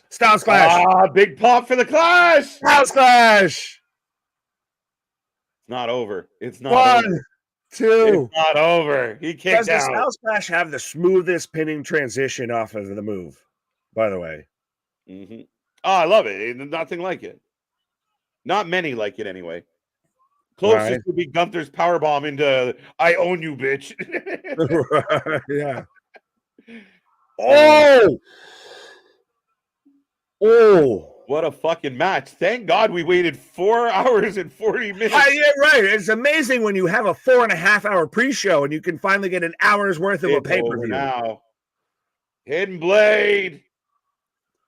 What a 3. Match. Oh, and I like though that at 3 3/4 is when Takeshita kicks in. Oh, it just got me. What a match. What a match. I got nothing bad to say about that match. I enjoyed it. It's kind of what I was expecting like all night. False finishes, energy, the crowd on their feet. And I'm glad we got this fucking match. I'm glad that we got this match and there's nothing left to pause in between with this match. Of everything else should be going at a top pace here. Right. If you're talking about the match, I'm not going to argue with you. Listen, I got 200 plus people here hanging out with us, and we've seen a lot of people questioning what is happening here tonight, my friend. 6-1. And they're not just talking about what's going on with your mental state here, Freebird. Kyle Fletcher in the building. This is going to be the interesting of where does your allegiance stand, sir? Right. Because we got 5 stars, 7-1, 6-2, 7-3. Freebird, I think someone's riding meat in it, ain't us. But the fan of the Meat Mania match. Yeah, my bad. Yeah, he showed up late to the Meat Mania. He's like, I missed out on the Meat Mania. I'm here for the gangbang. We can stop clicking on him. That's all he wants. Ospreay beat his ass. Well, now they're giving each other some love. All right. Well, you get the penalty box now. There you go. We're done. This match should have opened the show. How does Joe and Swerve top that? No, I'm now at this point with what we've seen. You need to just keep the momentum going. Just don't let it end. Don't let that fucking flame go out. Dynamite with their new logo, by the way. Ospreay will take on Kyle Fletcher as they hug it out. Interesting. Ospreay versus Fletcher on Wednesday. So is he just beating up everybody in the faction that he's in? Does Kyle Fletcher kind of become I'm the new you type of thing of I'm here to be what you were? Yeah, absolutely. I can get behind that. But we need to make a definitive line here as far as where everybody's love is, right? Yeah, that's the thing is when you have this weird just infighting just because we apparently can't find anybody else, allegedly, you need to draw a line in the sand as who? The Islanders. Who? They did the AEW Fight Forever video game soundtrack. Of course, that's why no one knows who the fuck they are. The Islanders. Well, go back to that goddamn island and figure your shit out. The only Islanders I know were part of the Samoan dynasty. Right. They're more Pacific Islanders, if we're being specific. Right. But up next, so anybody that said Sting was next, they were wrong. So that's valid and fitting that we are getting Sting as the main event. So up next, we've got Samoan Joseph, Swerve Strickland, and Hangman TA Magnum Page. All right, folks, get in that chat. Let us know who you're taking in this world title match. I hope they deliver right now, because man, that was a banger of a fucking match between Takeshita and Will Ospreay. If you're an AEW fan, you're going to be extremely pumped by what you just got from Will Ospreay. This guy is a game changer. He is a difference maker. He is a needle mover if you book him correctly. I feel like we just woke up, Nick. Oh my God, the show is on. Right, like I said, we had a 4.5 hour pre-show, and now we've got an hours or so worth of a fucking pay-per-view here. I like this. KJ's just beating the shit out of his friends, talking about Ospreay. Yeah, right. He's just beating the shit out of my friend. You're like, you don't you just hug. Now you're gonna fight on Wednesday. I mean, again, I'm all for it, but again, if you want Ospreay to be something, you make him an uber baby face and you give him an uber heel to go up against. And that's where you get real fan love. That's where you get real fan energy. That's where you build things to a fever pitch. I got big fan energy. I got big fan love. I got to pee. You're good. Swerve Strickland for the win. Mang bites the nose off of fake Islanders. Samoan Joseph for the win. Shane taking Swerve. Connor taking Swerve. I think it's very much a swerve when I drive. Is absolutely. Garments. Top rope. Big pressure applied. Yeah, swerve when I drive. And right now, if I'm me, looking at this, as we've got the Cobra Commanders here, we've got the Swerve dance team, we've got the Nitro girls out here with Prince Nana, but Swerve Strickland, who was supposed to initially theoretically be pretty much the heel going into this, if not, at least one of two heels, is now really the babyface going into this match after we've had Hangman heel turn and take out Swerve with the crotch after he was selling the ankle injury and everything. And Joe's just always been a heel. But yeah, so Swerve is very much coming in right now here as the babyface in this situation, I feel. Van Sting and Swerve. Truman, I know this is AW. Do you play WWE 2K in the spare time? Not on here, but yes, in the spare time. Whenever there might be some spare time. Got Joe for the win, Joe for the win, Joe for the win. Samoan Joseph, yes. So we had a run now on people taking Joe. I'm taking Swerve. I'm pretty sure KJ's taking Swerve as well. But again, if you haven't done so already, let us know who you're taking, folks. TK did the right thing for Sting. And I think he did the right thing for even this match, because we've got Nana out here shouting out whose house, and the crowd's popping big for Swerve's house. This man is your star. He is your top guy. He's your top babyface. You put the title on him now, or you run the risk of missing the ship. As Hangman's got no time for any of this and just instantly running right down to the ring here. The reign of Swerve begins. Swerve for the win. This match is hard. Got to go with Joe. It rhymes. Fair enough. Next two matches have their work cut out. Yeah, but I like, though, again, like I said, because of what we've seen earlier, I'm glad that there's not a moment for there to be a lull or anything, because I think now that they have momentum, they need to keep it, because you weren't getting any before. And if you would have had, say, if you would have had the women's match in between this or something like that, if you would have had the FTR BCC match in between this, what have you, pick a match, you're going to lose momentum, I feel, and it's going to be that much harder to get it back. We saw it even with the Ospreay and Takeshita match. A fantastic match, but they had to spend probably 2 minutes or so of that match, if not more, trying to get the crowd into it because they had been so run down and so worn out from everything before because there was no momentum going in. Joe for the win, Joe for the win, Joe for the win. No, swerve, swerve, swerve. And JR is on commentary. Yeah, hey, shout out. We got good old JR. We got Jim Ross out here. JR is back. I really want Swerve to win this, but I'm loving Joe with this belt. Yeah, but you could still have good old Joe without that belt. Speaking of good old KJ. I'm assuming just the J in KJ stands for Joe now. It doesn't. It has to. It makes the joke work. Go with it. Yeah, there we go. It makes the transition work. Swerve Strickland.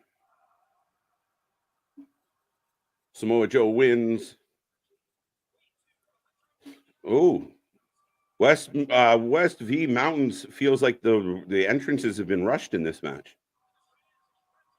They're on pay-per-view. There's no fucking time limit, so they're not rushing for anything unless it's literally of like, so what? We've got to go specifically at midnight for the press conference because they've never done that before. Right. We've been here till 12:30, 12:45.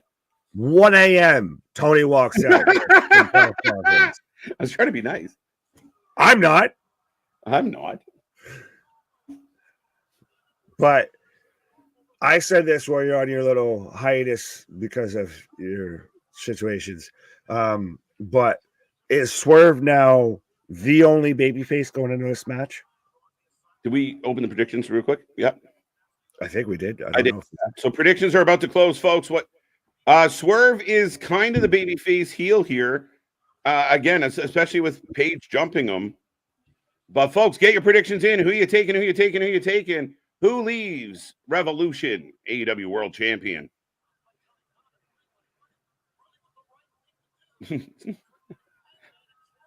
Revolution is a mystery. Hangman is Pornhub. I read it, but I didn't click on it. We're good. Oh, he was saying, what the fuck is that on Hangman's face? It's a caterpillar. It's a woolly bully. Soup strainer. It's a flavor saver. No, that's the flavor saver, bro. That's why we got him. Oh, you got a top lip and a bottom lip, don't you, motherfucker? You got a tongue? You can lick that shit. Pause. All right, moving on. Joe retains. Swerve loses due to Nana. No. Well, I'm going to serve that back at you and say, nah. Nah, nay, nay. nah. Swerve, Tope. I mean, Joe Tope. Joe Tope. Swerve. Hangman kicked in the face. Fucking eat this fucking foot.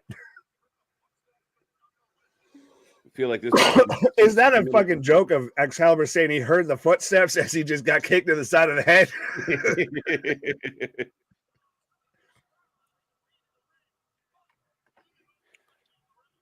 Arose such a clatter, but it was just Joe smacking the shit out of Hangman's chest. Right. Our buddy Paul fell asleep during the first good match of the night. Whoopsie. Boy, am I dying on a hill. Only one taken Paige. Paige would shock the fucking world, bro. In all the wrong ways. Swerve, baby. Whose house? Let's go. Joe or Swerve for the win. I think there's been like one, maybe two people. Joe wins, but Hangman aligns himself with Nana. That would be weird. So back to nay. Right. I say nay, sir. 7-hour pay-per-view. AEW needs to run them on Saturdays. No casual is staying up till there you go, Nick. They don't appeal to the casuals, though. This is the thing we've said and why we catch flack on saying this, that, and the third, and actually critiquing them because they don't appeal to casuals. They don't appeal to that audience. They want the diehard schmarks. They want, the Spartans out there, all the Twitterverses of just fuck you, Tony Khan's greatest ever. All that. Right. Let's go, Samoa Jill. What? I want to meet Samoa Jill. What does she look like? Is he going to be in a movie with Adam Sandler? It's going to be Samoa Jack and Samoa Joe. Is that Nia Jack's new nickname? That's Samoa Joe. He's gonna do Jack and Joe. It's Samoa Joe and Nia Jax. That's Swerve They coming out. bust up the hill to catch a pail of water. Samoa Joe excels in triple threats. Just ask AJ Styles and Christopher Daniels. There you go, AJ. And Swerving. What about here, Gritty? We don't need to be talking about odds with anything when it comes to Samoa Joe. You'll summon the spirit of Scott Steiner, and he'll come out here spitting mass. Right. Oh, big drop kick. I hope JR is doing commentary during the Sting match. I do too, Malik. Welcome. I think you said it should just be Joe Siobhan and Tony. And NZR. Yeah. Everyone else shut. JR and Tony, not Joe and Tony. I want to call everyone Joe all of a sudden.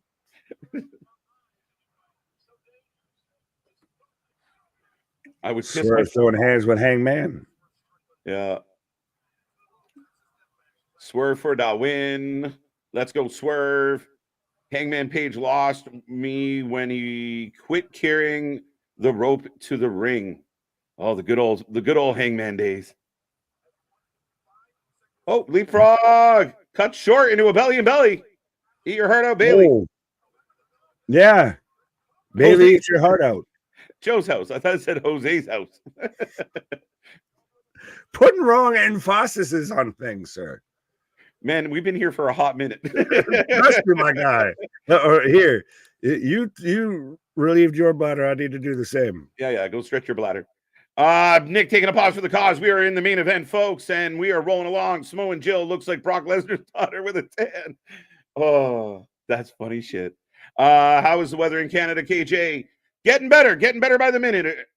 Getting a little warmer. Spring's on the horizon. We're at the time of year where it goes from like good, nice warm spring to freezing day to day. So hold on tight. We're getting there though. My favorite part after Sting hit Vader with a 2x4, Bill Watts told Vader, wow, Christian going way back into the ring to disqualified, and I was laughing to see that. Let's go, Swerve. You don't want to meet Samoa Jill. She's a bag. She's a two-bagger. Joe breaking up the submission. Where can I watch this? With us, right here at the Wrestling for Life Network. We can't show it, but we will tell you what's happening. And we are currently watching it on Bleacher. # not sponsored. Now Swerve and Joe exchanging blows. In all seriousness, can we see Brock Lesnar in AEW? No. We can't even see him in WWE right now. They're trying to get him off the video game. Brock Lesnar has got himself in a bit of a pickle. Had to come show some support. Finisher Wrestling. Thank you for being a part of the crew tonight. Saying hello, giving us some love. And folks, like I said, we are very, very close to 4K. So if we can hit 4K on our birthday weekend, that'd be pretty apropos. Joe has the coquina clutch. Jill has the camel clutch. Well played, Carlos. Well played. I appreciate that. Have you ever seen UFOs in Canada?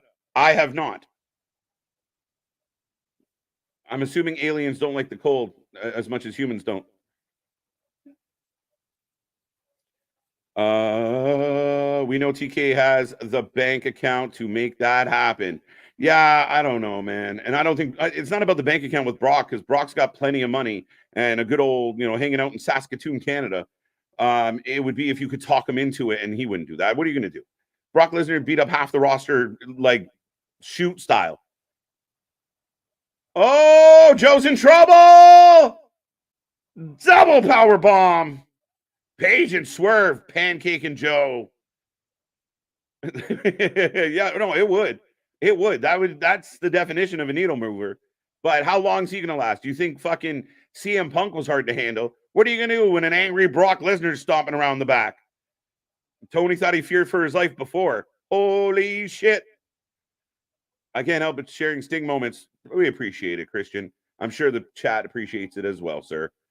As Swerve and Page nose to nose. Now they're exchanging blows. What did Money say? Did I miss Money? I see.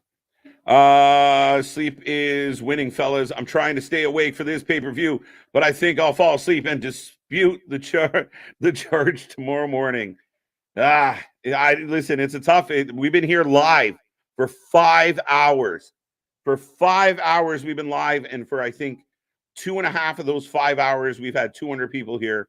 It's pretty incredible, and we always say it. Whether the wrestling might suck, we never do. And we're rolling along. So let's keep this going. We got 2 matches left, and we're about to say farewell to Sting, and we are about to crown, or maybe crown, a new AEW World Champion. There's no chance in hell that Brock Lesnar would go to none, zero, zilch.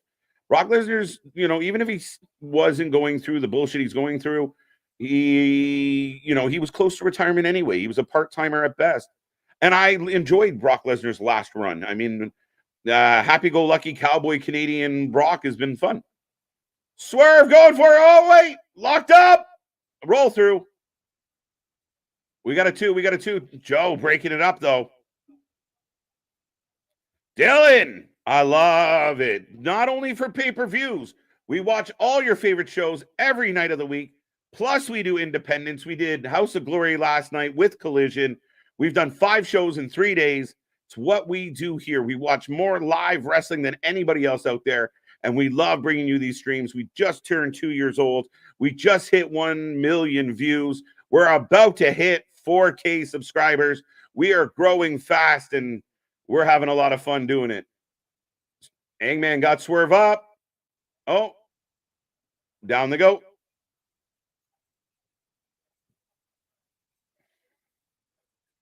Oh, bit of a catapult, but all right. Bit of a slow spot here. What are we doing?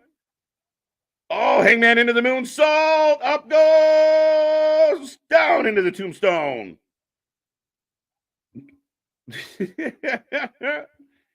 Realistically, WWE would stop Brock Lesnar from going to AEW at all costs. Fact. Again, Brock Lesnar would not do it. Again, it would be a ridiculous amount of money. Paige reverses a Uranagi. What a rare do you see a Uranagi getting reversed? Get ready to see MJF. Well, you cross your fingers. I'm his non-Mexican equivalent here, Senor Spielbergo. I didn't come in with the scarf, but yes. And anyone out there saying Brock Lesnar's going to AEW, no. You thought the backstage fight with Punk was bad. That's a fucking silverback gorilla. Just you're gonna let him fucking run around? No. You think there's questions of people will do what the fuck they want back there? You try and tell Brock Lesnar to do something around there, and you're Matt Jackson just looking at his navel saying, "Sir, you need to make sure you're going under John Moxley tonight in a fucking 3-minute squash match." The fuck I am. He's not going under anybody. Yeah, no, we're Joe punching everybody. Brock would eventually kill the Bucks. Use them as toothpicks. Right. But yes, whoever it was earlier that you clicked on while I was stretching the legs there, thank you very much. Yeah, we 100% cover anything and everything, often imitated, never replicated, never duplicated, and we just have a ball doing this. Right. And is Hangman a real heel, or did they just nobody want him in the match? Muscle Buster! Is he going to hit it? What broke his neck? Muscle Buster! Swerve up top! Stop! Lacey! Swerve just waiting to pick the remains of Samoan Joseph here. Oh! Cover him, you fuck! Go for it. No, he wants. Oh, no, he's got to go. He's got to take out Hangman. Oh. And even JR says Hangman is easier mark. Just getting a Muscle Buster. Fact. And he's even getting the Who's House, and he's getting Chance going. Oh, right to the back of the neck, especially coming off of a Muscle Buster. 1, 2. I thought we were done. I thought we were packing in. Let's move on to Sting. Let's start reminiscing. Yeah, like we're in the home stretch here. Fuck, let's go. Right. Here's another Sting moment. I'll leave that for the fans to read. Both chair. Hangman wins. I riot. Greensboro might. Getting like this from Corey. Once again, I'm getting paid while watching Wrestling for Life, trying to move up to the liking AEW demographic. Just moving on up to the east side. Corey, that's the way to do it, man. If you can get paid. We're trying to get paid to watch this shit. We're going to try to get paid to do it for you. So we too want to help us out, my guy. Yeah. And we are. Very little, but we are. Pennies on the dollar. Looking like a soccer dad or a hippie. Those two things don't seem related. No, he's looking like a homeless man that I need to give spare change. You got any spare change? Any spare matches? Oh, DDT to Joe. That's what Kyle O'Reilly just whispering in Roddy's ear. He's like, change. Got any spare change? Tony doesn't know I'm here right now. Right. Luca Bracey sweeps with the fishes. Oh, 450 onto the back of Samoa Joe. Joe. Oh, well, I mean, Samoa Joe's probably the only human being his front's as round as his back. So you're right. He's literally the definition of what comes around is all around.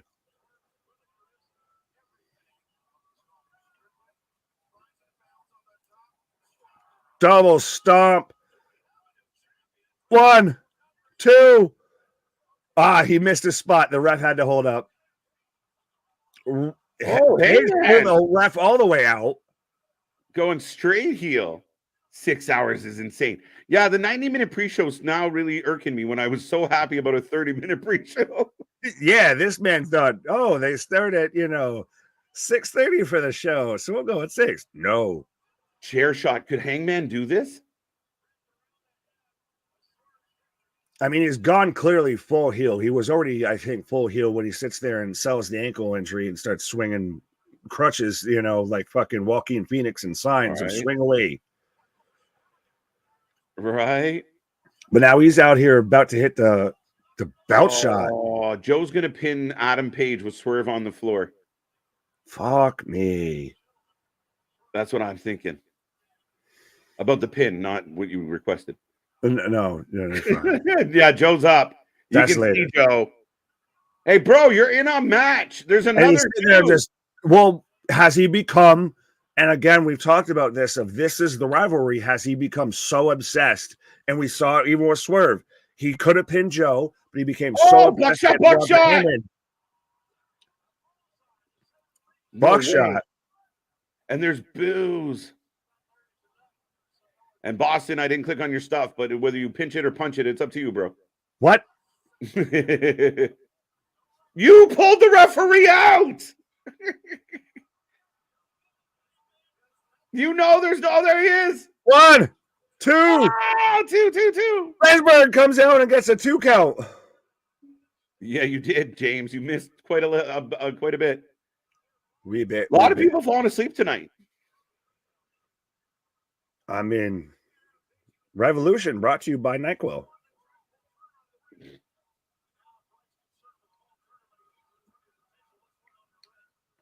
Okay. Where does this go from here? Yeah, no, this is where Joe gets the win. Yeah, Hajime. The Coquina clutch. Swerve going up top. Swerve's going to get the stop. Swerve's going to get the stop to break this up. You got to do it. Go, go, go. Oh, yes. Oh, wow. Oh, corkscrew splash. Yeah, the double Lindy. Lindy. How come every time I come around like London? AJ. Yeah, AJ, you need an emoji so I know that you're being sarcastic or else I worry for you. May God have mercy on your soul. You're like that other guy. We're all stupider now for having heard what you said. May God have mercy on your soul. Nah. Swerve's got what is that? A studded towel? He's got the thing from Nana. Oh, he says no, Nana. Away, babyface turn. This is gonna fuck him. Yeah. Kata Hajime. Oh, he drops through. Roll through. 1, 2. Hey, no need of the ref. You can't do that. You can't do that. There's no DQ. There's no DQ in a triple threat. But holy shit. Right. Man's gonna get fined. Danielson's just back there like, oh, fine the shit out of you. Hangman's new gimmick, the ref killer. Step up. But again, this is a tale of two halves, and it unfortunately started with Ospreay versus Takeshita, and ever since then it's been great. But before that, you can have that.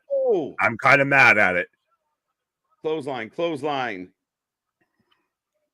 Joe setting up Swerve. Oh, if he hits this, but there's going to be no referee. There's no official. The first official's crawling back to the ring. Does not take off his shirt, and he's got a ref shirt underneath. 1, 2, 3. Buckshot on Joe. Oh, buckshot! Oh, wow! Hits his own. Swerve hit his own buckshot.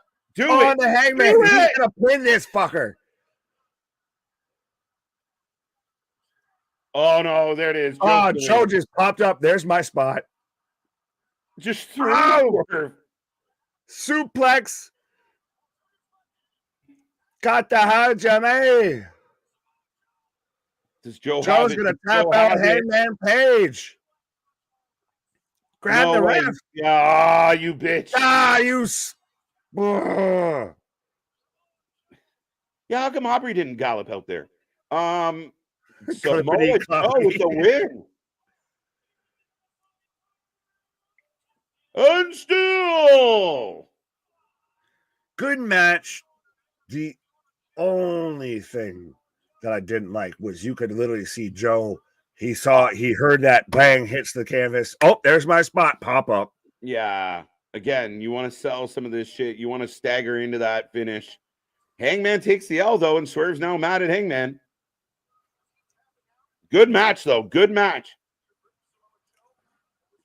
I will say out loud, Swerve and Hangman is the best rivalry AEW has ever done. Ever? Ever. Oh, ever. It's lasted this long. It's been this visceral, and it even played into this match and cost this match of at multiple times both men could have finished Joe, and instead, no, screw you, I gotta take you out. We sat there and saw it with Hangman. He's sitting there holding the belt of him. This is mine. Fuck you, this is mine. Swerve could have sat there and pinned Joe, but had to hit the move on Hangman. Fantastic match. Did you hear what Excalibur said? Did he tap out because he was choking, or did he tap out just to screw Swerve? What? What? I don't want to win this. Just fuck you. No, if he's gonna do that, then he taps and then flips him off as he goes out. Or if you're gonna do that, he flips him off as he goes out. Yeah, I guess. But yeah, that's a shitty fucking explanation. No, yeah, what are we doing? What are we doing? I always like getting my ass kicked just to spite my enemies. What the fuck kind of mental fucking state are you at? What is happening in St. Louis? Good match. Joe wins. The Blues. AEW Dynasty. I've heard about. Yeah, they copyrighted this name Dynasty. Is it Sunday, April 21st? You some bitch. Sunday, April 21st, 8 p.m. So we'll be here at 6 running Sundays. So next month, we got another pay-per-view in a month and a half.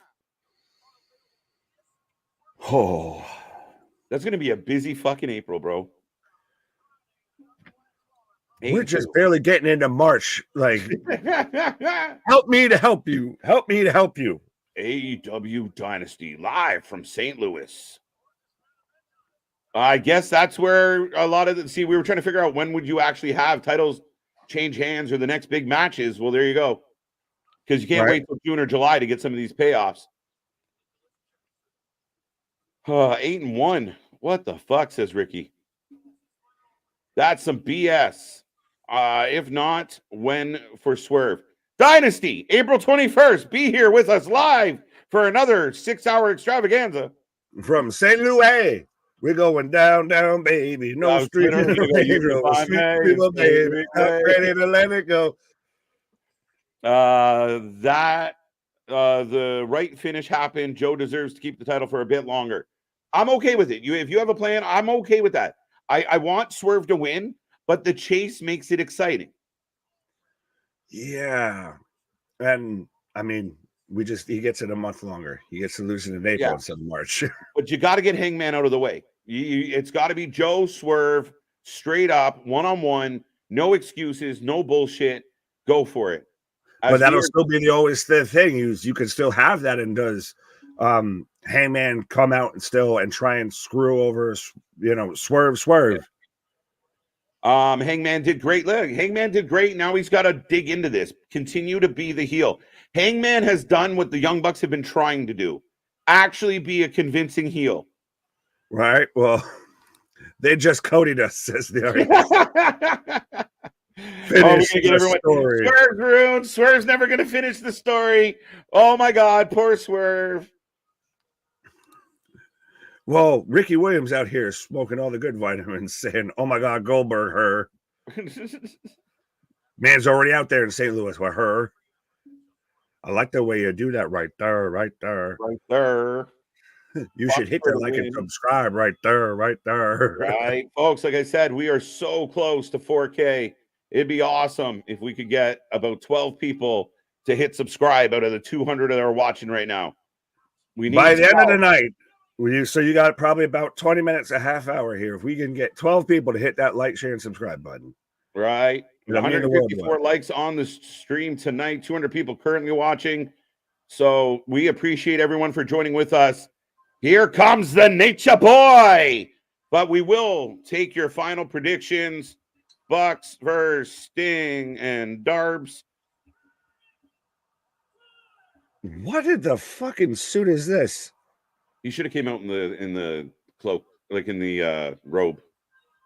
Something. Man's out here in the fucking military collection here. Did Joe win? Ricky, are you not watching? Well, no, he's busy trying to pay attention to somebody else that does it. Yeah. No, are you watching? Are you not entertained? It's time for the icon, Ricky the Dragon Steamboat. Dragon, who we recently saw again. Everybody, let's get a thank you, Sting, in the chat. All of that. Yeah, let's go. This is the end of an era. This is the end of the icon. Let's go, folks. Blow up that chat right now. If you got a scorpion emoji or just thank you, Sting, whatever you got, get it in this chat. Let's pay homage to the icon, Sting, one last time. Right. Well, and even you had, what's his name there that had that won the Emmy and was facing Matt Cardona. That's out there in the front row. You've got people out there. You see everybody with their fucking camera phones out. This is a moment in time. Is that? Look, other guys. Yeah, that guy. Good old that black, guy. It's all these dignitaries. Who the? Yeah, it was somebody in the chat. I was like, "Oh shit, wrestlers!" And then it went blank on me. It went black. Oh, Nikita Kucherov. Doesn't he play for Tampa Bay? I don't know. And here come the EVPs. In their what are they fucking wearing? Time for some action. Let's go. Thank you, Sting. Thank you, Nikita Koloff. There we go. It was Koloff. Okay. And I think Magnum was there as well. There you go.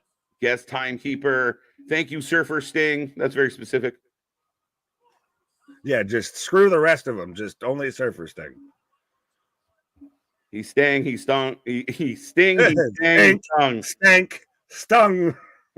How about now? Flair goes for the double cross and Ricky takes him out. So instead of bucks coming from the ceiling now, it's business cards? Is that what that was? Yeah, as you even have the sock puppet out there saying they're drunk with power. Well, Oh. So they are it'd be putting. more entertaining if they were drunk. You knew you were going to get Excalibur during a fucking Bucks match. Couldn't shut him up. Someone just unplugged. Somebody out there, if you're in the state of North Carolina and can hear the sound of our voice, just run to that arena and unplug whatever the fuck you need to unplug. Just mute this man. Yeah, get your predictions in as well, folks. Let us know who you think's going to win this one. Will the Bucks leave Greensboro as your new AEW Tag Champions, or will Sting retire a champion?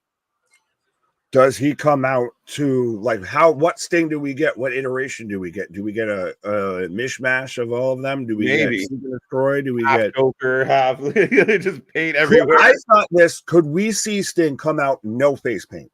Oh wow. Oh, this is my last match. I come out no face.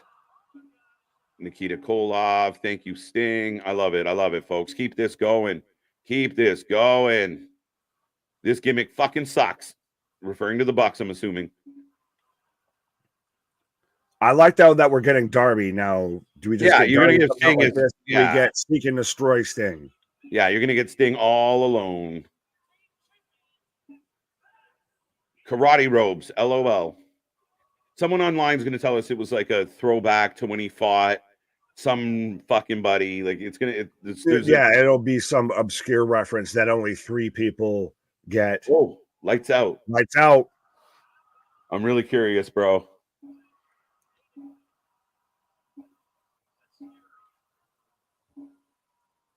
Plaza Theater, the final showtime. I like this. Farewell to an icon. This is Tony Storm's gimmick. Fuck you. This is good.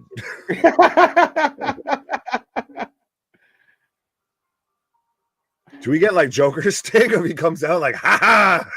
You might get every rendition of him on the way, like through this little video. Well, do we get in the match? He comes in, he falls into like the pit of reincarnation and comes out as a different version. Right there, he is.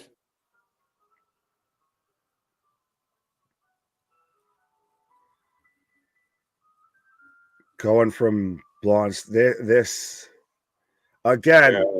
There is not somebody else in pro wrestling that has had a 40+ year career, almost to the goddamn day, has been in damn near every promotion, has been universally loved and received, has kept his nose clean out of anything, and has been nothing but a consummate professional and an absolute icon of the industry. Yeah, you're not wrong, man. We talked about it earlier. Like, it's rare that, there's not many that, oh, that Sting guy's a dick. You don't get a whole lot. Oh, wow, him and Warrior. The Dingo Warrior. Yeah. I kind of like this. Oh, I love it. It's absolutely, this is rarefied air that Sting's in right now.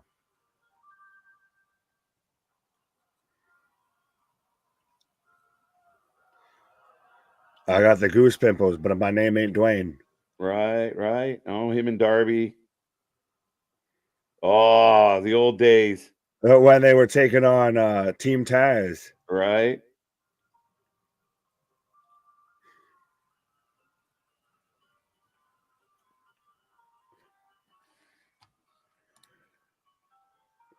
I challenged that and say Undertaker, but anyways. I mean. Yeah, anyways. I love the photos being used for WCW. Thank you, Sting. Yeah, goosebumps. Him and Muda. Sting and they're showing them at Wembley.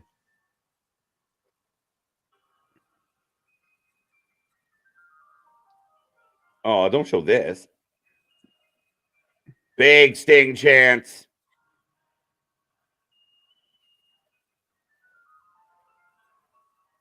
Sting with Muhammad Ali, Lex, DDP, Bushwhackers, I think that was. But even then, that shows you how much fucking footage that they have not using any WWE shit. Mm-hmm. So why weren't we getting this all week, all month? That's the only thing I kind of, oh, look.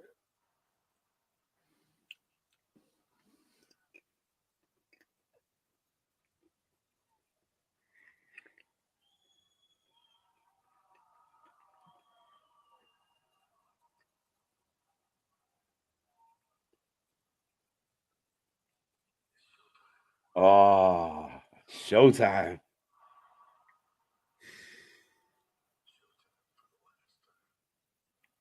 An emotional Sting, folks. And we're going to be a little quiet. Shit. That's so good. You can you feel him going through it, and then he just stares right down the hard cam. Let's do this.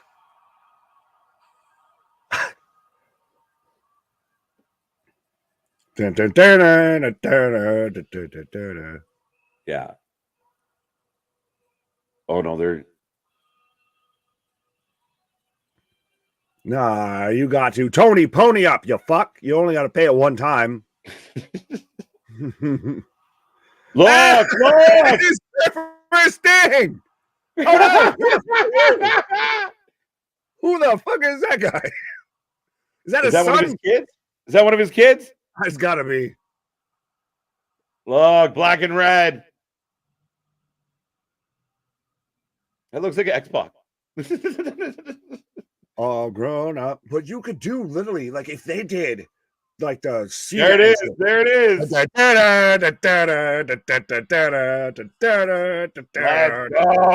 go.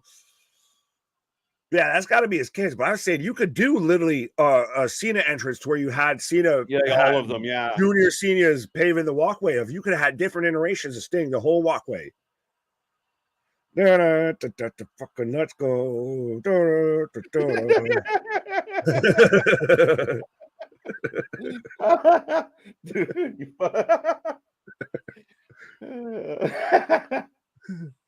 I'm fucking like this again. Especially, no disrespect to any younger or older fans, but older fans wouldn't be offended, but any younger fans of wrestling fans of our vintage and everything. This is childhood come full circle right now. Yeah, man. His AEW record 28-0.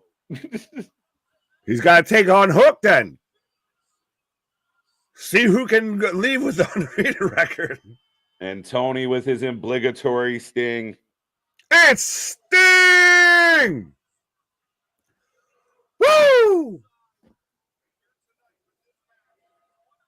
Remember, folks, this is a tornado tag match.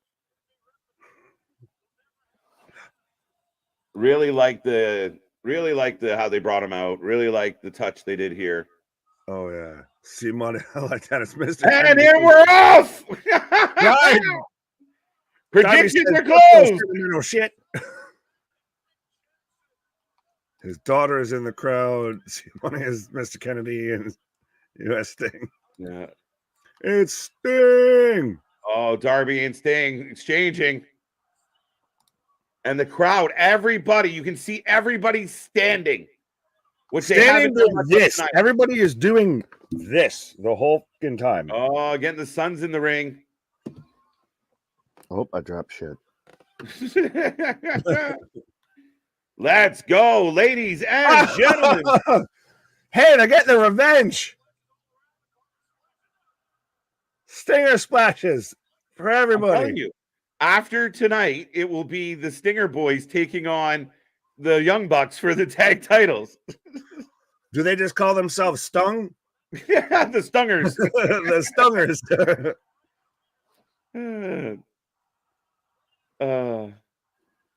The baby Stings take on the Young Bucks next week on Dynamite. Little baby scorpions. Yeah, right. So how are the Young Bucks going to get the upper hand in this situation? Or is this going to be a complete wash? Could this be, well, we're getting a double fucking scorpion. He can't get over. He got over. Imagine they both just tap out right here. That's all this is. I was about to question of you said, could it be a squash? Could you imagine? We're dead set on. Well, clearly the Bucks are going to win this because they're the ones that are going to still be there next week. Yeah. So Darby is a maniac. Yes, he is. These fuckers are bumping like no other.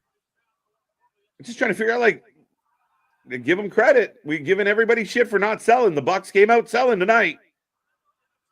Well, Sting's no selling now. He only took 5 hours to wait for the crowd to wake up. Like I said, long ass pre-show, short ass pay-per-view. Carlos, tables, no DQ, absolutely. Tornado tag. Now you're outnumbered 4-1.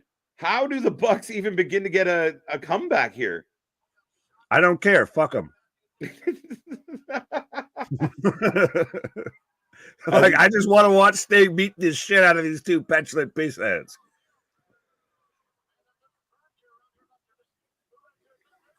And they both getting chucked into the crowd. Sting has not sold an offensive maneuver even half as much as Moxon is just throwing everybody here from pillar to fucking post. We got ladders and tables. We got ladders and tables and stingers, oh my. Right. EVP's got a truck up their sleeves. Uh-oh. Wow. Matt brought back in the hard way. That might have... Oh, wait, that was Nick, maybe. That was Nicholas. Yeah, that was Nicholas. Nicholas, unfortunately, is the one already with the receding hairline, even though he's the younger brother. Wow, I didn't realize. Sting's kids are 40 and 38? How old are the Bucks? The Bucks are like 36 and 38. Coffin drop. Yeah, well, drop. Yeah. Did Sting have him when he was like in 20? He must have then. Yeah. If my math is mathing. Well, he's 54, 60. Right? Yeah. Yeah. There you go.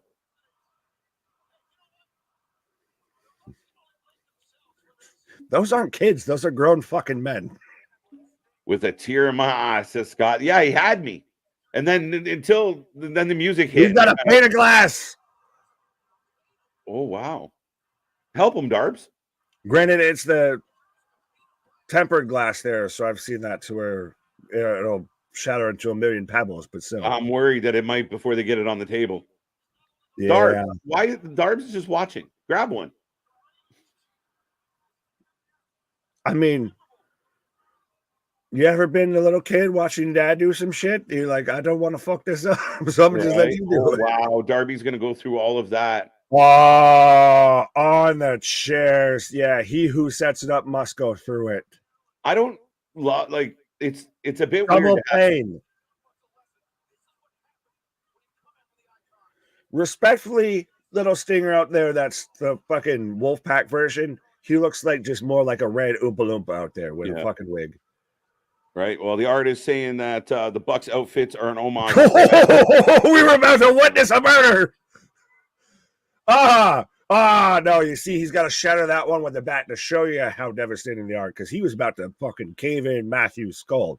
Real glass, cry me a river. Somewhere Jack Perry's like, you fuckers. Sting to WWE confirmed. Where's CM Punk on this? Yeah, he's like, can I get in on this? Just punch him in the face.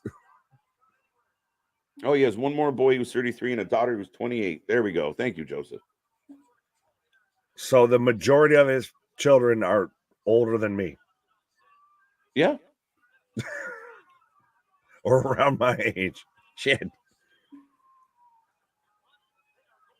This is some dumb shit. Again, it kind of brought the action that we were getting to a little bit of a halt, but everything's going to get a pass for the next 20 minutes, guys. There is nothing you can say that is going to be a negative thing about this match. Respectfully. Until the Bucks win, then I'll shit on it a little bit. Right. Hey, we got Tony Khan out here saying 200 plus in the chat tonight. Great all job. Night long. All night. All night. Rocking and rolling. We got over 200 people in here. What the hell? Welcome to the new standard here. The Revolution may not be televised, but it will be streamed on the Wrestling for Life Network channel here. What? Yeah, no, folks. We have enjoyed tonight, even if, like we say, the wrestling might be a little wonky. We never are. And we're rolling through. We're looking forward to this. And we expect to see everybody back all week long. We got Sacrifice coming up at the end of this week. And we got more. We're heading on, we're in the road to WrestleMania. Shit, we're going to be back here tomorrow like a jackrabbit for Monday Night Raw here. We're still on the road to WrestleMania. We've still got to see if Cody Rhodes and Seth Rollins respond to The Rock's challenge of a tag team match between them and Roman Reigns at WrestleMania here. Oh. Sting to the table. Everybody through the table. And you know what? We are absolutely humbled, and we enjoy watching these shows with you guys. And to see 200 plus people hanging out with us when we know that there's people out there with more followers, more subscribers, and you choose to be here with us, we're just You made the right decision. You made the right choice, but we are just getting started, ladies and gentlemen. Absolute banger of a pay-per-view all the way through. Cloudy, don't necessarily agree with that, my homie. Yeah. F the Young Bucks being chanted. Well, as artists is saying, have the Bucks got in any offense yet? And I do mean any. Yeah, they're coming now. This one dude in the front row has a weird infatuation with MJF in all of the wrong ways. Subscribe, ladies and gentlemen. Make sure you hit like and subscribe. And see, even Tony Khan in his fucking purple hat and sunglasses and all, saying you guys are more entertaining. There you go. And we are 8 people away from 4K. I know I for a fact see more than 8 people up there in the corner. And you got to at least have more than 8 friends collectively amongst the 209, 10 of you. So let's do this. We need 8 people. End our birthday weekend with 4K, folks. Just give it and think of it as a thank you to Sting. Yeah, do it for Sting. Do it for the Stingers out there. Darby. Launch like a goddamn lawn dart into that ladder. You want to ask how they got back, how the Young Bucks would end up in control here? You've seen your example. Yeah, like what happened? Like what happened to Sting's kids, though? I missed that. Valid point. I'll sub. I'm not even sub. Well, why are you not a sub? What is going on?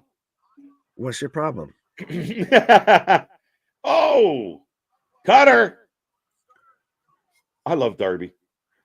This man his offense is like a fucking Street Fighter game of just like pot shot, roll over, pot shot. It's just like tap, tap, tap, tap, tap, tap, tap, tap, tap. Fucking E Hunt out here with the 10,000 fists.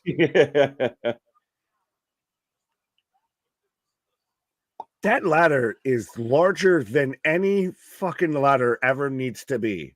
I don't even think he's trying to do the Terry Funk spot with a ladder that is about 7 sizes too big. He's like, who got the 20-foot ladder, motherfuckers? Right. Darby can barely move the fucking thing. This is a ladder for fucking King Kong out here. Man, he's going to go from that ladder through that glass in those chairs. Yep.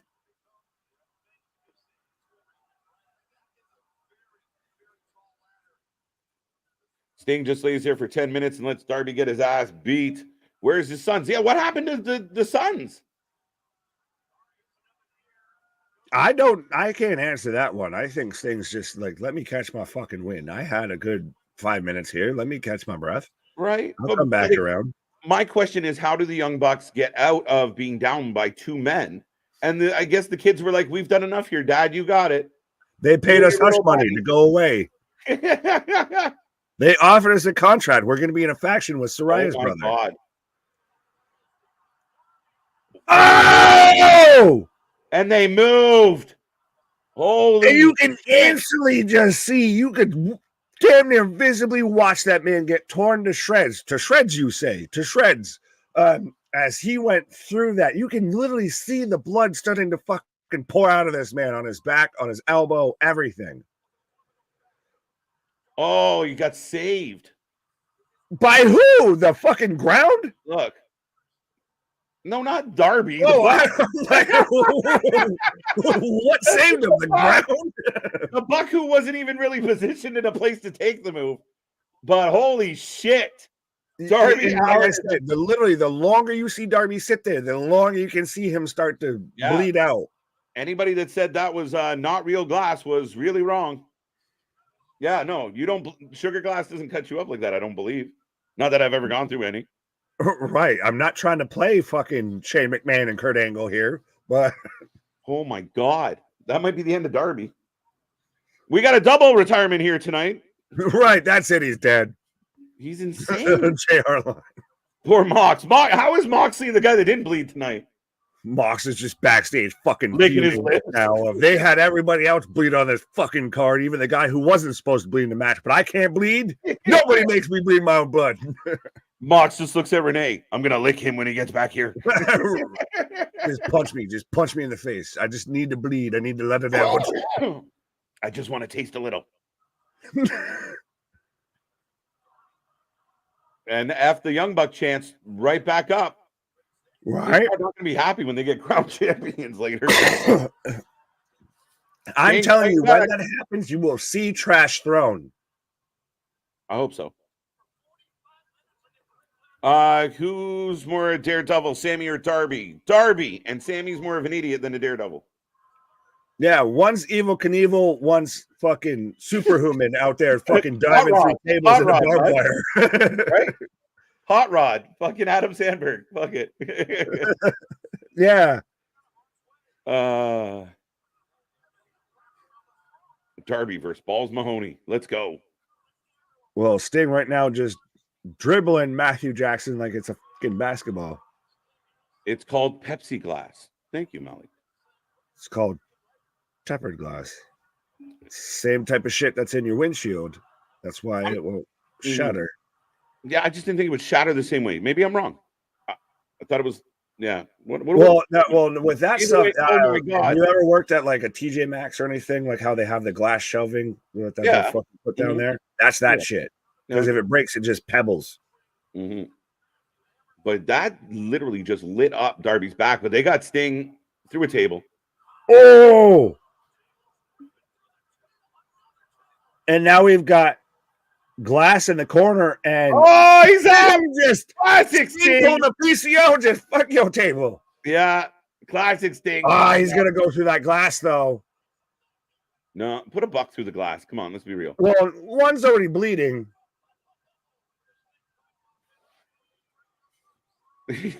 Yeah, through the table and just shatters like a motherfucker.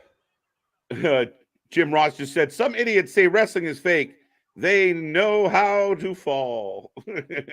Again, you show me somebody that knows how to fall off of a 20-foot fucking ladder through a pane of glass on a bunch of steel chairs, and I'll show you a fucking carny.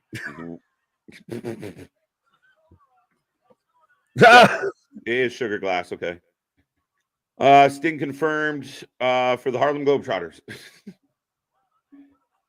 Yeah, this is going to be very interesting end of this match, guys. I'm telling you, trash will be thrown.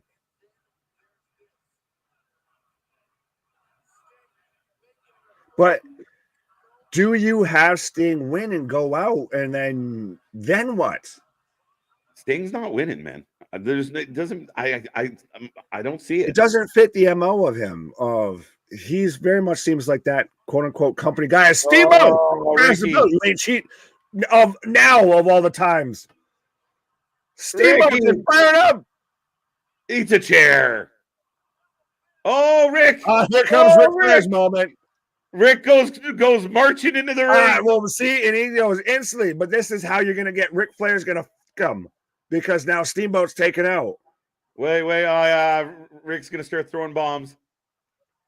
Well, he's gonna pretend to.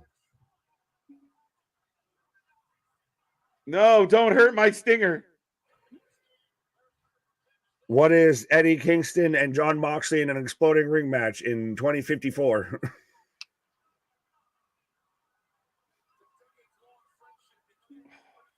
Friendship? This fucker's turned on this man more than anyone else in human existence.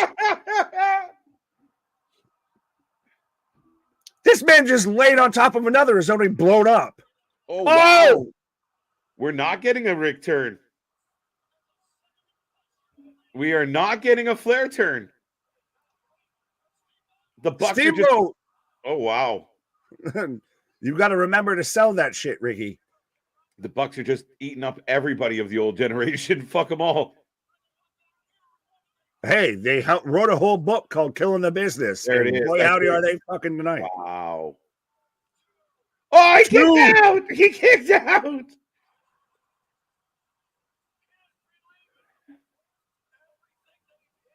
This match isn't good, but I'm engaged and entertained. That's usually what we get from fucking AEW, where the matches are chaos and we can accept that. And tonight, we've had a lack of that.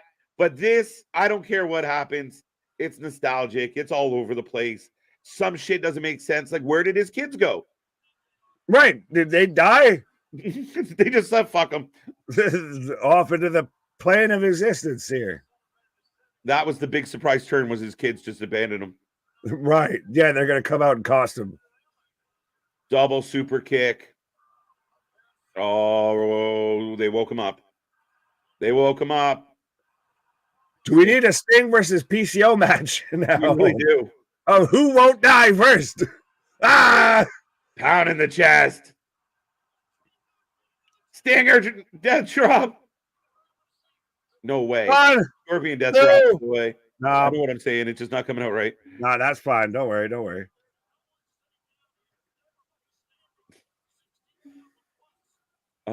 Flair takes a bump. I'm turning it off. Well, I mean, he took Too a late. kick in the head. Oh, snapmare. Wow, the Bucks did a snapmare? Woohoo. EVP trigger. He kicked out again. Where is Darby okay? Darby's fucking bleeding out ringside here. Get no respect. No respect. Right. Greensboro's a rough part of town. Sting doesn't want to. Don't win. The Bucks might get hurt. There you go. The legends don't care. They know what they signed up for. Oh, yeah. I'll take a fucking kick in the head. Pay me. Right. Where's Hogan? I like this, though. When I caught that, I thought that's what they said. But Connor's saying, they just said, I'm sorry, we hate you, as they hit the double super kick. Yeah, they got to stop mimicking the other company. Yeah, it's amazing. And that's it. I hate that finisher, by the way. Wow, one count. One count. Right, you're like, that's it. It's over. One count. I'm just waiting for Muda to hit the ring. Where's Muda? Where's Luger? Where's his kids? Come on, as he's bleeding from the mouth. Oh, they're just putting Old Yeller fucking down now. Yeah, that's what this is here is the heart. Darby has not moved since that spot. Yeah, I'm not surprised. But that's pretty much all Darby did. He had a very short night. Right. Now they're saying To the goodbye. rescue. Oh, they're setting it up. The Meltzer driver. Sting's got to go out. Oh, thank God. Darby. Look at Darby's back, though. Yeah. He dead. He looks like Passion of the Christ right now. Right. Stinger death drop. They're going to win. Darby death drop. I said it again. Right. Oh, Two count. Look, the idea that Sting was going to go out on a Meltzer driver. Go for a tag. We're going to get a. There's no tagging in this. Oh, no, I thought he was literally. I thought Darby was reaching for a tag. I was like, what are you, R-Truth? Yeah. Coffin drop. And here Scorpion deathlock. Are they actually going to win? It's looking. It's looking. Could we get Cutlass or something here? What? Is he going to tap? Is he going to reach the ropes? Are you kidding me? Wow. That's so Sting. Wow. And Darby wins. Holy shit. Holy shit. Wow. They made us eat our words, and I'm fine with that. Hey, listen, I've been nothing but critical of the Young Bucks, but the fact that they tapped out, the fact that Tony and the EVPs were smart enough not to win. Wow. Look at the building. This has been the best. This was like, this was the most fun we've had in 6 hours. Yeah, it's unfortunate that we had to waste 5 out of them 6 hours. Whew. So what does this just turn the Young Bucks into like even more dicks because now they're mad that they tapped? Do they almost somehow look even weaker? Of like you couldn't even like like You've killed now their whole evil EVP push a bit. Like, where do you go from here? We didn't get the Ric Flair turn, and Sting gets the win, leaves champion. Shocked. Cal, I'm with you, buddy. By the way, why are we showing the fucking camera? We're showing Ric Flair helping the Jacksons up, by the way. You kids okay? Rick, you good, kid? Rick, wrong team. Right. Well, as we've got all the confetti, and like you said, Darby out here looking like Darby H. Christ. Yeah, he definitely does. Tag tournament starts next Wednesday. Facts. Swerve, Sting's not retiring. Somebody said that earlier. This was a fake retirement. MDB out here. Oh, with all of the goals. My only goal for this pay-per-view was to become Wrestling for Life prediction champion. I think I've done it. God damn it. Well, Did you? I think there's certain people that might be able to potentially make that happen. Nudge, wink. 9-3. Wow. Okay. Man, this is really the tale of two pay-per-views. Like, this pay-per-view is so hard to rate right now. And I know people are going to be like, best pay-per-view ever just because of the last bit here. Well, it depends on what you want to count the pay-per-view and what you want to count the pre-show. I said we had, what, a 4.5, 5-hour pre-show and an hour and a half pay-per-view. I'm shocked. They made us eat our words, and I'm all the way happy for it. Yeah, look, Sting's got to come back at Dynasty to defend his title one more time. Has it proven everyone wrong? I'm like, this ain't Sting's last match. This is just the start of the Sting retirement tour.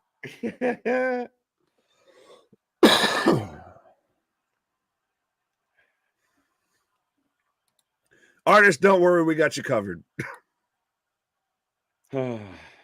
Thank you, Sting.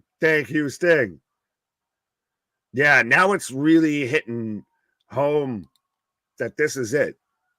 Well, Darby, emotional, bloody as shit. Someone check on this man.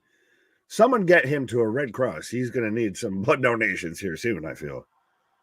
Right. Yeah, I enjoyed the last 3 matches. The rest was absolute dog water. So, like I said, we had the 3 matches on the pay-per-view, and the rest of it was the pre-show. Fair enough. Pretty much, man. All right.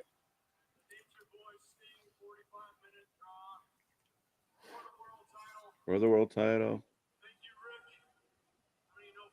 I don't even know. I don't know. Rick's still here. Either do we, guys. We don't know. We're not sure if Rick's still here. Literally.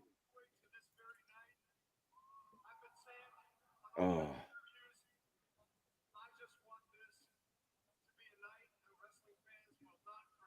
I just want this to be a night that wrestling fans won't forget. They won't. As man's weeping. That dude was feeling it hard. Oh, vitamins were hitting that man strong right now. He's like, I should have not done shrooms before I watched this match.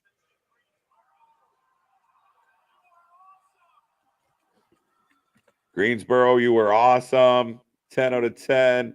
7.5 out of 10 knee pads. We'll get to the ratings, guys. We'll get to the ratings because can we give ratings as we've got? I don't even know. This one's so tough. Yeah, all I want right now is the lights to go out. Dong. Well, I was going to say, what we're getting is what you've always wanted for Taker. It was nice for Sting to tag with Rio in his last match of his career.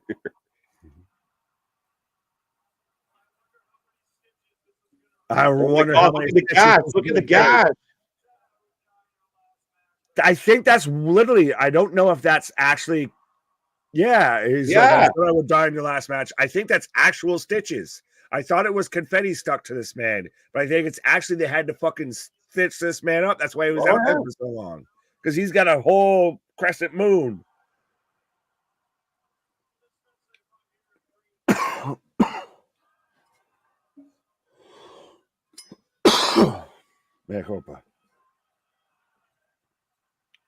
You still got it. Got it.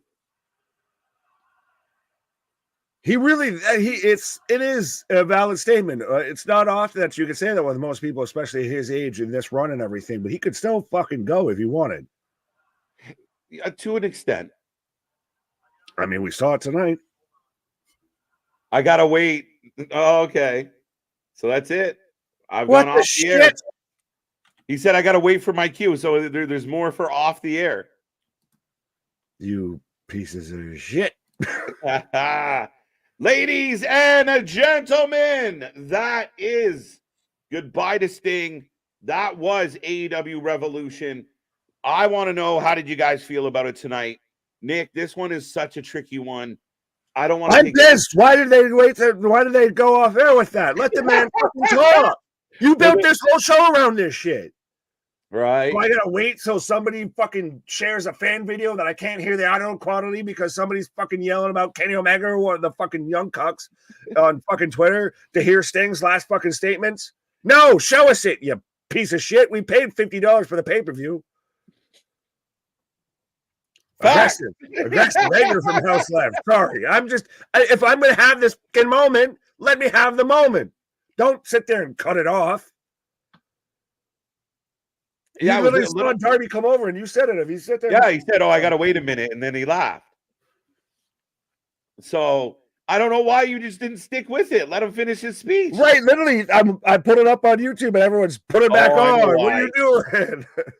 They cut it off because the media scrum's supposed to start. That's fucking dumb. Right, like I said, that's why I'm so pissed, because it's fucking stupid. They're literally saying, "Let us see Sting's speech." Everybody's like, "Speech, speech, speech." That is insane. That blows my mind. TK too cheap for the overrun? How does a pay-per-view have a fucking time limit? Yeah. Everybody losing their fucking mind. See? I sounded crazy when I first went off, but now I'm making sense. No, you didn't. I was right there with you. I was just like, sorry. Everybody, disrespect. Oh, come on. Like, literally, you cut Sting off to give us... think our chat blows up. This chat's fucking losing their mind. Y'all talk a lot. Not as much as them. Oh, my dear Lord. Ladies and gentlemen, that cutoff is unexcusable. Yeah, there is no fucking... Like, you literally saw him laugh and go, "Oh, I got to wait a minute." Why wouldn't you just stay with it? I guess the Bleacher has a cutoff date. Like, why? Just stay fuck you. I'll pay you more than like Tony Khan, you Mr. Billionaire Man, everything like that. Like I said, we paid fucking $50 to watch this goddamn pay-per-view built around it being Sting's last moment. We have all of this. We have this wonderful send-off. Holy shit, he actually won. He's out there in Greensboro, North Carolina. He's halfway in the beginning of his speech. He's in the first couple lines. And we interrupt this fucking speech for a brief intermission. Fuck are we doing out here? This is why AEW constantly seems like goddamn amateur hour. We were singing their fucking praises, and boy howdy have you snapped everybody back into remembering how shit this pay-per-view was. You look, I spend enough hours shitting on AEW. It's fun to listen to you do it. Shit, dude. You're not wrong at all. I'm fucking dumbfounded. Like, this was what everything was built on. And just when the guy's going to give us his heart and soul and say thank you, goodbye. Hey, we all wondered at the start of this show, how would they AEW this? Boy, howdy, have they fucking AEW'd this. For the diehards out there who are just, I can't help but point at the other company about some of the shit they do. Man. No, this gotcha, bitch. Oh, I love it. Oh, that is fucking funny. Blouses, bitch. Imagine Darby going up to Sting in his farewell speech and going, "Hey, bro, you got to wait a minute." No, the only thing slightly comparable is when Hunter had to go up there to Ric Flair and wrap it up. He's still not wrapping it up. You got to wrap it up. Like, for fuck's sake, like, of all the moments. We sat there and sat Oh. through a fucking 5+ hour bullshit ass pre-show, which was mostly supposed to be the pay-per-view, but they just passed it off as freaking pre-show because that was some bullshit. And then have 3 good matches, 3 out of 11, 3 matches that are actually good. And we built up this whole weekend, this whole situation for it to be Sting's retirement, the end of an era, the end of the icon, and we're getting in the middle of him cutting his fucking farewell speech. You gotta pack it in. You gotta wait for the spot. So, like I said, so now what? We gotta wait for some fucking fan-made video shit on Twitter that's gonna have terrible audio quality and be in fucking 480p to sit there and watch this shit. I'm shocked, bro. I'm shocked. Tony has so much money. He could have easily just let him go, even if you have to pay the fucking union dues because you went after midnight. Like, we're sitting here, like the Revolution Media Scrum thing's just blank. Like, right now on YouTube, they could be showing in the ring what's happening. Anything, you know, what's better than the cameraman out there. Let's go. Like, let's go. Get him out there. FUTK, clap, clap. Fuck you, Tony. Fuck you, Tony. There you go, Nick. WCW 2.0. Right, again. I'm Bret Hart right now. We had the end of Sting, saw Bret Hart. WCW. Right. Tune into Dynamite to watch Sting's farewell. Oh, shit. That's such a fucking shit is that they'd actually do that. And that's such a cheap goddamn ploy of, hey, we can't get ratings on shit that we actually book, so we'll cop this out. You know, wait, you got to save this for the director's cut. You got to save this for the bonus features. Yeah. Oh, fuck, man. Tune into Dynamite. That's too funny. Yeah, you got the wrap it up button. Wrap it up, yo. You got the red light. 7 before the cut, 6 after. Again, I don't even know how to evaluate this pay-per-view. Like, realistically, the bulk of this pay-per-view sucked. It gets 3 stingers out of fucking 11 because that's how many matches we were supposed to have and how many were actually good. Actually, it might get half. It gets 2.5 because the fucking little stingers just disappeared out of nowhere here. It blows my fucking mind, bro. Like, I expected, like we talked about, Revolution was a chance for them to show up and show out. You have extra eyes on tonight because of what tonight was for Sting. And I really thought, I thought the tag match sucked. I thought Ospreay and Takeshita delivered. I thought the triple threat was fun. You know what? The main event wasn't a great match, but we're going to give it a pass because it was fun, it was stupid, and it was about Sting. Again, Sting just went out on a no DQ tornado tag match, which kind of blows my mind. But they gave him the win, so I'm thrilled with it. That's what we do here, bitch. Right? Right back, hack the feed. There you go. 8 out of 10. Thank you. Scratch that, Tony Screw Sting. Yeah, I mean, that was like, yeah, I'm not going to fully read that comment, but 100%. Like, we were fully there. We were, oh my God, this is great. Yeah, let's go. And then wrap it up, pal. Right. Oh. And now I'm watching their chat and our chat and everything like that. Their chat, yeah. So you have people fighting amongst each other over this shit. Imagine spending $20 to sit there and yell at a YouTube chat and everything. It's like, no, you fucks. Like, we paid to see this. This is what your shit was built on. So fucking pony up. Yeah, it's really fucking baffling to me. It really is. That's how it all came to be. And again, we just finished saying, like, okay, they did it right. Sting actually got the win, send the crowd home happy, which the crowd in the building are thrilled right now. But then just poof, where, like you said, they quickly remind us of, yeah, we don't quite have our shit together. Well, again, like I said, if they're going to AEW something, or as Jay West even points out, WCW something, the feed cutting out is the most WCW thing ever. Remember when WCW had to re-air a whole pay-per-view for free because their shit fucked up? Goldberg. Right? Goldberg's best match ever. which is kind of fitting for Sting's finale. And I'm just personal with this. You're going to start this from me of 11 out of 10 from Nick's rant.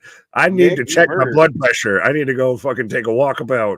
Yeah, it's not often that I'm not. I don't have I have a lack of things to say, but I was just letting you cook, man. That was fun to watch you snap. I think I might have popped some blood vessels somewhere here. Your adrenaline kicked in. It was fucking beautiful. Yeah, you know what? It was a really odd pay-per-view. I thought everything was very slow, very paced, and not in a good pace. With the exception of the final 3 matches, there wasn't a lot to be thrilled about. I know some people said that pay-per-view was a 10 out of 10, but I don't think that's a fair assessment. I really don't. I'm going to just pull up this comment and just remind everybody what I was just saying earlier. And if you forgot, you can hit rewind. Yeah. And I'm going to just leave it at that. I'm pissed. Like, that's what the fuck you're doing? Yeah. The Superstar Scramble was embarrassing, guys. It looked like a training session of like everybody get in and do your moves. Like it looked like a training session. Yeah, you were 100% right. It's going to be on Twitter. It's going to be elsewhere. They're going to put it on their YouTube channel tomorrow. They're going to air it on Dynamite. That'll kill. The first hour is commercial free, and it's just Sting's last fucking speech. Talking. Yeah. We don't pay for X. Yeah, I mean, you think you would air it where people are paying to watch it? Seriously, like how you literally got people. I want a refund. Like how you already were going great. You finally start to win the people back, and just you managed to just like piss in their face. Like we were literally. What a fucking emotional roller coaster where we sat here bored for 4.5 hours. And then it picks up and we're all like, all right. Then Sting gets the win and we're like, oh my God, that's amazing. Unreal. This is so great. Look at all the carnage that happened. That's awesome. And then just poof.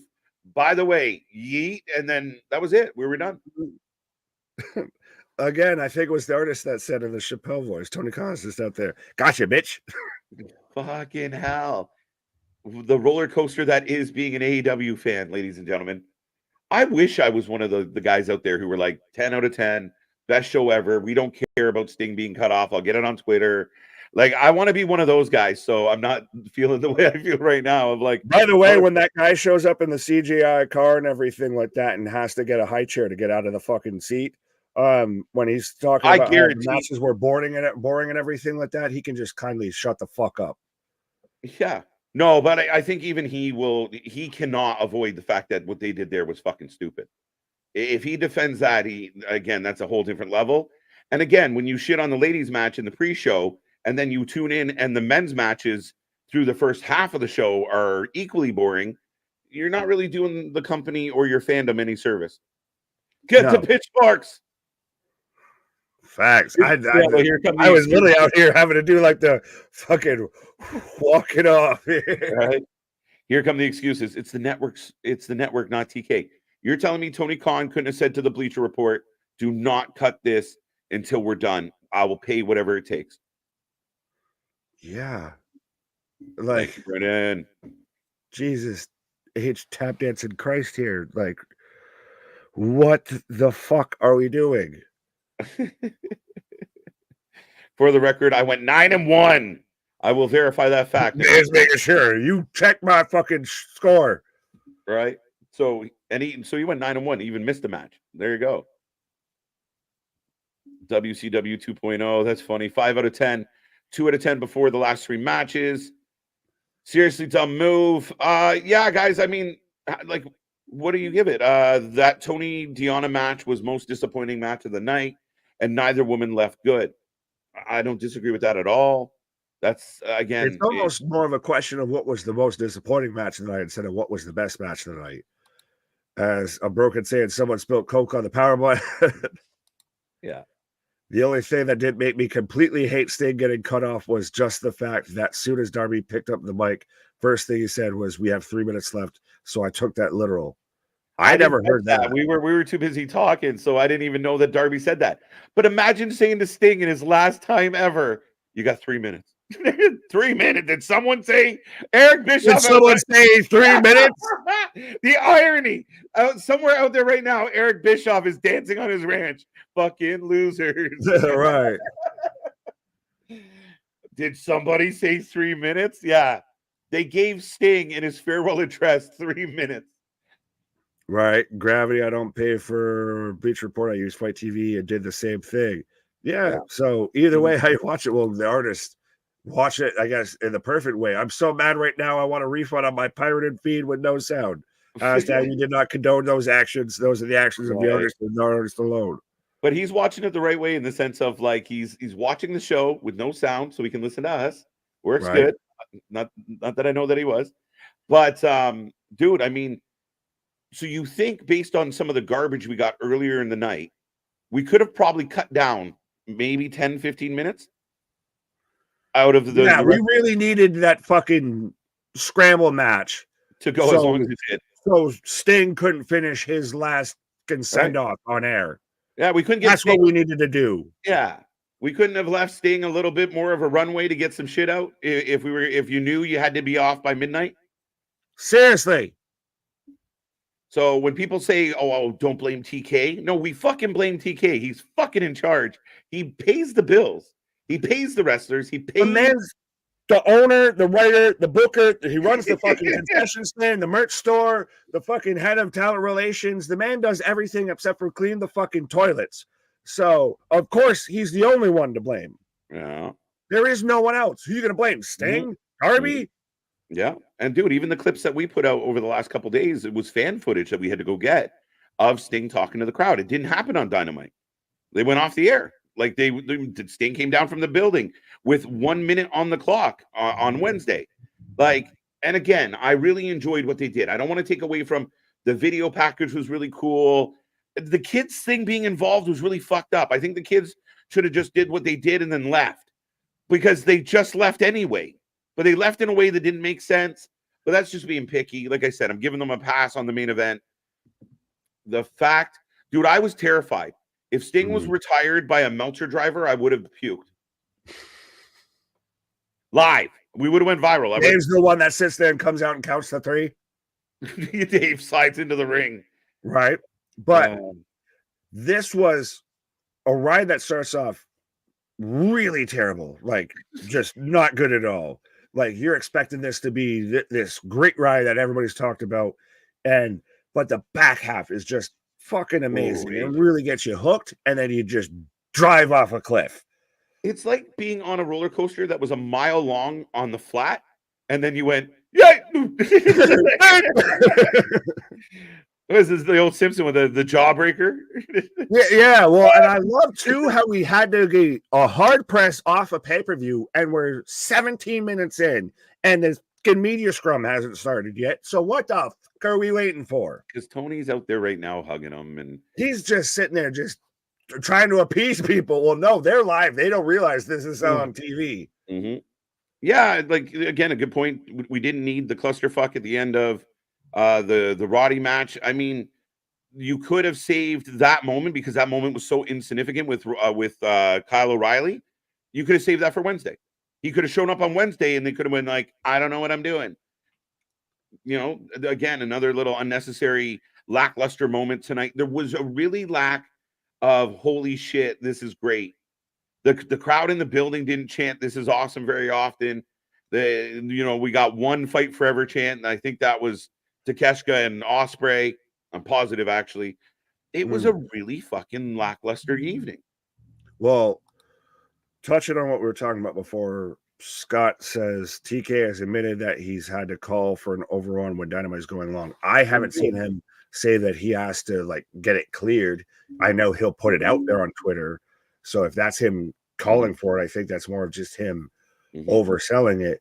But if he has to ask permission for it, then I think that shows you more of the lack of faith that Warner has in what they do. Because I don't recall hearing stories about WWE having to ask for an overrun. I'm sure like at some point there's some level of communication involved with it. But at the end of the day, I mean, especially when it comes to this situation, if you constantly need an overrun or you're losing your minutes of your show to the overrun, then you might have to just fucking book your show better. Cut out shit you don't need. The overruns become a crutch for AEW. Yeah, and I know what he's doing. He's trying to help his overall ratings, but it's not helping. Thank you, MDB. Maybe the cleaning crew wanted to get some sleep. Yeah, maybe. Fuck, we're almost due for some sleep. I thought this media scrum would have started already. Right. Katrina was saying, well, that didn't work. Sorry. What? They could have let Kyle stay sleeping in some alley and gave that time to Sting. Poor Kyle. I like Well, Kyle. I initially thought he was talking about Fletcher. I was like, you could have scrapped that too. We didn't need that either. There's minutes you could have shaved off here. Yeah. That's the thing where people make the excuses, not TK's fault. Yeah, look at your show and go, okay, this is going to be a big deal. People are really going to want to hear what you say. The match is going to end. You'll have about 12 to 15 minutes to get some shit off your chest. Perfect. Could they do this? This is an interesting point here from the artist. You know what? They could have used the overrun botch to further the EVP angle of them being dicks. That's how you could possibly salvage it. Fuck you, we cut your time. That's how they should start. They start the media scrum with the Young Bucks walking into the room and going, fuck Sting's speech. We pulled the plug. All right. So, well, no, they just walk out and did you guys like Sting's speech? Oh, yeah, that's right. You guys didn't probably watch it. You guys at home didn't watch that, did you? Right, maybe. Which is worse, this or The Rock getting, spot shown because of the Rocky V sign? And I said that YouTube friendly. If you know German, you got what I said. Sorry, I missed it. I was saying, so how they had the Rocky V, or if you're Sideshow Bob, that's the German. Yeah. How they had that and it kept going in and out with the Rock. Was that worse than this? Because I feel like it is. Or no, I feel like this is worse than that. But yeah. Yeah, dude, I'm with you. It's I don't even know what to say. You could have left off the first 7 matches of the card and I would have been happy. For those watching right now, I honestly thought the Sky Blue, Julia Hart, Willow, Chris match was better than a good 3 or 4 matches we got on the main card. Yeah, I'll give you that. Definitely, it was probably better than the only other women's match that we got between Peraza and Toni Storm. Yeah. Deanna, that was really disappointing, that match. Again, everything was just kind of flat. Again, it just never really picked up steam. He made what? I don't know.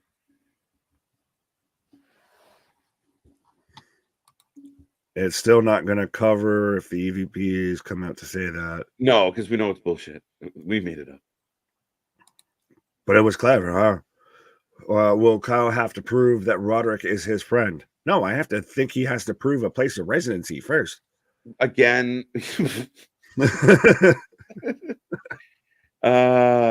Again, the thing with Kyle is that, I think that the AEW's had a history of they two-step when it comes to, are you a heel? Are you a babyface? Are you with me? Are you against me?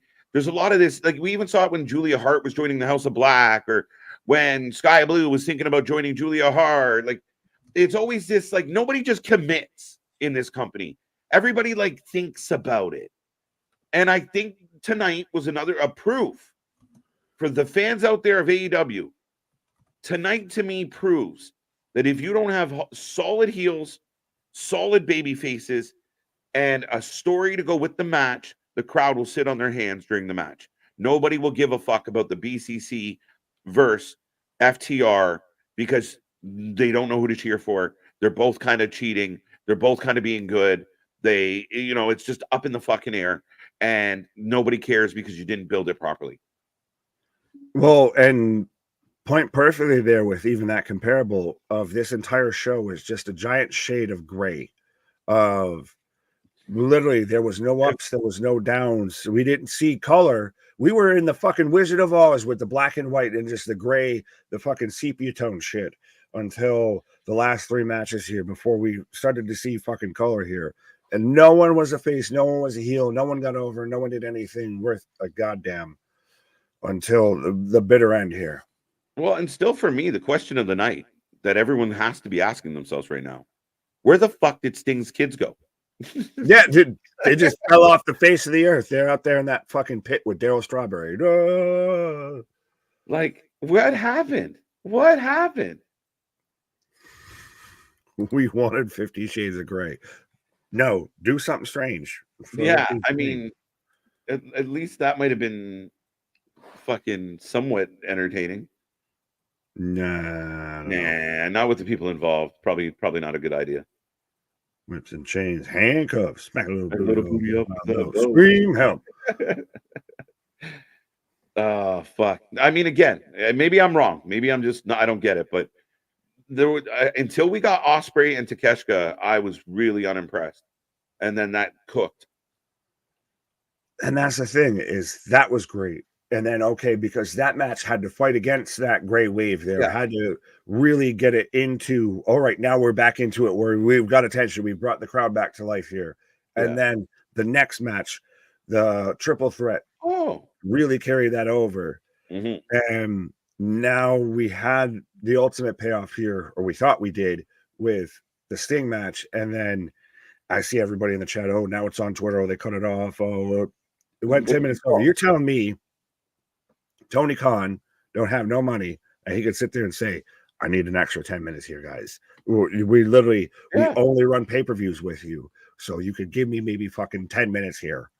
Yeah, that's the argument. And for those, like, you know, like I said, when people say, well, it's not Tony's fault, it is, you're in control.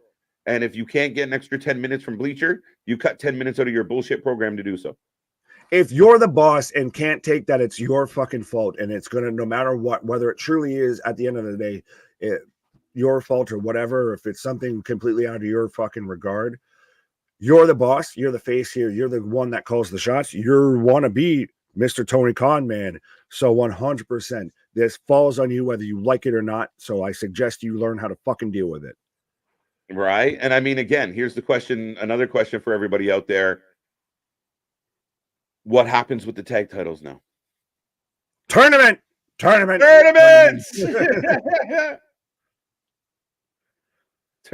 Cut them loose. Right. Boston, I don't know what the you are on, but I suggest you hop on something else, I guess, because it ain't suiting you well. But yeah, I mean, at the end of the day, man, it was a nice moment. I hate the fact that we're talking about something so stupid, because it was a really cool, you know, it was the end of something. It's what we should be talking about instead. You know? Well, that's the thing. We were so excited. We were so overjoyed. We were out here with the goosebumps and everything. And then they pulled the goddamn rug right from underneath us here. And the worst part about it is you could see it happening. It's not like, oh, it cut out. Oh, what the happened? You could literally see to where Darby comes over. And I didn't hear the thing about 3 minutes, but you could see at least where Darby comes over and pretty much says, you know, we gotta wrap it up. Yeah, because you kind of want that trademark to come up, and you kind of want him celebrating when that trademark comes up, if I was being picky. Yeah, you want that whole. Am I the only one that wanted that moment where you've got the locker room like floods out? That I was really surprised with. Clapping, and again, we've said this. This man is a guy who is universally celebrated amongst wrestling. Friends, countrymen, tribalists, lend me your ears, lay down your arms, because Sting is one of those guys that is 100% loved across the board. Any promotion, any company, any sort of fan, you're a fan of Sting. So I wanted that moment to where fuck you, Renee. I was like, what the fuck? Randomly popped in. Dude, that popped the shit out of me. She just randomly just popped in like a fucking mistress nobody wanted to. Right, but I wanted that moment to where you have Sting cuts this whole speech. I'd rather have the moment of you end the show on he wraps up his huge speech. You've got the locker room fucking clapping for him. You've got the pyro. You've got the fucking pomp and circumstance. Yeah. I'd rather you go under with that and end on that, then you run the risk of going over and you cut off the way you did. Yeah, 100%. Like, I mean, listen, there's going to be a funny comparable, and I know some people are not going to get, why I make this comparable. But look what the WWE did for Rhea Ripley in Australia. Right? Big fireworks, her in the ring. That was the ending of the show. Whether people loved it or hated it, they paid, they acknowledged the hometown lady in front of her hometown, her hometown country.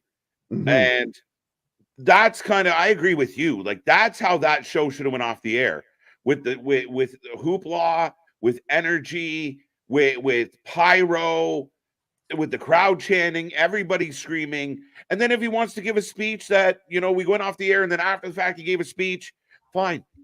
But to do it kind of in a very lackluster way, give him 3 minutes to spit some shit out, you probably would have been better off doing it the way you just suggested it.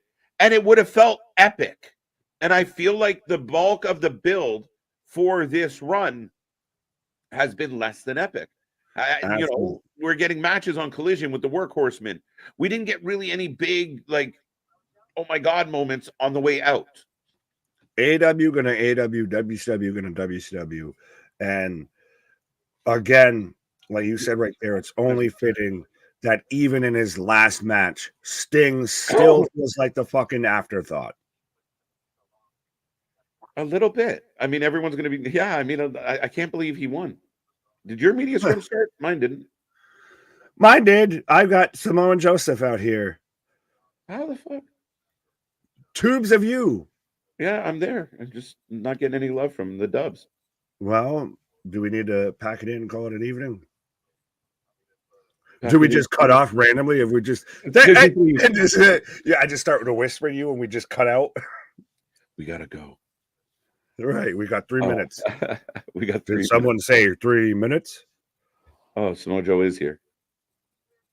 Okay. Oh, you're already. If I don't want to play catch up on a media scrum. No, I'm not fucking around. 20K people watching. That's funny as hell. Anyway, I mean, Joe wins. I don't mind Joe winning tonight, guys. We will see what happens now leading into AEW Dynasty, April 21st.